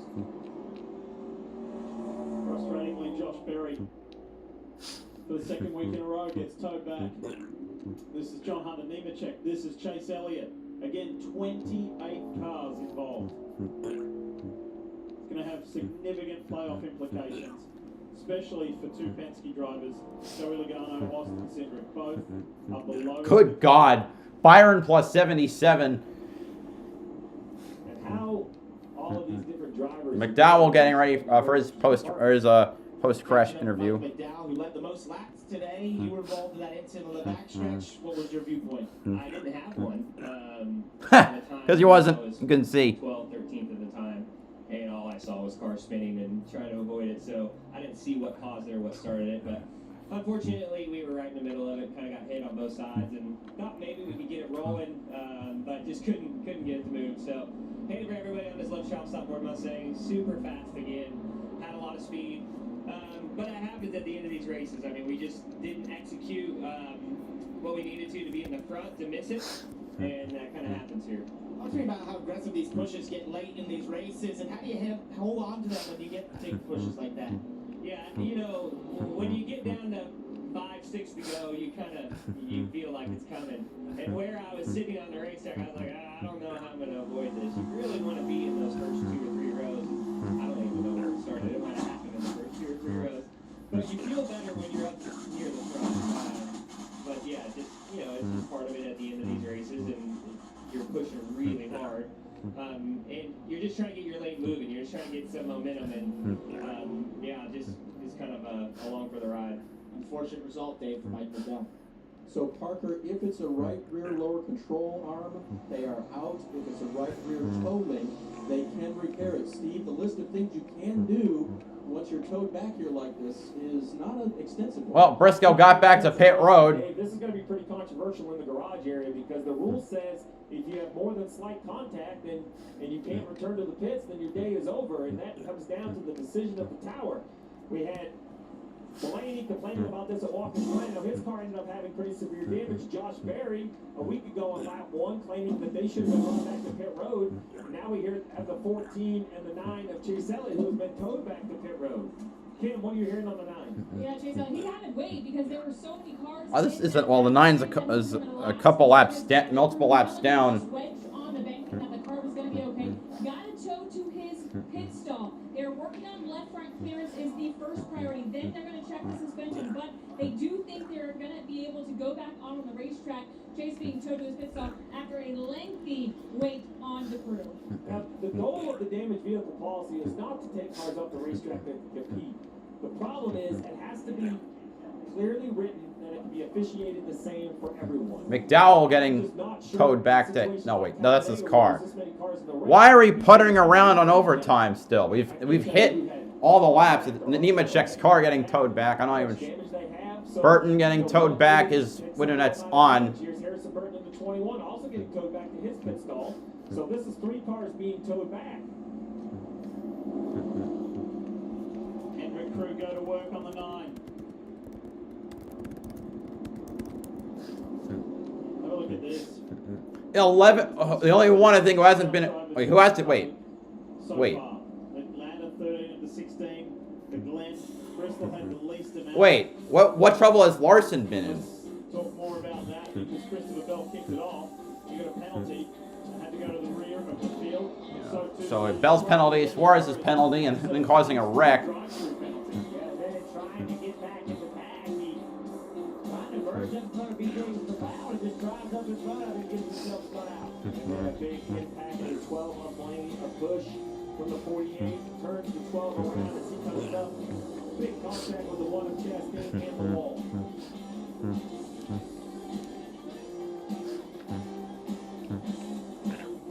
There it is again. Hibbenshoff was in crash mode and he came across the line for 8th place here in the second stage. And that was just the beginning of it in reality, because in this 28-car pileup, there were playoff drivers everywhere. There were a few who skipped through, like Christopher Bell, like Kyle Larson, like William Byron. But for the rest, like Chase Briscoe, like Chase Elliott, and others, wrong place, wrong time. Austin Cindric, Joey Logano. There's 28 cars that were involved. That's the biggest big one wreck that's documented in history. So, you know, that was That'll have a huge bearing on the playoffs too. I mean, so many guys. Austin Cindric comes to mind. He was sitting there in position to win this race. He's probably going to go to the Roval, kind of in a must-win situation. Briscoe potentially as well. Speaking of the Roval, Jeff, there's been plenty of action there over the years, and that's what's next on the playoff menu. Beautiful October day at the Charlotte Roval. Ready to 4 points, ready to ring clean. You let us bring out here, you got the best car. Go get them. No pressure, keep taking. Start up on second, upper, up the roof. You got a fast car, get wild here, be ready. Clear. Check up, check up, check up. Keep it straight, keep it straight. So close, still one. It's all you. Come on, he's going in. Stay in your house, baby.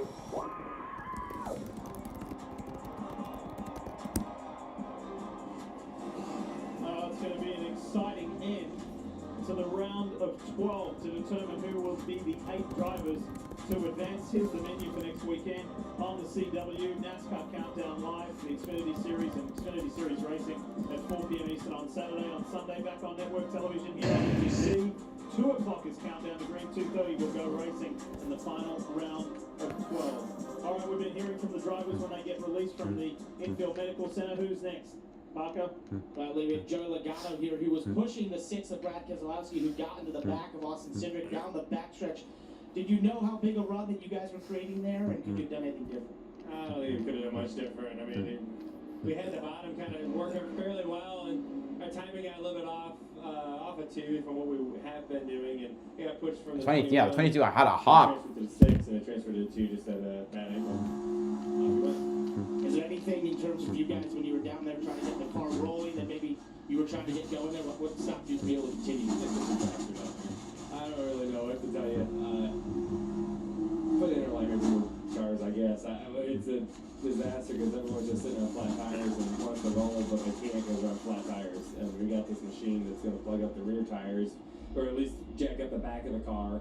But if you're flat on the front, you still can't steer. I'm going to stop now. It's a disaster. Guys, just listening to the team radio, they were pretty frustrated trying to get that car rolling and the situation down there. The YellaWood 500 here at Talladega has played a pivotal role in these 2024 NASCAR Cup Series playoffs. A beautiful afternoon turned ugly for key playoff players. And there is a race still to be won. Well, that's the point. As we look forward to the guys that were able to miss this, Stenhouse, Keselowski, Byron Larson, remember, everyone didn't come in and fill the cars up with fuel. The last time the leaders were up here road, it was a quick gas-only stop. So it's going to be very interesting as we see overtime now. We extend this race. How much fuel did they put in? It's impossible for us to know. We're going to have to just kind of see if all the teams have enough in it for a green-white checkered finish. So we're getting ready to finish off the day. We're going into overtime, as Steve mentioned. 28 cars involved in the accident that has caused the race to go into overtime. It's not the most all-time in Cup history. Most of the modern era. 1960 Daytona 500 had a 37-car wreck. In the, air quotes, big one here at Talladega. Chase Elliott trying to stay in play if he can. He is one of those playoff drivers affected. So too Chase Briscoe. Meanwhile, it's going to be a mad scramble. I wonder if 9 cars done. Feels this is the day that his luck has finally changed here at Talladega. He said, we've had speed, we've been good. So we usually get caught up in somebody else's dramas. And Larson was able to skip through and around that 28-car pilot. Let's talk more about the 5. Here's Kim Coon. And Lee Luck was the conversation when I was on the 5-hauler this morning talking with Kyle Larson and his crew chief, Cliff Daniels. They talked about his skill set here. And what makes you good at every other racetrack is not necessarily what makes you good here. He can't carve through traffic like he can at other tracks. Still, he's a great super speedway racer. They said the best thing for them today is if they have luck on their side. And I asked Kyle, what would you feel? What would be the emotion getting your first super speedway when he would just say, finally. Finally was the words he would say, Marty. Yeah, my think the issue Steve brought up a moment ago about these cars having enough fuel is maybe a bigger issue than we're thinking it might be. Several times, Rudy Fugle has told William Byron, the highest running playoff driver right now, sitting in third, do not swerve your car, do not warm up your tires coming to the green here. And he just told him a moment ago, Steve, we have enough fuel for one overtime finish. I think even that is going to be close, but we do not have enough for a second overtime. Well, the concern is not only the positions you would lose if you run out of gas, but if you run out of gas in front of the field, do you cause another accident and does it take you out of the race? Let's listen to the 24 radio. Let's see what happens. Let me know. Let me know. We set to be ready. Okay. Good work. Fuel pressure's good, right? Yes. At the moment, yep. It sounds like a nervous Rudy Fugle on the radio. They've done everything so right for so long in this race. Just, you know, if you're Rudy Fugle, you hope it works out with the fuel. Yeah, and on top of that, Steve, there's only 22 cars in the lead lap. So, you know, what is it worth risking? You know, with we had all these cars that got into the wreck, you're in great shape. Do you want to run out of gas and give away that advantage from all those cars being in the wreck? That's a tough call for the crew chiefs. Our Hall of Famers, Dale Jarrett, Jimmy Johnson, are on the pit box. Jimmy, what's it like to go into overtime at a super speedway? Well, you know, you've got another shot at it. In most instances, you're happy you weren't caught up in the wreck. But then you hear your crew chief's voice and concern about fuel, and then you start stressing all over again. So it seems like that's what these guys are fighting with right now. Yeah, and as you run more laps under caution here, yeah, you're using maybe half of what it would take to run a normal lap, so that's only getting worse for them. My experience, too, late race restarts, after big wrecks, you think, okay, everybody's going to be a little more calm here.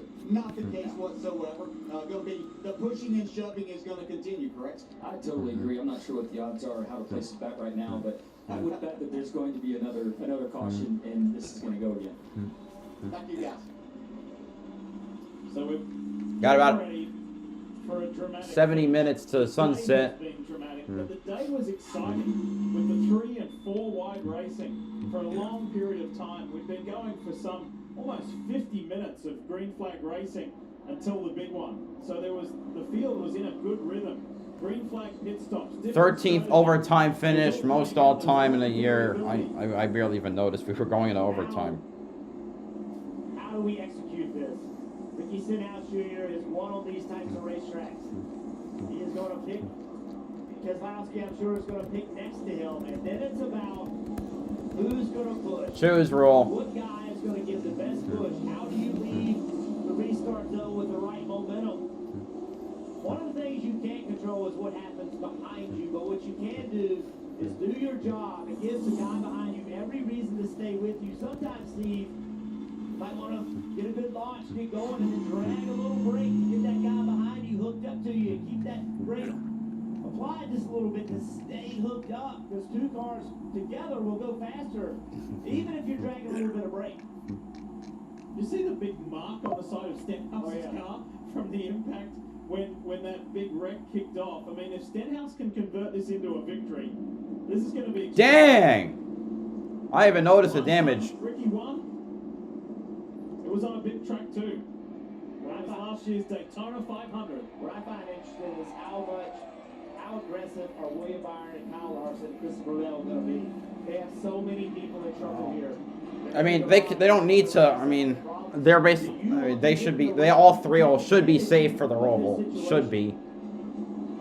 Like their margins are huge. Even if a driver were to wreck out. Even if a driver not wreck out. Even a driver under the cut line would win. There's so many different stories. You have Justin Hayden running back and only a second start for Spire. He won for Spire in a lightning delayed race at Daytona. Would like to find another victory lane trophy. Denny Hamlin in 10th. That wreck kind of salvaged the day for Denny Hamlin. He's now 30 points to the good. Larson's going to be racing one of his teammates, William Byron, to his outside. Christopher Bell, fellow playoff driver, is tucked in behind. And considering that Bell started the day with a penalty at the back of the field, are you ready? All right. Overtime attempt. Time for a green-white checkered. The YellaWood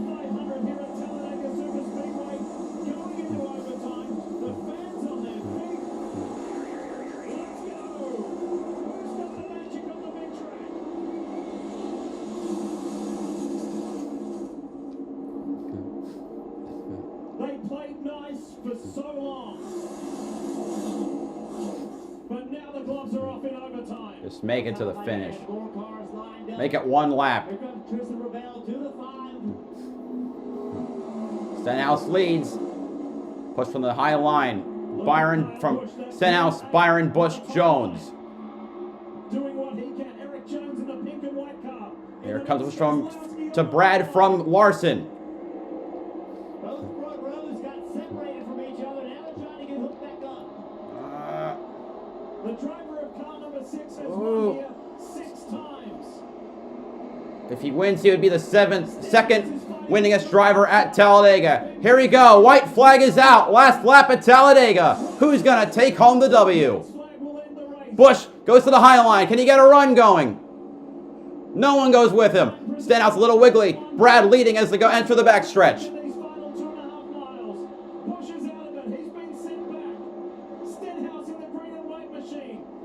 Front two, side by side. It's Stenhouse and Brad. Hendrick making up the second row, pushing their respective cars in front of them. Big push from Larson to Keselowski as Keselowski is clear for the lead.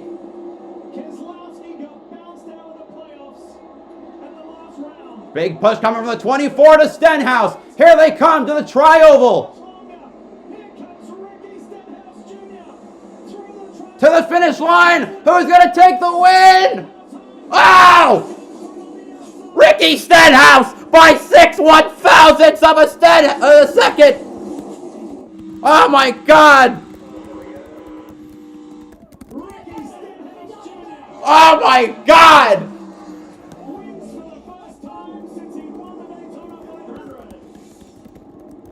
Check out how close this was. Oh my Lord. 6/1000ths of a second. How many photo finishes are we going to get this year?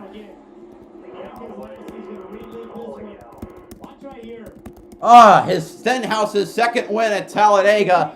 His first since the Daytona 500 last year. The fourth of his career. All on plate tracks. So is basically like Michael Waltrip.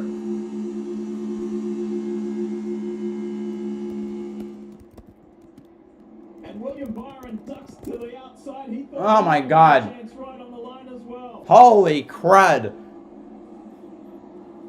Look at this for a finish. That was awesome. But it's the second 3-wide finish of the year. At the end of a very dramatic day here at Talladega. Yeah, so watch this right here. Kyle Larson pushes Brad Keselowski, pushes him to the lead. At this point, Brad has a decision to make. What am I going to do? Am I going to block or not? He puts no defense to the 47, gives the 47 a clear path. I thought he was going to get by with it here. I thought his patience. My God. But it just simply doesn't. Not enough. Anyway, Stenhouse wins. Brett Keselowski second. Byron third. Larson fourth. Jones fifth. Bell sixth. Haley seventh. Dillon eighth. Bubba Wallace ninth. Denny Hamlin salvages a top 10. Wow, yeah, that's one way to celebrate. Holy crap.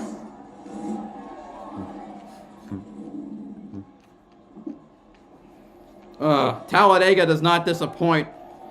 Even with the towing issues, arguably the best plate race of the year, and Daytona was stellar. And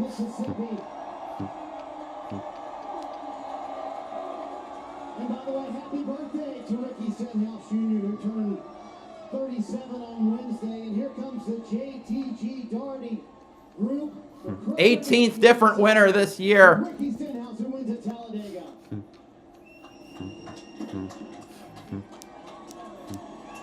We're one away from the record.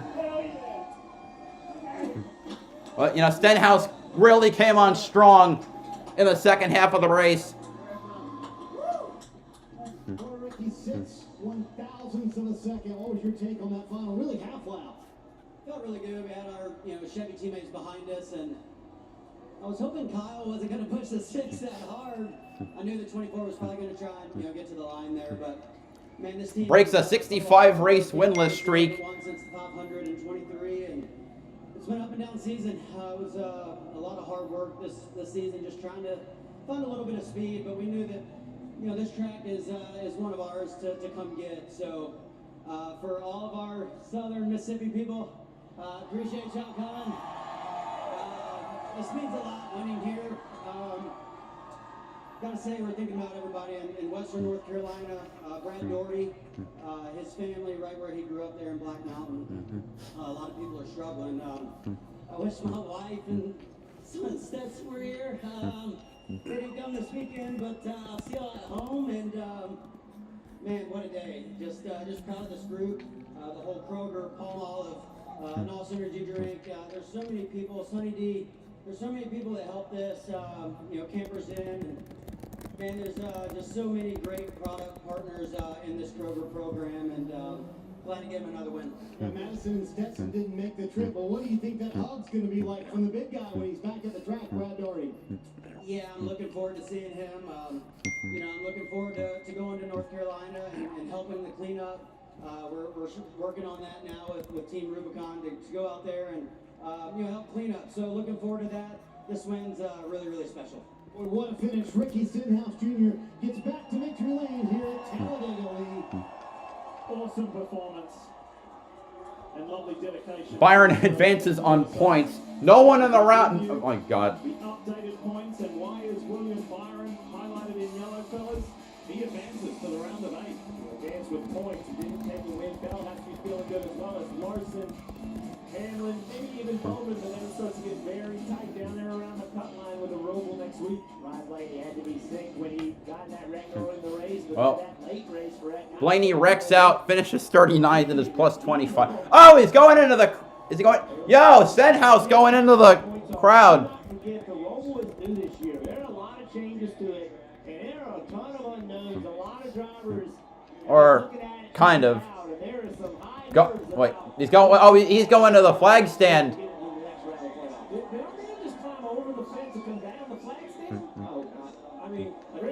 What the? What is he doing?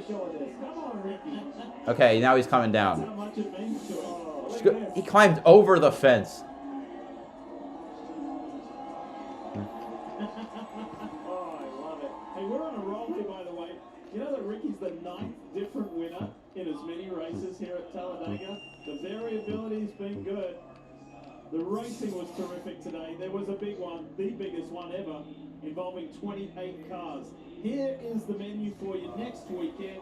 The important times and days. NASCAR Xfinity Series on the CW on Sunday. Countdown to Green kicks off at 2 p.m. Eastern. And racing at the Roval. It's the final race in the round of 12. William Byron has already advanced. And who will be the other 7 drivers? NASCAR and motorsports coverage is available as always on NBCSports.com. Coming up next on NBC, local news except on the West Coast.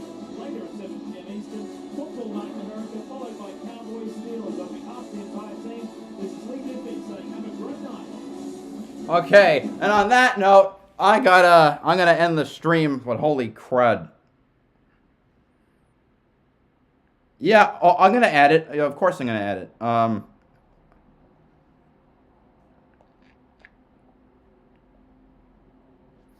And thanks to everyone who showed up. Hope you all have a good week. Next week, let me check my calendar.